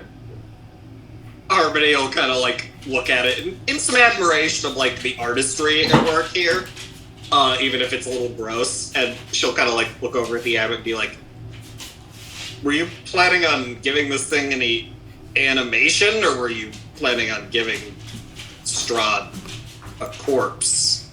Of course we would give it life, but until such time that it is ready, there is no need, no purpose. Who did you get these parts from? Who had to die to make this? We did not kill anyone for this. We have simply taken our time to acquire that which was necessary, as the locals have passed in their own time. So you robbed graves for it? He sort of frowns. That would be an unkind way of saying it. This is an abomination to your god. To all gods. It's effrontery. You have strayed from the path. He doesn't have anything to say about that. Harmony is by your god to protect the people and to fight Strahd. You should have focused your efforts on fighting Strahd, even if it was to doom you, instead of doing this. I was not sent here to fight Strahd. I was sent here to end his curse and suffering. If you cannot understand that, then it is you who has fallen. Why don't you talk to your god and get clarification on this? I think you'll find that it's not what you think. What his mission was. And he, Harmony will kind of like look at the abbot and say, so, in the practical sense, do you have a backup face? Do you have a face you could give it that is not not obviously Ireena's face, but a female face, perhaps somewhat close? This would not suffice. He has sought only one for centuries. There are no replacements. We have other ways of disguising something. Yeah, Harmony's probably rummaging around in her pack as she says this and pulls out a disguise kit. It's like, well, we can make it, close. You all, as you're having this conversation here, somebody coming up the stairs, and a moment later see Vasily kind of making his way up. Okay. Do we want to let Vasily in? Well, whatever. He's in on this now. He kind of looks about the room in kind of his earnest and somewhat meek way. So, what have we found? Have we found Ireena? And then he kind of notices that you've carried Ireena into the corner, and without a word makes his way over to her. Got a bit of a 2-for-1 here, Vasily. We found the real one. And this fella, she cocks her head over at the abbot of this monastery, was working on a fake Ireena to try to give to Strahd to placate him, fool him. Not fool. We're attempting to work out whether we can pass off this fake Ireena to Strahd's man at the gates to at least buy us enough time to get away from this place with her. I see, but why not simply make a run for it? He's not here. It's still light out. Well, Strahd sort of threatened to destroy the town if we didn't give him Ireena, and we don't want to give him Ireena, but we also... Harmony looks around at the rest of the group. Don't really want to, condemn this town to destruction at his hands, so... Everybody make a perception check. Oh, great.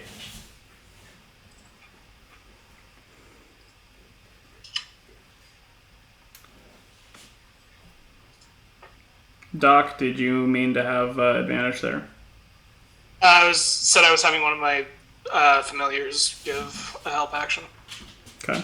I would say your familiar could probably make an independent roll. Make its own. Yep. So there's some things you can't really help with. Yeah, fair enough. I mean, look over there, but sure. Yeah.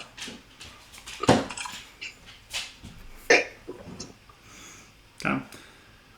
Ash, you and Doc will let it sit here, but if it's not a prompted "I'm looking for a thing," I'm going to say you can't have advantage on that. Ash and Doc, you hear what sounds like a banging coming from below. Nothing distinct, but sort of a bit of a kind of a rhythmic. Like someone knocking? No, not quite. More like something is being awkwardly kind of smacked against something. Like downstairs? Yeah, I'll go down and investigate. Okay. Is anybody going with Ash? Or? Yeah, I'll come with since I sort of also heard it. Okay. What is everybody else doing here? Still continuing the conversation, or does anybody ask them what they're doing, or? I'm going to step out onto the balcony just to have kind of a second story view from up here, even though it seems like whatever they're going to investigate is inside. But I'm just going to step right outside this door. Okay.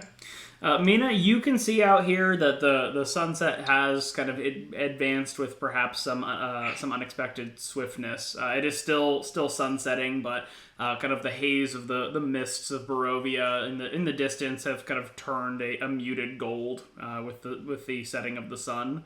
And you can already see some torch lights have been set up on the walls below, and kind of the village itself seems well alight with the activity, perhaps still preparing for this impending potential attack. Doc and Ash, you head downstairs and kind of note that the banging sound is actually still below you, even on the main floor here.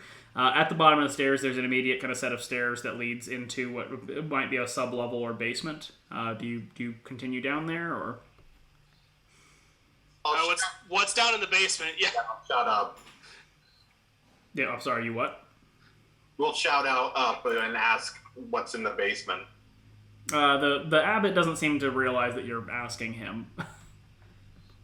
Hey, Abbott, what's in the basement? He kind of comes over to the edge railing and looks down. Ah, yes, I did forget about him. The lady's companion, the jester, carnival person. I'm not sure what you would call him. I was wondering where he was. I'll go down. Yeah, I'll come with. Okay. Let me plop you guys over to yonder. There we go. You should have vision a little bit to the right. Yeah. Coming down here, this appears to be a wine cellar. You can see a number of barrels set about, well dust covered, as well as a kind of wine rack with literally hundreds of bottles sitting in it.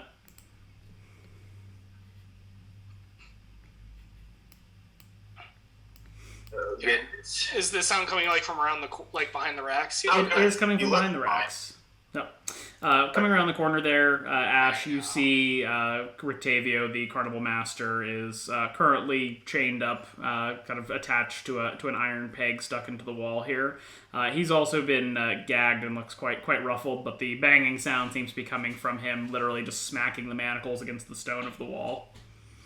But is it locked with like actual locks, or is it just like a peg I can undo? Or it is padlocked. Okay. Doc? I ungag him, by the way. Ugh. Goodness. Glad you found me here. Have you seen Lady Ireena? We have her. She's safe at the moment. Well, thank the stars for that. Quick, get me out of these things. I look over at Doc. I go upstairs to see if I can free him, since we've reached some kind of understanding with the abbot. Okay. So, yeah, Abbot, can we have the key to unlock the bard?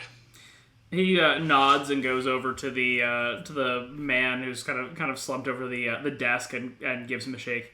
Cloven, do be a dear and take the key to them. The figure kind of jolts up and kind of lets out a bit of a hacking cough. As he gets up, you can see from under the sort of ragged robes he's wearing, one of his hands is more of a bestial claw, and he has what looks to be a goat horn protruding from one of his from one side of his temple. He kind of casts a look about the rest of you and wordlessly makes his way downstairs. Cool. Okay. For those of you who are upstairs continuing this conversation, say more.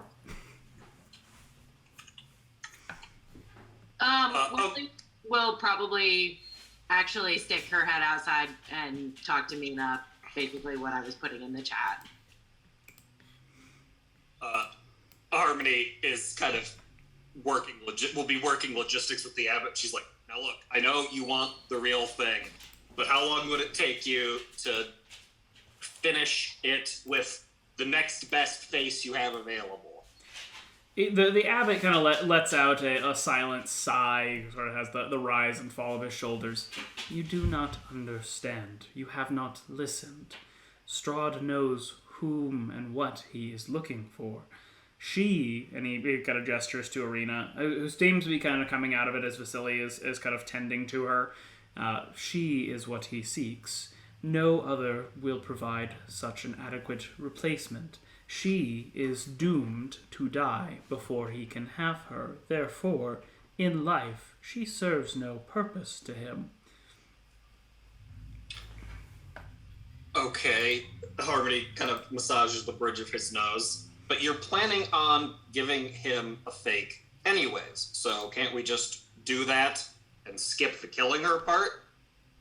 He kind of looks past Harmony at Winley and speaks more directly to her. Your companion is too stupid to comprehend. Do you understand?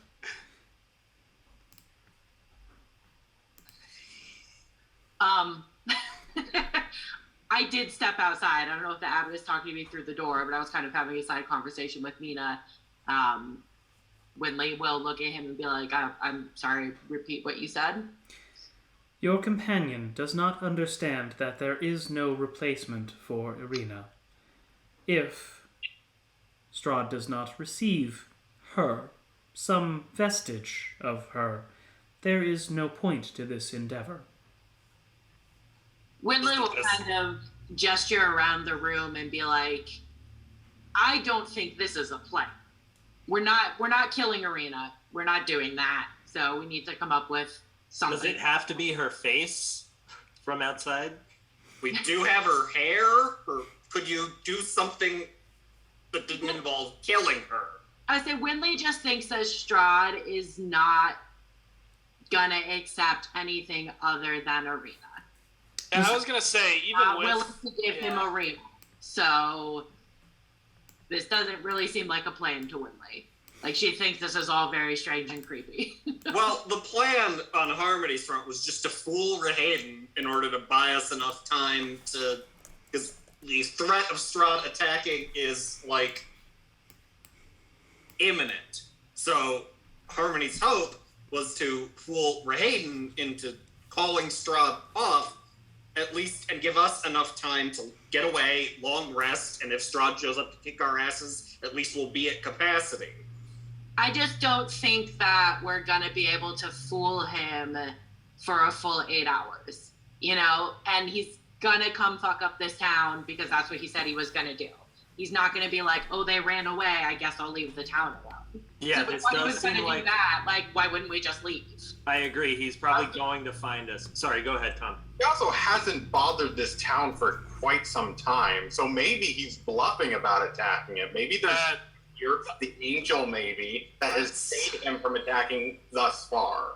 Those seem like bad dice to roll. I mean, I'm just saying, like, I don't want to take the risk either, but... I mean, here's Winley's thought. Even if we can somehow disguise this body to look like Ireena well enough to fool Rahayden, okay, then it takes Rahayden...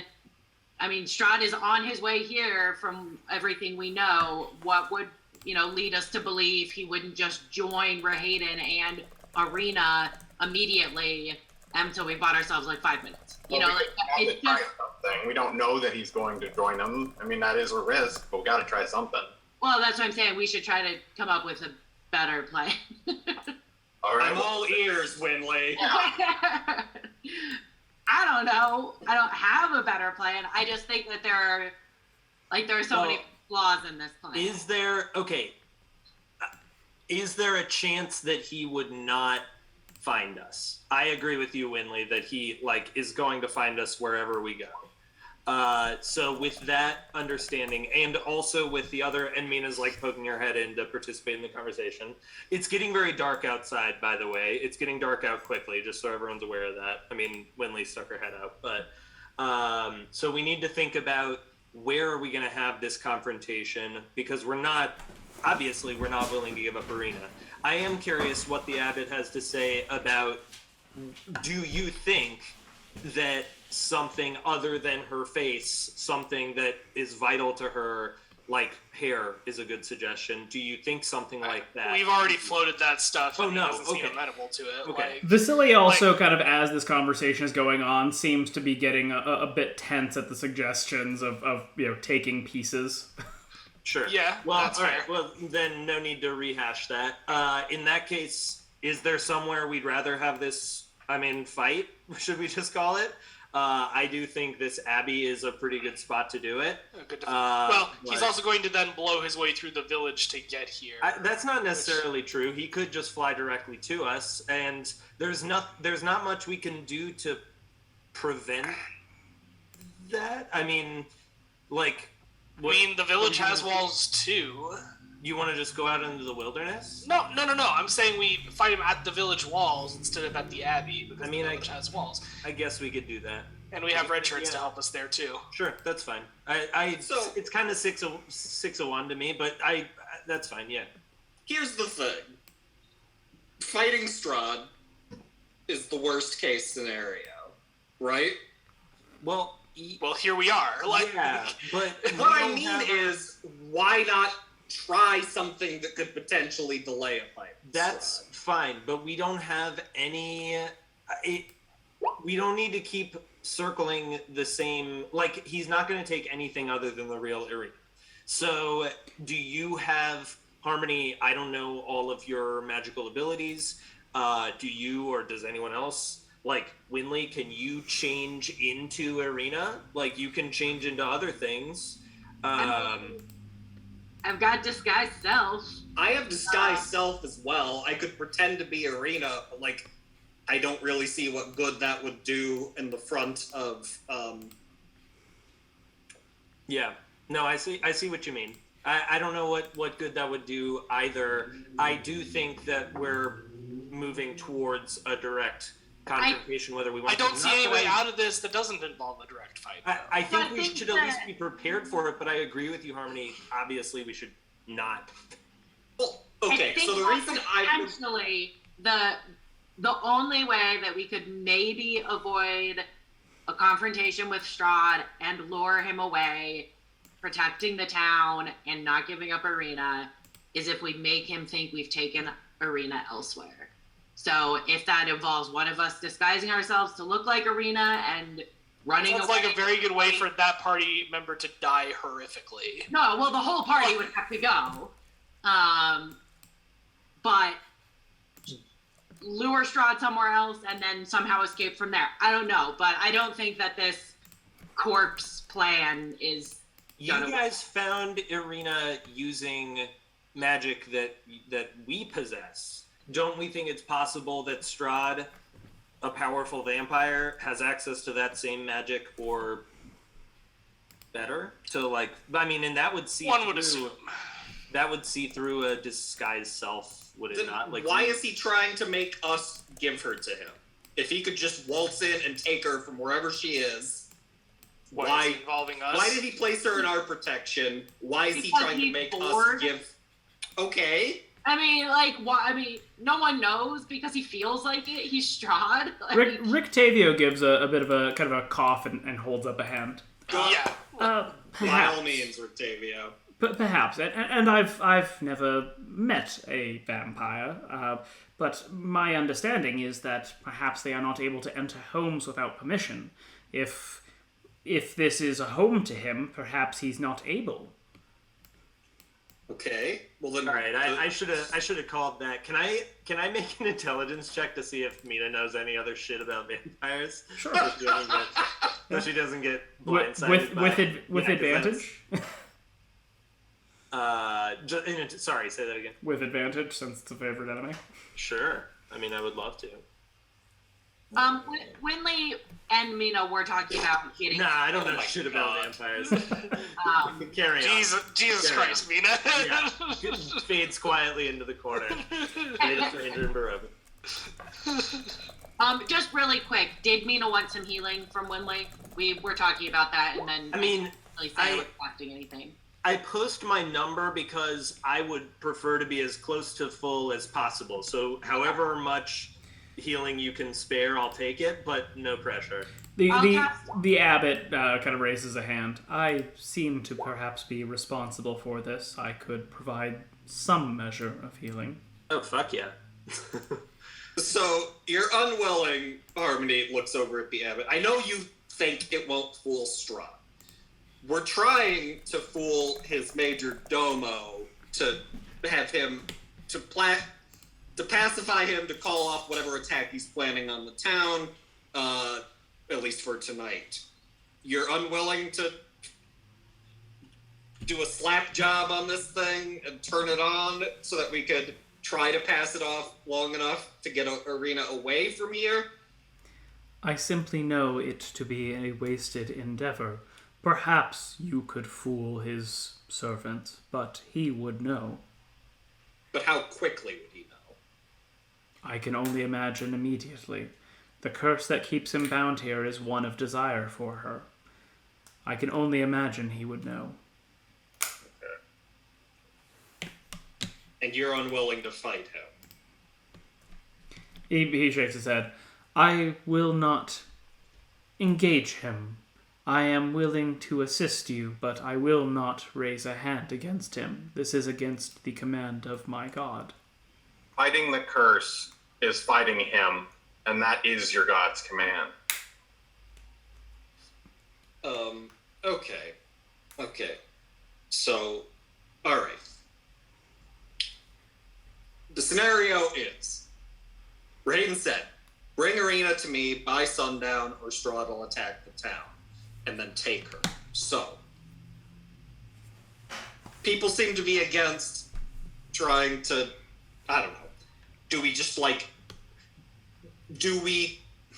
disguise self, either Harmony or Winley as Ireena to get close to Raiden and then kill him? I mean, would that buy us any time? Like, Strahd seems to just be able to be wherever he wants. So, I mean, if nothing else, if we kill him now, then we don't have to kill him later. But you just seem to really want to kill him. I'm in favor of not. He really wants to kill us. It seems fair. But Winley does fucking hate that guy. Well, look, the clock's ticking. So Harmony's hope was to How much time do we have roughly until sundown? I mean, it is like the vestiges of light are quickly disappearing. Do we want to fight him at the gate, or do we want to talk to him do we want to talk to him at the wall, or do we want to talk to him here? Because either way. I mean, how do people feel about throwing the town to the wolves, as it were, and seeing how long it takes Strahd to make his way up here? We gotta do something then. Well, it's like make a bonfire or something, like a signal saying we're up here, you know? I don't think Strahd will care.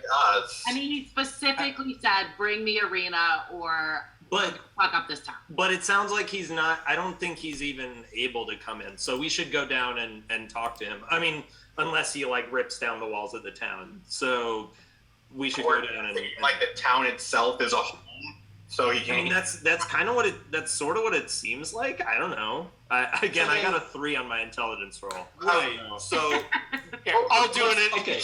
Can I do an intelligence roll? What's the bard's name again? Rictavio. Rictavio. Rictavio. I asked Rictavio what he knows about it. He sort of shrugs. Again, I've never encountered one personally, but as one travels and hears things, I understand sunlight is of course dangerous to them. I've heard they can't come into a home without permission, although that may not be very true, or may simply be a way of tricking us all into keeping our guard down. For that matter, I don't even know if this would constitute a home, he says, kind of casting a dubious look about the creepy contents of this room. Yeah, I don't think this would count as a home for sure.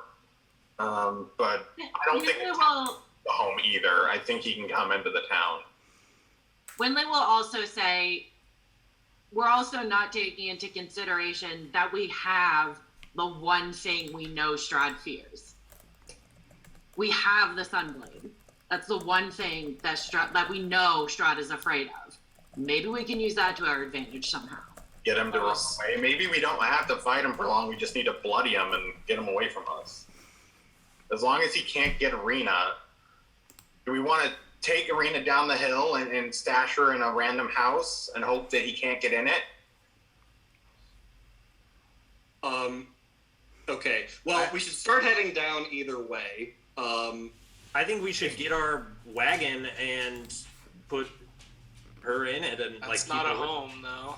No, but we're gonna. He's gonna find us. We're gonna. We're gonna have to deal with it. Let's get down there now before Strahd literally comes to the door and starts knocking. Yeah, if we confront Strahd, I don't want to have Ireena right there with us because I feel like he has the ability to snatch and run. Like if he sees Ireena, he might just grab her and then teleport away or something. Or we can. But I don't feel like she's safe. I don't feel like she's actually safe anywhere other than with us. We're not. Okay. Look, we gotta do things one at a time. Let's take Ireena to the wagon, just so we can prepare to make an escape if need be. Rictavio raises a hand at that. My cot is parked at the back of the monastery. We could make use of that.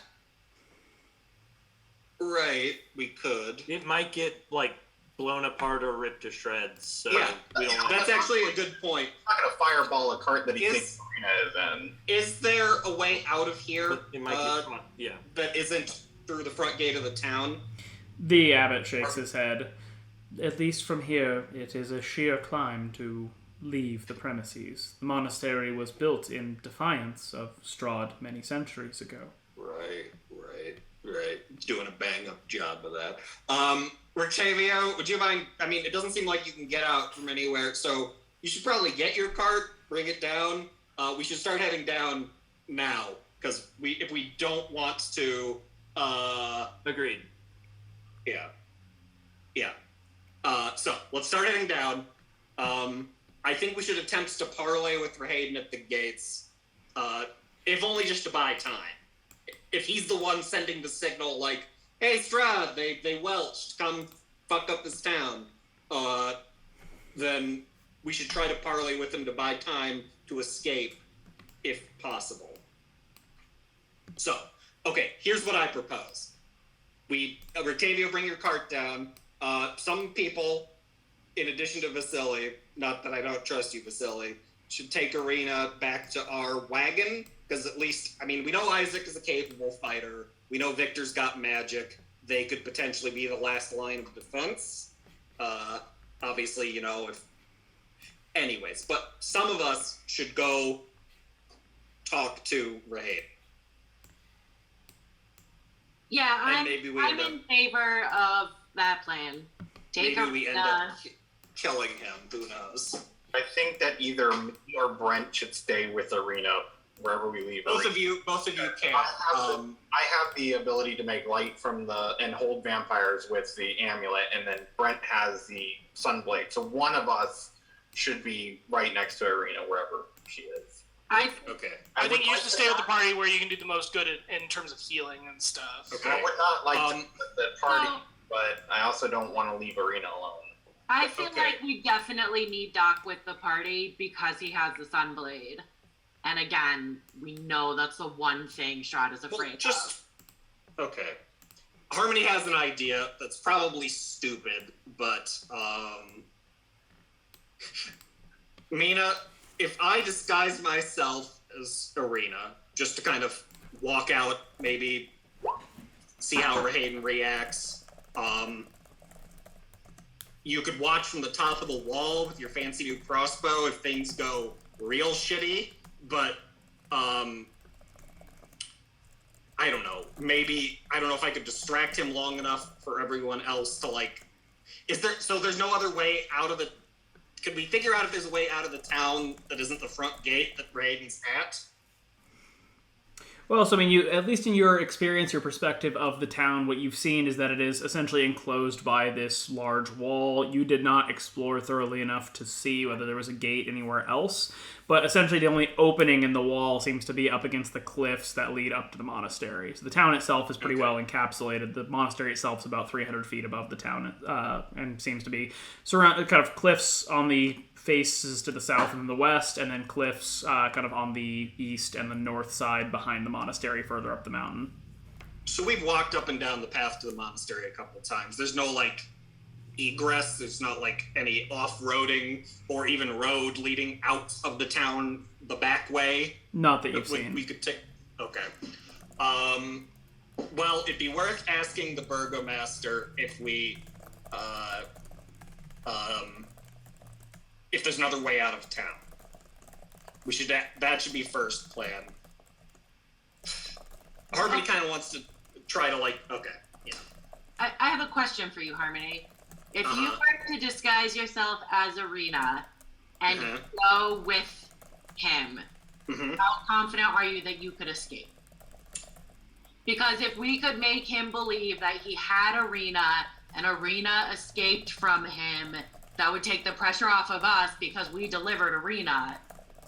And at least I time. am reasonably confident. I mean, I could even come along, like, in mouse form or something as backup, if necessary. Yeah, I mean, you could, even if you don't, like, crawl on my person, you could, like, turn into a... Can you turn into birds yet? Yeah, I can. Okay, you could just follow the wagon if... To make sure that you can escape, and if not, jump in to help if needed. Right, yeah, exactly. I mean, I have a dimension door left. I have a misty step left. I could probably get out. So I think that if we want to try this plan, one of us turning into Ireena and escaping, we need to make him believe it was actually Ireena that escaped. So non-magical means. Like if you dimension door yourself out of there, he's going to be like, oh, well, they deceived me. It was still them. Whereas if he actually thinks Ireena managed to escape, right. Time. At this point, I don't know if this is going to work. I don't like splitting the party because that's just putting one or two of our party members in undue danger. Well, better one of us than all of us. We don't like either way. It's either fighting Strahd now. I'm wondering if maybe we stash Ireena, Isaac, and all our other like minor NPCs, including the abbot. Maybe the abbot could help protect, down in the village somewhere with Ireena. And then all of us go out the gate with Harmony disguised as Ireena to try and diffuse the situation and then try and bloody Strahd enough that he leaves us alone when he comes. I don't see... Our old vampire, we have, we have Create Light. We have tons of weapons at our disposal. We don't need to beat Strahd. I think we just need him to scare him away. Well, okay, if I go out disguised as Ireena, I think maybe, okay, if you guys, like, watch from the top of the walls, I go out disguised as Ireena, I could send some sort of signal that's like... I think we should all go out. We can surround you and then see what his reaction to seeing guys as Ireena is, and then bloody him, and then hopefully he runs away. Well, if it's Strahd, even maybe Raiden's gonna take her back to Castle Ravenloft. So, well, let's go down and find out. Okay. So the plan is to head down to the village at the moment. Yeah. I think we're having this conversation on the way down to the village. Gotcha. Okay. I want the abbot to come with. The abbot seems disinclined. I should stay here. I am commanded to this ministry, to this task. I say leave the abbot. Whatever. Fuck this guy. Yeah. Like He's not gonna help. Feeling great. Also, I kind of think we should give him his femur bone back. It seems pretty good, though. I mean, I feel like it's just against at least what Windley would do to just steal this dude's weapons when we have a common enemy. as Mina slowly puts the hand crossbow behind her back, yes, we should give her weapons.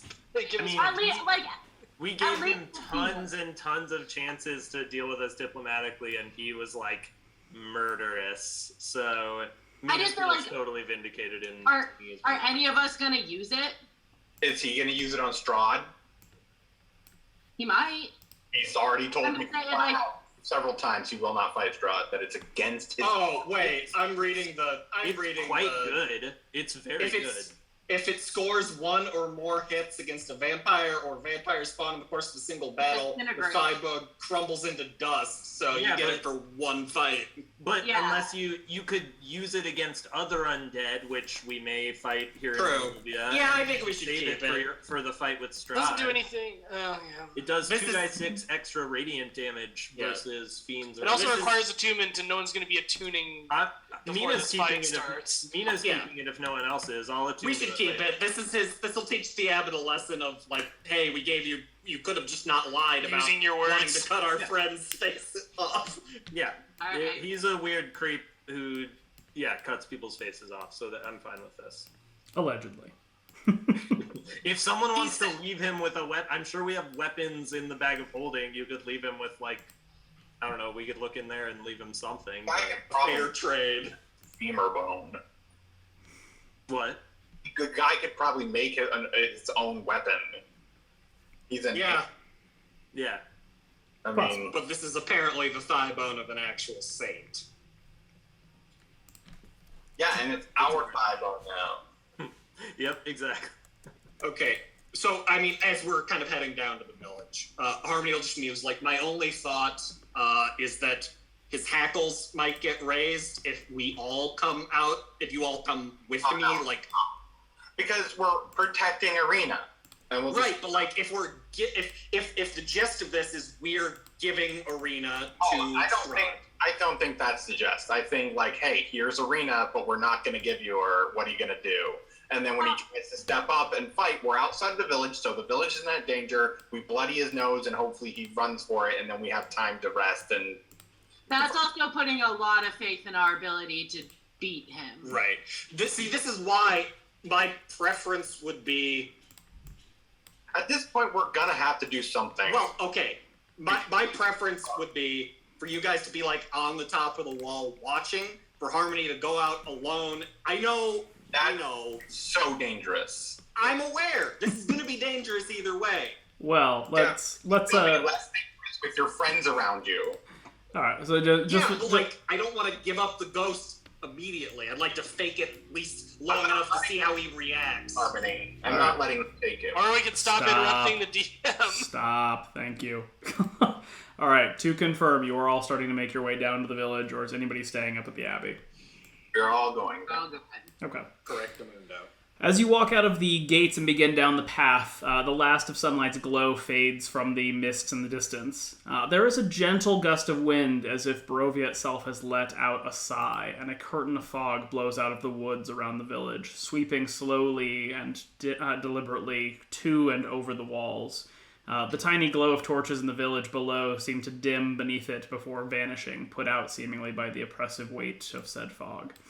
Through the distant fog, you see a stirring in the trees, as if the forest itself is quivering. In the moments that follow, the quivering becomes a vibration, and you see the distant and horrifying shape of dozens, no, hundreds of figures emerging from the woods, trotting slowly towards the walls of Krezk. From the road to the south, a distant but distinctive glow of a horse aflame and a dark rider seem to peer up at you from the mists. Seems bad. Well, balls. Windley cries. Oh God. Maybe I'll finally get to use some of my cool AoE spells. Okay. All right. Okay. I would like to cast Dark Vision, and while chewing on a good berry, Mina's going to cast Good Berry again. Okay. Okay. Okay. Well. All right. I'm also going to cast Dark Vision. All right. If Strahd.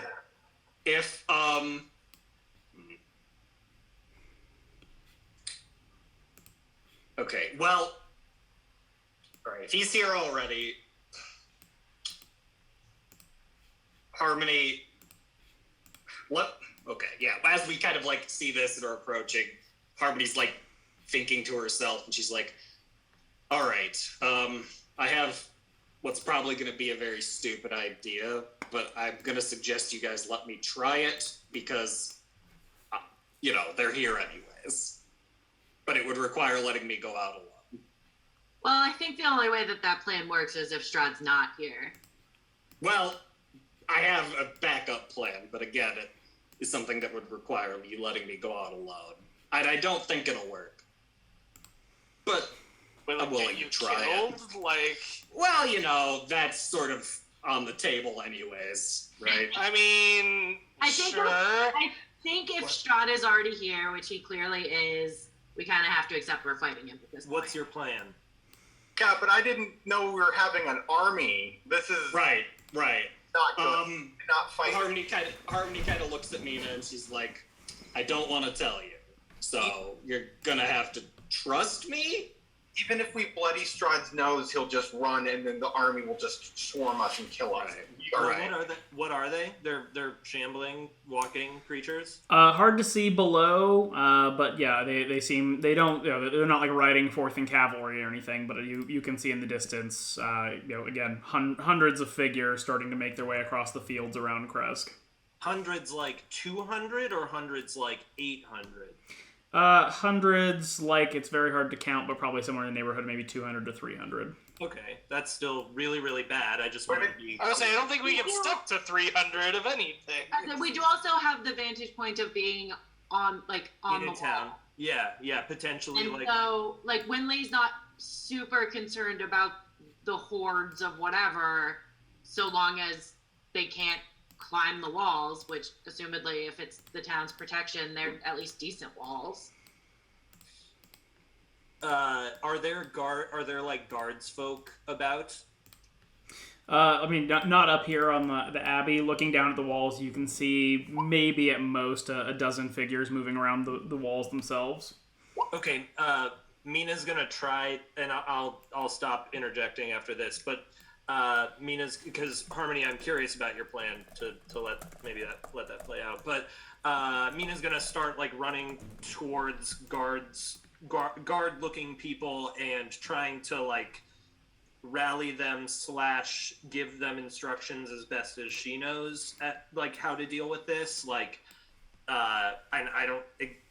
She's probably saying it more succinctly than I would, but things like manning the walls, obviously, using spears and ranged weapons to keep the hordes at bay, choke points, shit like that. But mostly she's go get everyone, it's happening, ring the bells, all that shit. Okay, that's me. Okay. So it's going to take Mina about 5 minutes to kind of haul down the hill before she's able to start that. That's what I figured. Yeah, what is everybody else doing in that time period? Who is this token that we can see? I don't know what. Okay. That's just guards on the wall. Okay. No. Okay. Just making sure it wasn't someone important that we saw in the distance, whatever. No. Cool. Okay. What is anybody else doing during this time? I'll go with Mina and lend my military experience to the town. Okay. Oh, quickly before we dash off, let's reconvene. Mina knows this will take a few minutes to rally in the way that she wants. Shall we plan on reconvening at this square, the dirt square on the south end of town? Yeah. Okay. All right. Running away. Let's go, Ash. Okay. Harmony, Doc, Winley. I'll stay with the main party. Yeah, I think. Which I assume is Are we the letting Harmony NPCs. try her plan? I mean, she seems pretty sold on it, so sure. Worst case scenario, I die, and then you guys have to fight Strahd anyways. Okay, but what's best case scenario? They leave. And what happens to you? Maybe I survive. I feel like Strahd himself is gonna know that you're not Ireena. Oh, I know. Well, we'll see. I don't know if you know this, Woodley, but I'm very charming. Well, yeah, but disguise self is a first level spell, and Strahd is pretty smart. Yeah. Well, Winley is honestly kind of in favor of saying this battle's happening. Let's just prepare the best we can for it. Well, look. Because I feel like you go out there, say you're Ireena, Strahd is like, no, you're fucking not. Then you're dead, and then we have to fight the same fight, but without you. I can get away. All right, if Strahd really, or if Harmony really wants to try this, Winley will go along with it. Okay. Doc. Yeah, I'll come witness Harmony's plan. Not participate, but watch and see what happens. Yeah. Okay. So are you casting the spell now, Harmony, or are you waiting until you get down?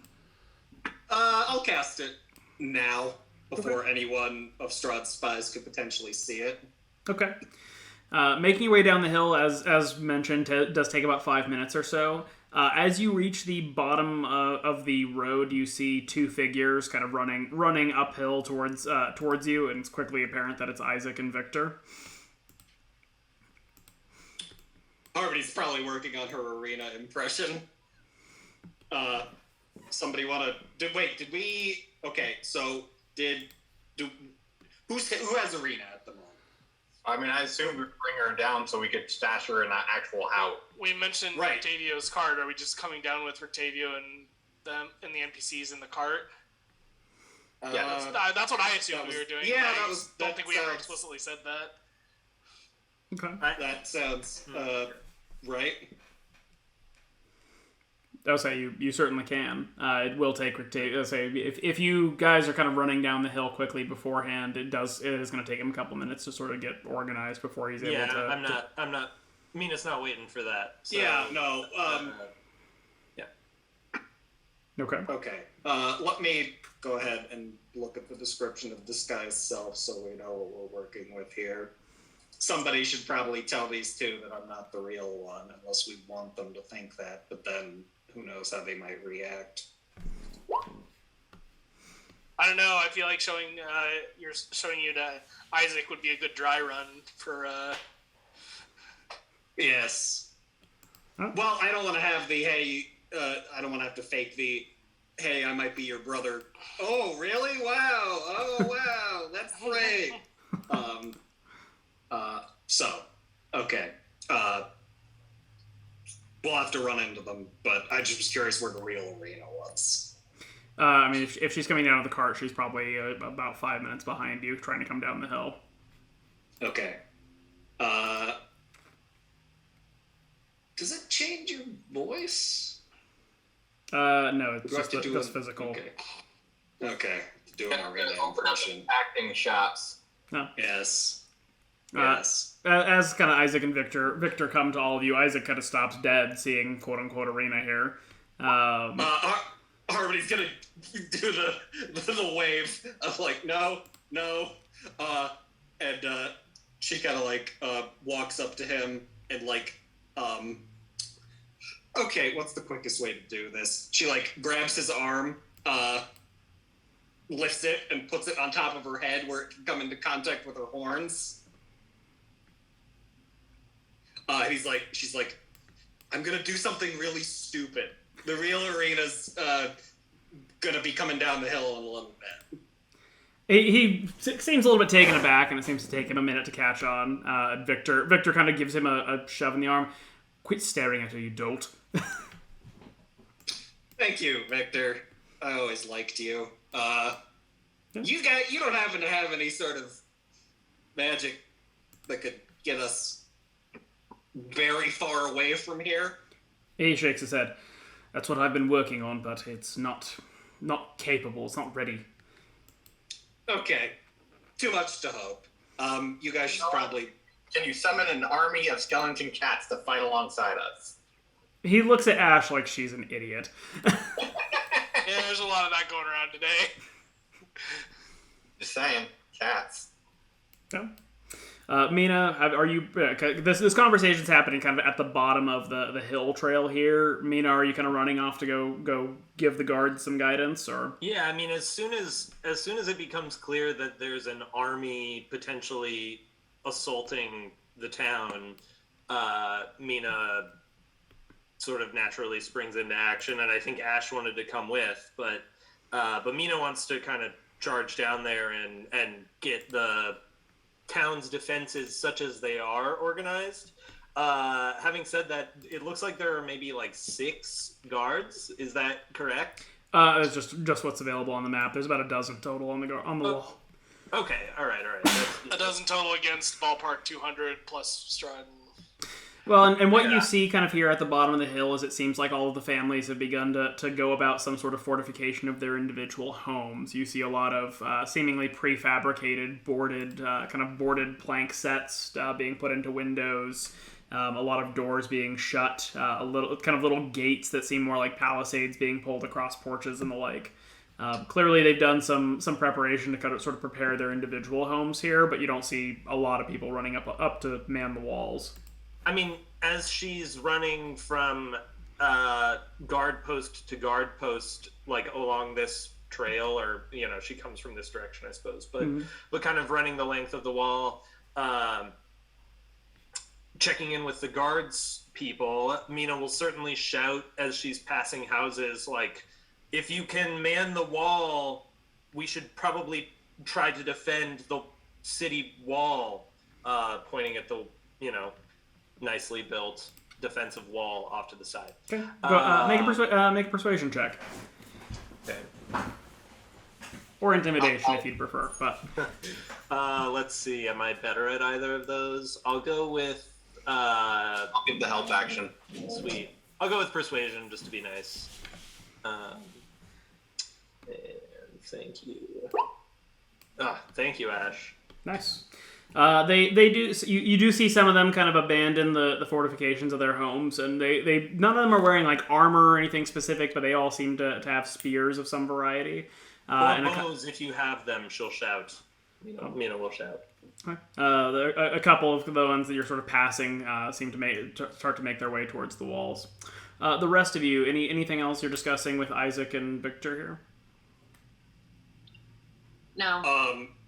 Guard her, I guess, as well you can. Don't know how this is gonna go. Okay. And then Isaac and Victor sort of nod and begin to make their way back up the hill, to, at least in the direction you intimated she'd be coming from. What is anybody else doing here? Harmony, you're I assume heading to the gate. That's the plan. Okay. Who's going with Harmony? I am. I guess someone should stay with the NPC squad with Ireena and stuff. So I guess that'll be me. That leaves me. So sure, I'll stay with the NPCs and stuff. Okay. And then Mina's working the wall. Everybody else is going down. Ash, you are heading to the gate as well. You're already down in the square here. I was with Mina, so wherever Mina is, I didn't see where she moved her token. Still up there at the up at the top there. Well, I just moved down to that square because that's where we briefly talked about reconvening, but I'm not sure exactly where we are in our circuit of readying the defenses. You've probably begun to work I would say the closest wall during this conversation. Okay. I mean, I'm also just quickly We also don't need to go in person and talk to everyone. We can send runners. And That's exactly, yeah, that's kind of what I was hoping to do, was check in with a few of the guards and, 3 or 4 of them, and then they can organize with the rest of their friends. But Mina is also thinking about, actually going up on the wall if this shit goes down. So not sure what Ash wants to do there, but yeah. I'd want to be near the front gate, the walls by the gate. Yeah, that's fair. I also just don't want the back of the city to get, or the back of the town to just Get crouched. get devoured. But yeah. Anyway. Okay. For the group that's heading to the gate, as you approach, you see that there's about six guards with spears sort of huddled in the kind of the passage that leads to the gate. Up on the wall, you see about another 4 seemingly with bows waiting, and you see kind of Krezkov speaking to some of the ones in the passage, seeming to try to give them some words of encouragement.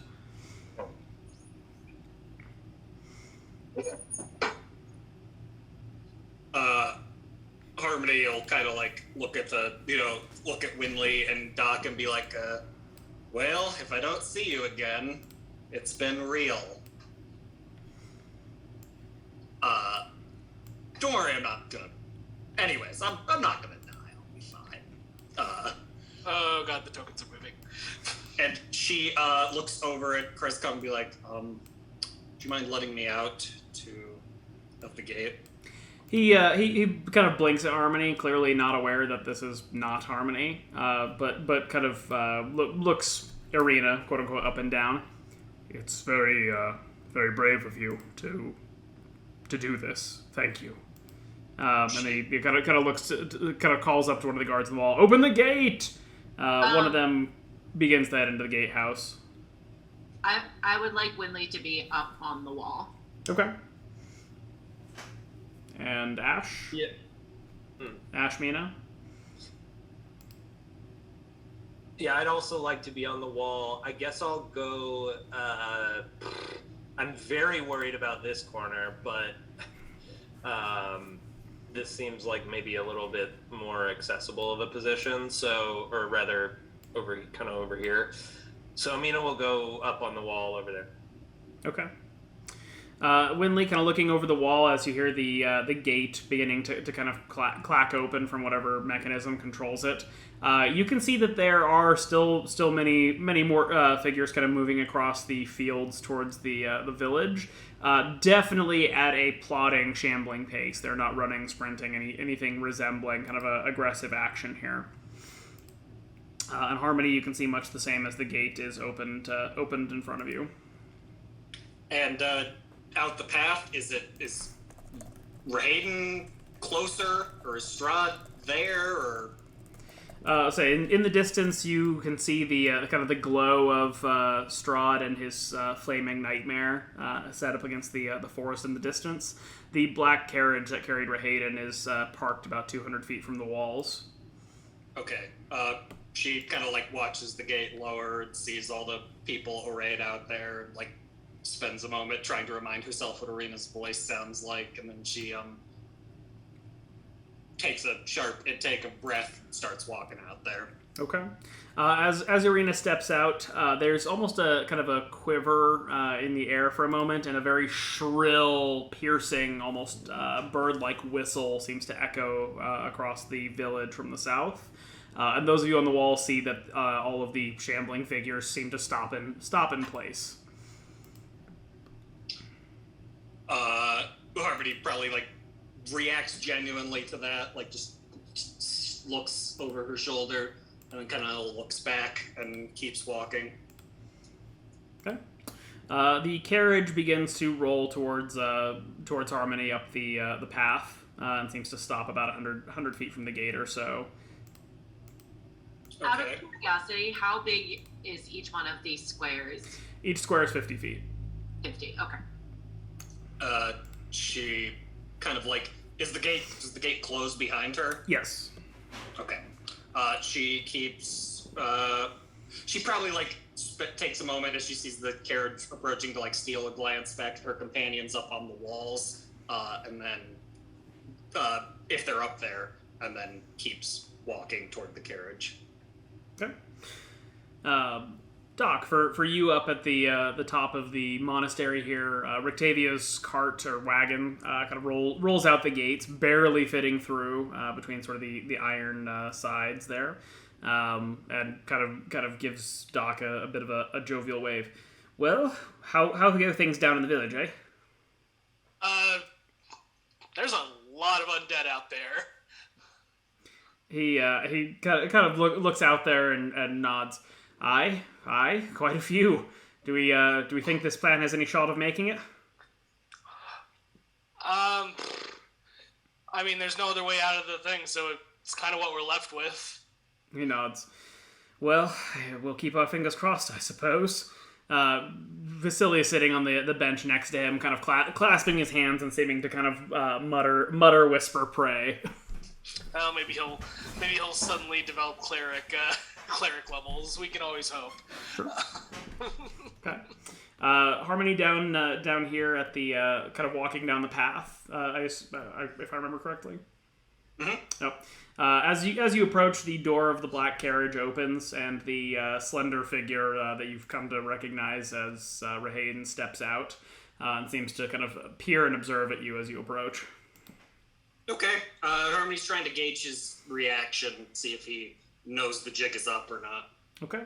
I mean, as you walk up, he doesn't say anything about, doesn't call out or say anything to her, but as you get kind of within speaking distance, he gives what seems like an attempt at a warm smile. It just doesn't seem to quite reach his eyes.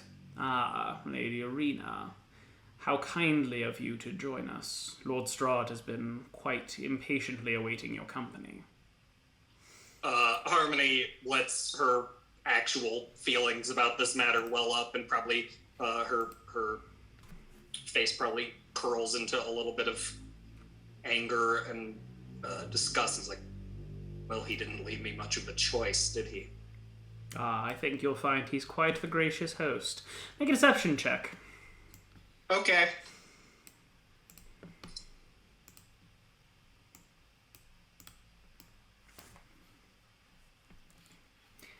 Drum roll. Mm-hmm.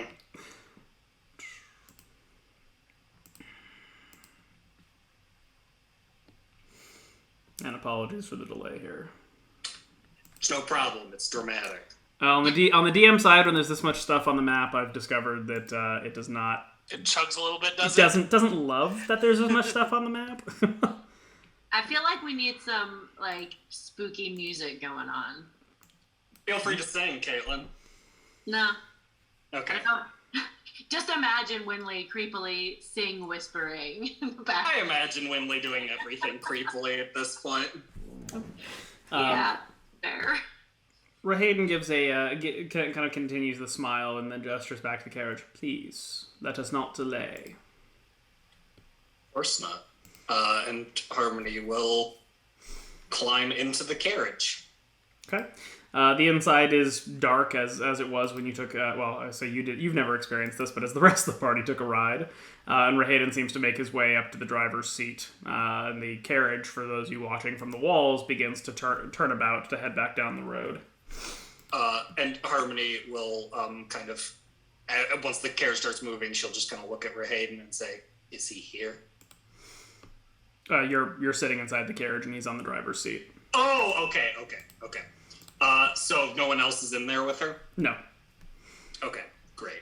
Okay. She's, just trying to, like, buck herself up. Okay. For those of you at the walls and currently on the cart, kind of starting to make its way down the hill, what are you doing as you watch the carriage turn about? Is the army doing anything? It seems to be sitting still for the moment. I mean, I guess Winley's waiting to see what Harmony's grand plan is. Okay. Yeah, I mean, Mina's definitely really wondering if she could, like, take pot shots at these zombies without triggering them, but probably not. Sorry, Ash, you were going to say something. You're muted. It's like the first guy in Helm's Deep. I've been muted for a really long time. I'm just holding an action to blow something up if I need to. cast any kind of spell. Okay. All right. The cart begins to make its way down the road into the main section here. As you sort of begin to approach the figure of Strahd in the distance, the flaming nightmare begins to head down the road to the east, and the carriage seems to be following it. Okay. Well, the spell lasts for an hour, so I don't know how far we're planning on going, but make good use of this time. Okay. What are the minions doing? They still are just seeming to kind of mill about the fields here. You don't hear another kind of shrill whistle, shriek, or anything like that. Harmony, tell them to call off the bad guys. There's no one to tell anything. Well, I mean, right, it is on the driver's seat. You just couldn't just like have a whisper conversation with them. Okay. Harmony will. Are there windows? Yes, on the sides. There's little blinds that seem to be pulled over them, but they're easily unlatched. So she can see that the zombies aren't moving? Correct. Okay. Noticing that, she'll call out to Rahayden. Is the town safe? Rahayden doesn't reply, but make a perception check. Okay.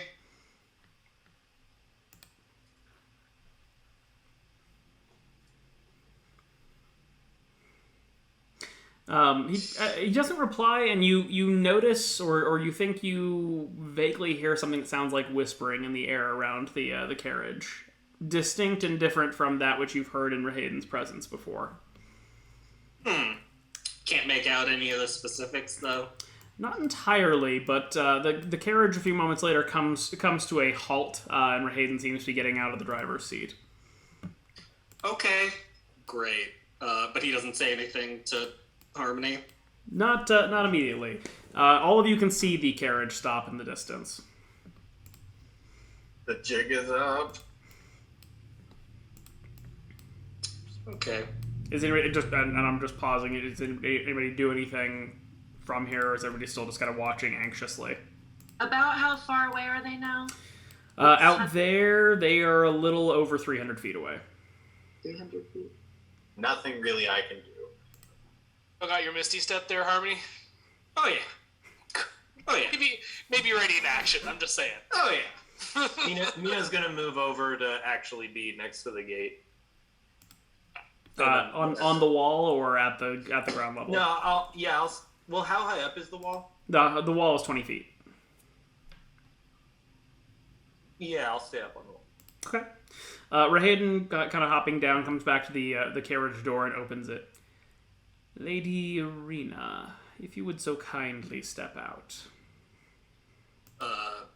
Harmony almost says something sarcastic and then realizes that would be out of character, so bites her tongue and kind of like sticks her head out and looks around. I mean, it doesn't seem like we went very far, right? Just like a couple hundred feet. I mean, you've made it about 200 feet down the road to the actual main road here, and then had made it about another 50 feet or so down the road towards Vallaki. Okay. She kind of Harmony lets her own internal confusion rise up and is like, "What's this about?" I mean, she's not. She's kind of starts stepping out of the wagon. He kind of steps back to give her the room to come down. Well, it would seem that you've made quite a bold gambit. Tell me, did you really think that we weren't going to notice? Harmony kind of looks over at him, and she kind of lets the effect. I mean, she's still keeping the disguise self on, but she lets the affect kind of Ireena fall, and she's like, "No, but this was the only way they'd let me out of the gate alone to talk to you." Ooh, make a deception check.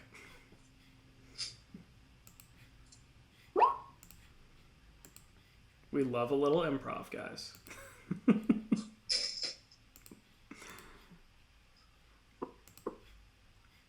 He kind of narrows his eyes at Harmony there. I suspect that was not your intention, but Lord Strahd is not so easily fooled. Now tell me, will you simply watch as your friends die here, or shall I dispatch a few now? May I speak with Lord Strahd? I had a proposal for him. I'm afraid the time has passed. He's made his conditions quite clear. There is a low and harrowing kind of almost bone whistle type of sound that clears across the valley, notably not coming from Rahayden, and the figures in the mist begin to move once again. Harmony kind of grabs him insistently, and she's like, listen, I need to speak with him now. He kind of raises a hand and puts it against Harmony's chest and kind of gives a bit of a gentle push back. Again, I'm afraid the time for this has come more than past. She kind of sighs in annoyance and says, yeah, sure, he can bust down the doors of the town and kill all those people and maybe get Ireena. But he and I both know that she is fated to die before she falls into his grasp, and that has a very much higher chance of happening in such a chaotic scene as this. What I'm offering is a much simpler way of him getting what he wants. Make a persuasion check. Okay.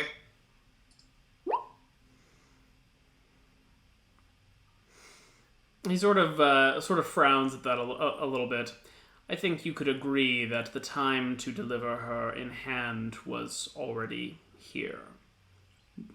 What promises can you make here so far from your friends and detached from the thing you claim to promise?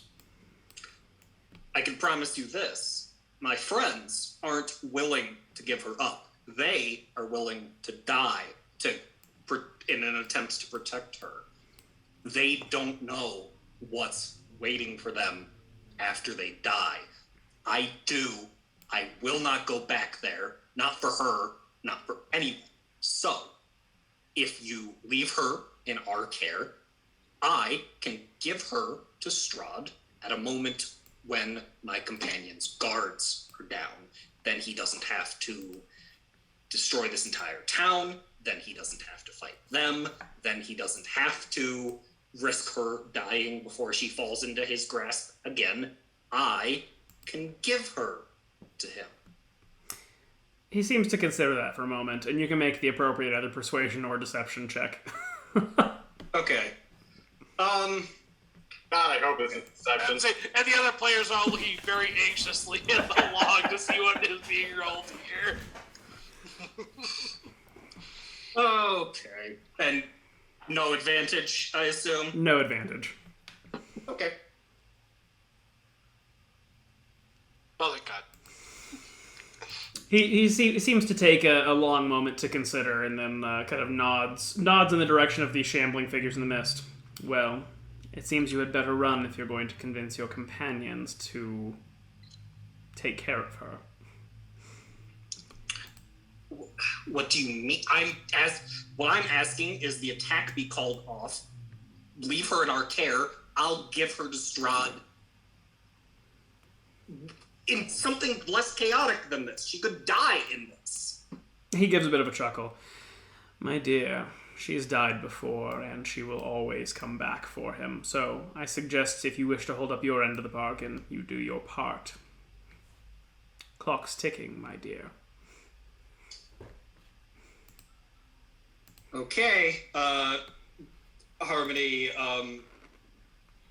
kind of like looks at Rahayden and just says, well, tell him then. And turns and starts just sprinting towards the walls. Okay.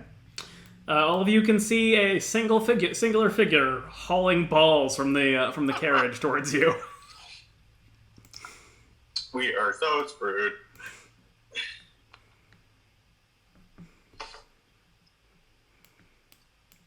What is anybody on the walls doing seeing this? Wait, there's nothing to do yet. Yeah. Okay. Doc, by the time that Harmony is returning or reaching back to the perimeter of the gates, your carriage and company has gotten essentially to about the bottom of the hill here. Yep. And a moment as I shuffle the things. Yeah, I also asked the guards to open the gate for Harmony to come back in. They do so. You still look like Ireena, or did you? Yeah. This guy is. Yeah, I still look like her. How's the wall defense looking? Mina's gonna kind of take a long look around at the town and like, how we doing on folks on the wall? You kind of at your insistence that some people come and defend the wall as opposed to gathering around their homes. It appears that they have at least mustered about another dozen or so folks at the wall, at least here on the southern side. The wall doesn't seem to have quite... You can't really see from where you are whether the wall on the north or west sides has gotten the same treatment. Sure. All right. Can you run the... And I think I know the answer to this, but can you run the length of the wall? Like can Mina... I mean, I know it's quite long, It's but 50 feet per square, so it's that's all like a continuous walkway. Yes. Okay. Does Mina want to kind of like run along and... No, I want to stay here at the gatehouse for now, just to get some of those details laid out. Okay. Harmony, as you come back into the wall here, obviously the situation seems to have gotten a lot more tense. By the time you were coming in the gates, the shambling figures coming towards you are probably no more than 100 feet from the gate, still traveling at quite a slow, plodding pace. She probably is a little winded from sprinting back, but she kind of like comes sprinting through, and takes a moment to catch your breath, like waves at the gate, like close it. well, yeah, no shit, man. They very gladly close it behind you.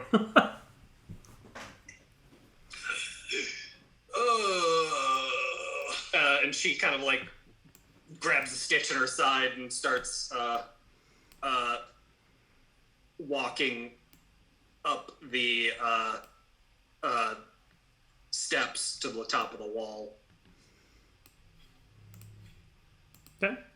Harmony. And sorry, go ahead. I was saying Harmony joins all of you at the top of the wall. You can see the figures are now getting within about 50 feet of the gates.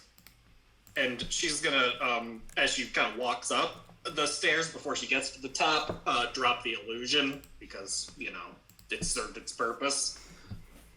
And then as she like gets to the top of the wall, she like looks at. Is everyone there? I'm down by the gate still. Okay, well, Harmony would probably grab Ash as she comes through, and it's just like, well, I tried to give him a reason to walk away. Doesn't seem like it worked, but maybe he'll hang back? I don't know.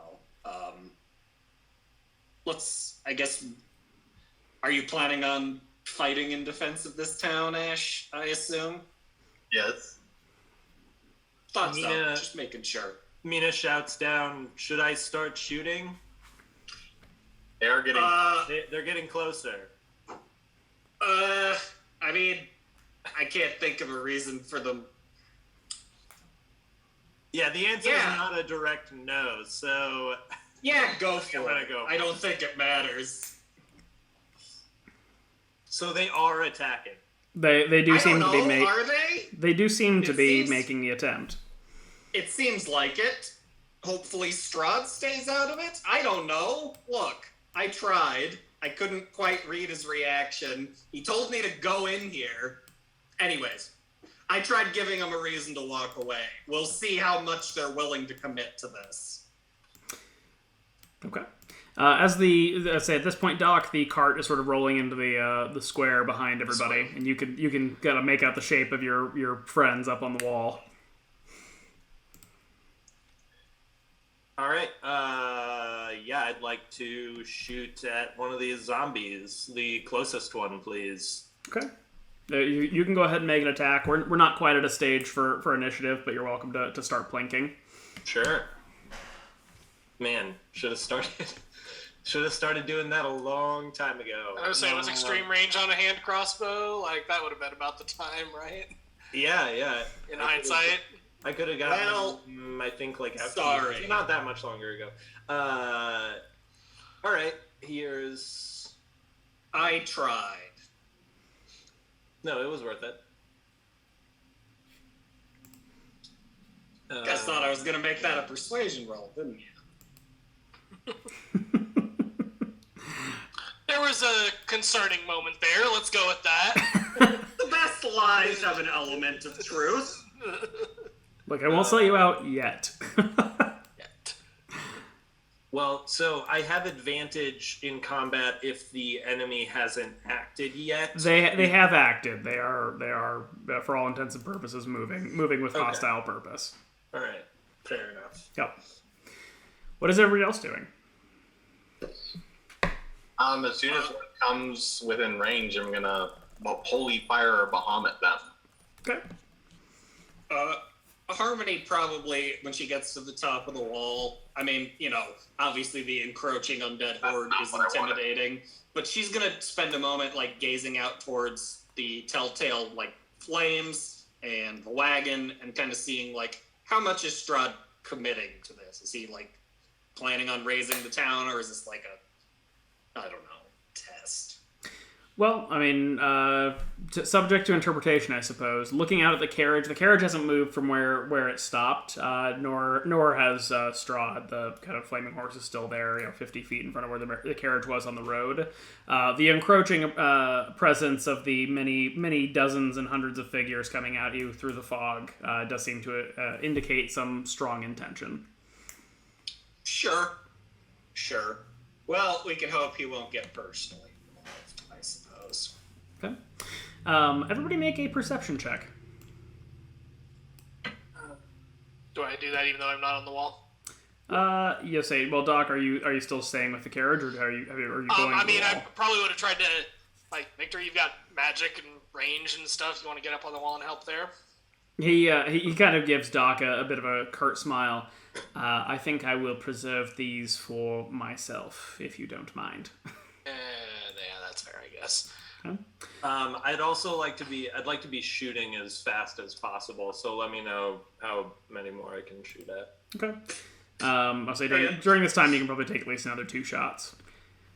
And I was going to say, Ash and Winley, you hear, actually Harmony, you hear, Harmony, it sounds a little bit familiar this time, and Ash and Winley, you hear it for the first time, despite shooting into a crowd, not nearly as effective on the second and third attempts here, Mina. Yeah. That said, you hear somewhat of a kind of a whispering in the air around you.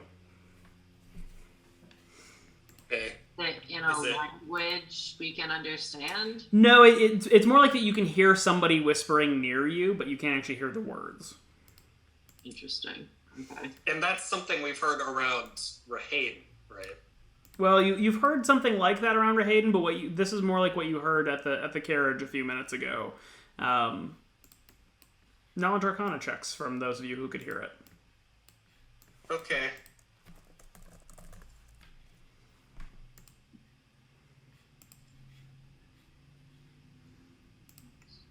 I know nothing. Sounds fucking weird. Now, Winley, you're pretty certain you're hearing maybe the edge or the periphery of something like the message spell. He's trying to talk to Ireena. Interesting. I mean, I'm with Ireena. Well, I guess I'm not close enough to hear that exclamation from Ash, so never mind. Would Winley have anything, like, would I be able to tell anything else just other than that might be what it is? You point that out to us? I assume you would. I want to see if there's anything else I could. No, tell. you if I know it's the message spell, can I make a roll to? I don't know. No, you counterspell it. No, you know that it's you know that it's been cast, and you know that it has to be somewhat close to you, but you're not certain about kind of where from what it's coming from. All right. Before saying anything to the rest of the party, Winley's gonna kind of look around and see if anyone seems like they're receiving a message. Anyone put their fingers to their ear. Like listening really hard, acting funny, acting like they're hearing something other people aren't, whatever. Make an insight check. Insight. Okay. You don't see anybody acting as if they've received a message or like looking like they're listening intently to something. But you do see that Krezkov has left the guards at the gate and seems to be making his way into the gatehouse.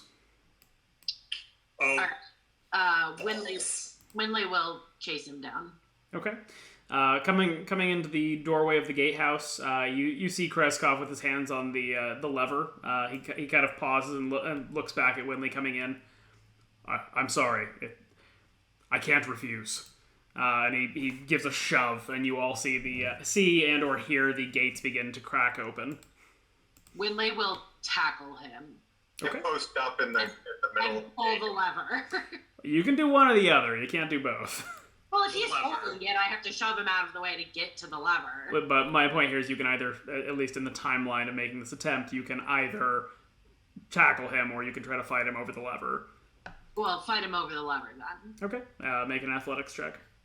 Oh, good. And also, while I'm doing this, I'll start yelling. Oh, I'm by the gate still, so I see it start writing, so I post myself Very up. good enough, Lennox.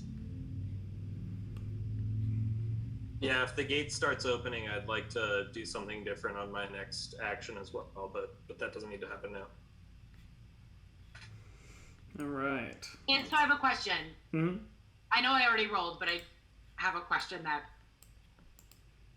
Do you have to continuously push the lever for it to open? Or is it like you switch it and then it opens until someone unswitches it? I mean, Winley has not seen how it operates before, so hard for her to say. He's still holding it, having kind of cranked it to open it. Okay. Unfortunately, so far, Winley is not able to withhold it. And with that, we will go ahead and take a set of initiative rolls.